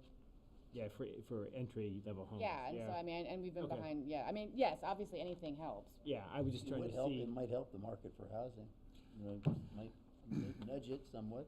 The only thing that it makes me hesitate is just to ask for $3 billion, and then this is the problem with homelessness in general, is that we have lots of money going to fix the homelessness problem, but I'm not sure where it's going to and what this $3 billion revolving fund is meant, like what its priorities are, right? Like, is it for services? Is it for housing? Right. All of the above? Like, I mean, or is it just a point that like we keep throwing money at it, a one-time thing, and then we don't have continual funding for it. These are not issues that I think we need to debate, but No. it does make me a little nervous just saying like, yes, we want $3 billion. Because we have this measure in LA County that's generating almost that, and It's not fixing. Seeming to put much of a dent. The city spent that much at least. Right, and then, yeah. And within the letter proposed by the Cal Cities, it says, please cite how your city is working to prevent and reduce homelessness and how ongoing fiscal support would benefit your city's efforts. And so that wouldn't apply to us. I mean, I wonder if we just maybe tailor our letter to just address the state mandate issue, because that's really more our issue in this particular. I mean, I don't want us to look like we're not pro-homelessness. I mean, pro, like, fixing homelessness, but on the other hand, I don't, again, if we're tying it to something that we're actually impacted by more directly. So I'm curious, City Attorney, because you mentioned the spirit of the $3 billion. at the state level. Was there a proposal to have a larger sum be a one-time payment? And this is trying to amend the budget to be a smaller amount on an ongoing basis? Or do you know that? As I understand it, the issue is you can build housing with one-time expenses, but the issue isn't just housing. There's social services that need to be tied to the housing, and the social services are an ongoing expense because a lot of these people cannot work or they suffer from some kind of disability, and unless we treat that along with the housing, it's not going to solve the homelessness issue. So that's why they're requesting ongoing funds to not only to provide housing, but to do all the social services that come with that. I'm worried about waste of money without knowing how this $3 billion is going to be spent. That concerns me. And kind of going back to our purview regarding our residents, I don't know that this has a lot of applicability to our residents. I saw yesterday or this morning that Pasadena passed the ability to purchase the property at the top of, I believe it's Lake Avenue. That's an empty property, to make it into a wellness center for, not directly with homeless, but for those with mental illnesses, and they want to expand upon that in order to address homelessness and the other issues in their city. And I believe this was their last city council meeting. And I look at Monrovia, and remember when their park was, had been used as kind of an encampment for a while, and how they had to address that. So I'm wondering if that's what some cities would be able to use it for. I just have a worry with, again, the request for $3 billion, and where is that coming from? Is it money that's already there that you want reallocated? Is it a fund that's present? Is it going to be an increase all of a sudden? So I think there's just too many questions around that. I'm frankly not prepared to support this letter, as I sit here today, without doing further research myself. I'm in the same boat. Even for the state mandated piece? So I looked at the letter with that, and I was trying to figure out, like, how would I edit the letter? It's like, it is serious editing to do that. And I think so much of it is, I think, as city attorney said, around not just that $3 billion or $1 billion has a lot of the wraparound services. So I'm not sure that I can, in my mind, separate them. I think that the way they came up with the number is that they're very, very linked.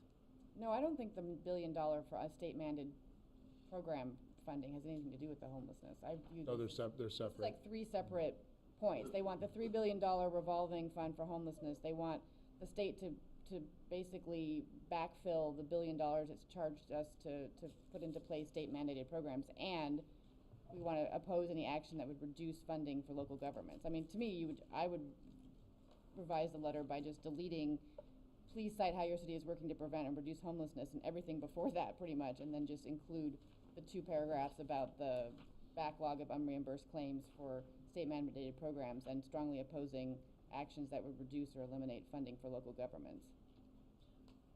I think they're worried about them balancing the budget on local government back, which they've done before. Yeah. The one thing I don't understand is it is a claim, but there's no support for that claim. So I always look at things as if you're making a claim, there should be some support.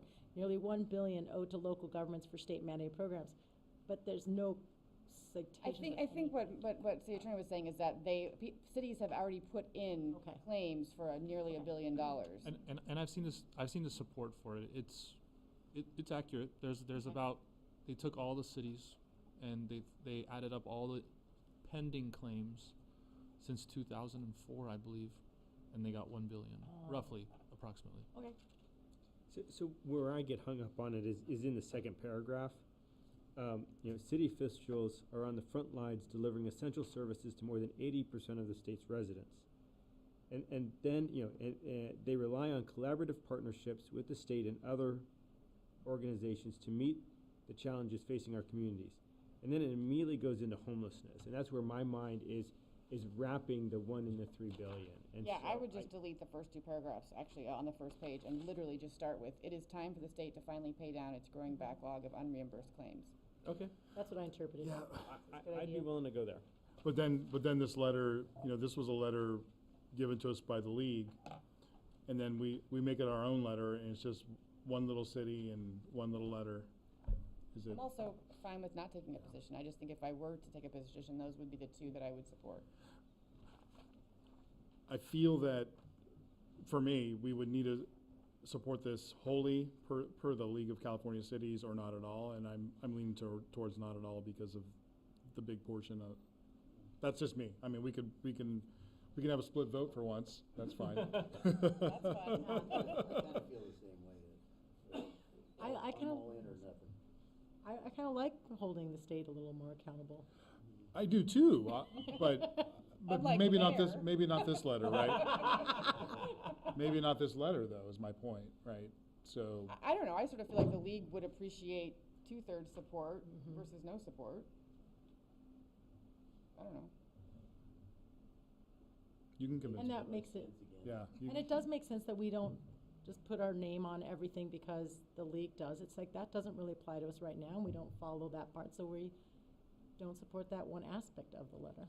Yeah, and this whole unfunded mandate thing, I mean, I know we're not gonna be able to collect on any of it, but I think it sets a precedent that we're not okay with it. Which, that's the reason, this was the language that piqued my interest to even bring this to an agenda. I guess what I would ask is maybe I could make a motion, but maybe dependent on finding out from our League of City rep if they're okay. I mean, what I would hate to do is have them then say, Sierra Madre doesn't care about homelessness. I don't think they would do that, but I just want to make sure that, like, if we were to provide a partial support, 2/3 of what they've asked, if that is still going to make them happy, and they'll refrain from, criticizing our decision. I think, given that this is a budgetary letter and not an assembly bill or a Senate bill issue that's gonna have second, third readings and then hit the Senate, do we have a little more time on this one to? That was my initial sense, but after speaking to the rep, she said that this is actually the most pressing one. So if you It's May revised, Because right? they're Because they're budgets. going through, and it's May when they go and they revise the budget, and then they have to take it, and they have to make it in place before June 30th, because the fiscal year starts July 1, so, yeah. So if the council chooses, perhaps if you want to authorize the mayor to do it, we could authorize a contingent upon hearing back from the League of Cities rep as to whether this is what they're looking for, and if it's not, then maybe we don't. Yeah, I'm okay with that amendment, with that contingency added to it, personally, but, yeah. All right, so I move that we provide a letter in support of the state addressing the backlog of unreimbursed claims relating to state mandated programs, and that we oppose any action that would reduce or eliminate funding for local governments as a solution to balance the budget. Contingent on the League of Cities confirming that this will be acceptable to them. I'll second that. All those in favor? Aye. You didn't get your split vote. We didn't. Damn you, That Dan. close. Council. That's sausage making. There's negotiation going back. Okay, we've reached the end of the agenda. Do we have any, I think we do, any further discussions or agenda items we'd like to propose or anything we'd like to propose for further agenda items? Not further agenda items, but could we get these packets emailed to us before the meeting so that we can look them over before they're presented?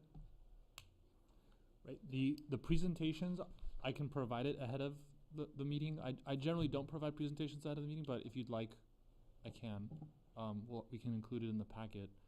The letters I thought were going to be included in the agenda packet, but I guess there was some miscommunication there, so they didn't get in there. But per your request, in the future, you'll have presentations in the agenda packet too. So I don't mean a lot, just enough to do some research on our own. Well, okay. Well, I'd like to agendize our public safety issue discussion rather than a presentation around the issues we talked about within the presentation, to A, have a discussion, and B, have public comment around that as well, because I think it's urgent. Yeah, I think we need to have the public comment. And I also want to make sure we're moving. So I don't want to get into discussion on this, but the only concern I have got is that it is urgent, we've gotta move quickly. Yeah, I'm with you. Yeah. So if needed, we could always do a special meeting. I don't know that we need a special meeting now, but If they go into negotiations, if we're open to that. Because if we wait like I'm just saying, if we agendize it every 2 weeks, we're looking at a month. I'd be open to that. I'm not sure. I'm okay with a special meeting, but I don't know that we need one, but obviously anytime there's a special meeting that's requested, we tend to show up. That's fine with me, yeah. Any other, ideas, items?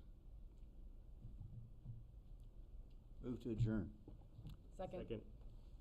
All those in favor? Aye. We are adjourned to the next regular meeting. And I have to like type what's already here, I'm like, gosh darn it, and I don't have my picture, normally I take pictures. I think it looks funny if I'm sitting here taking pictures of things and adding them to my notes.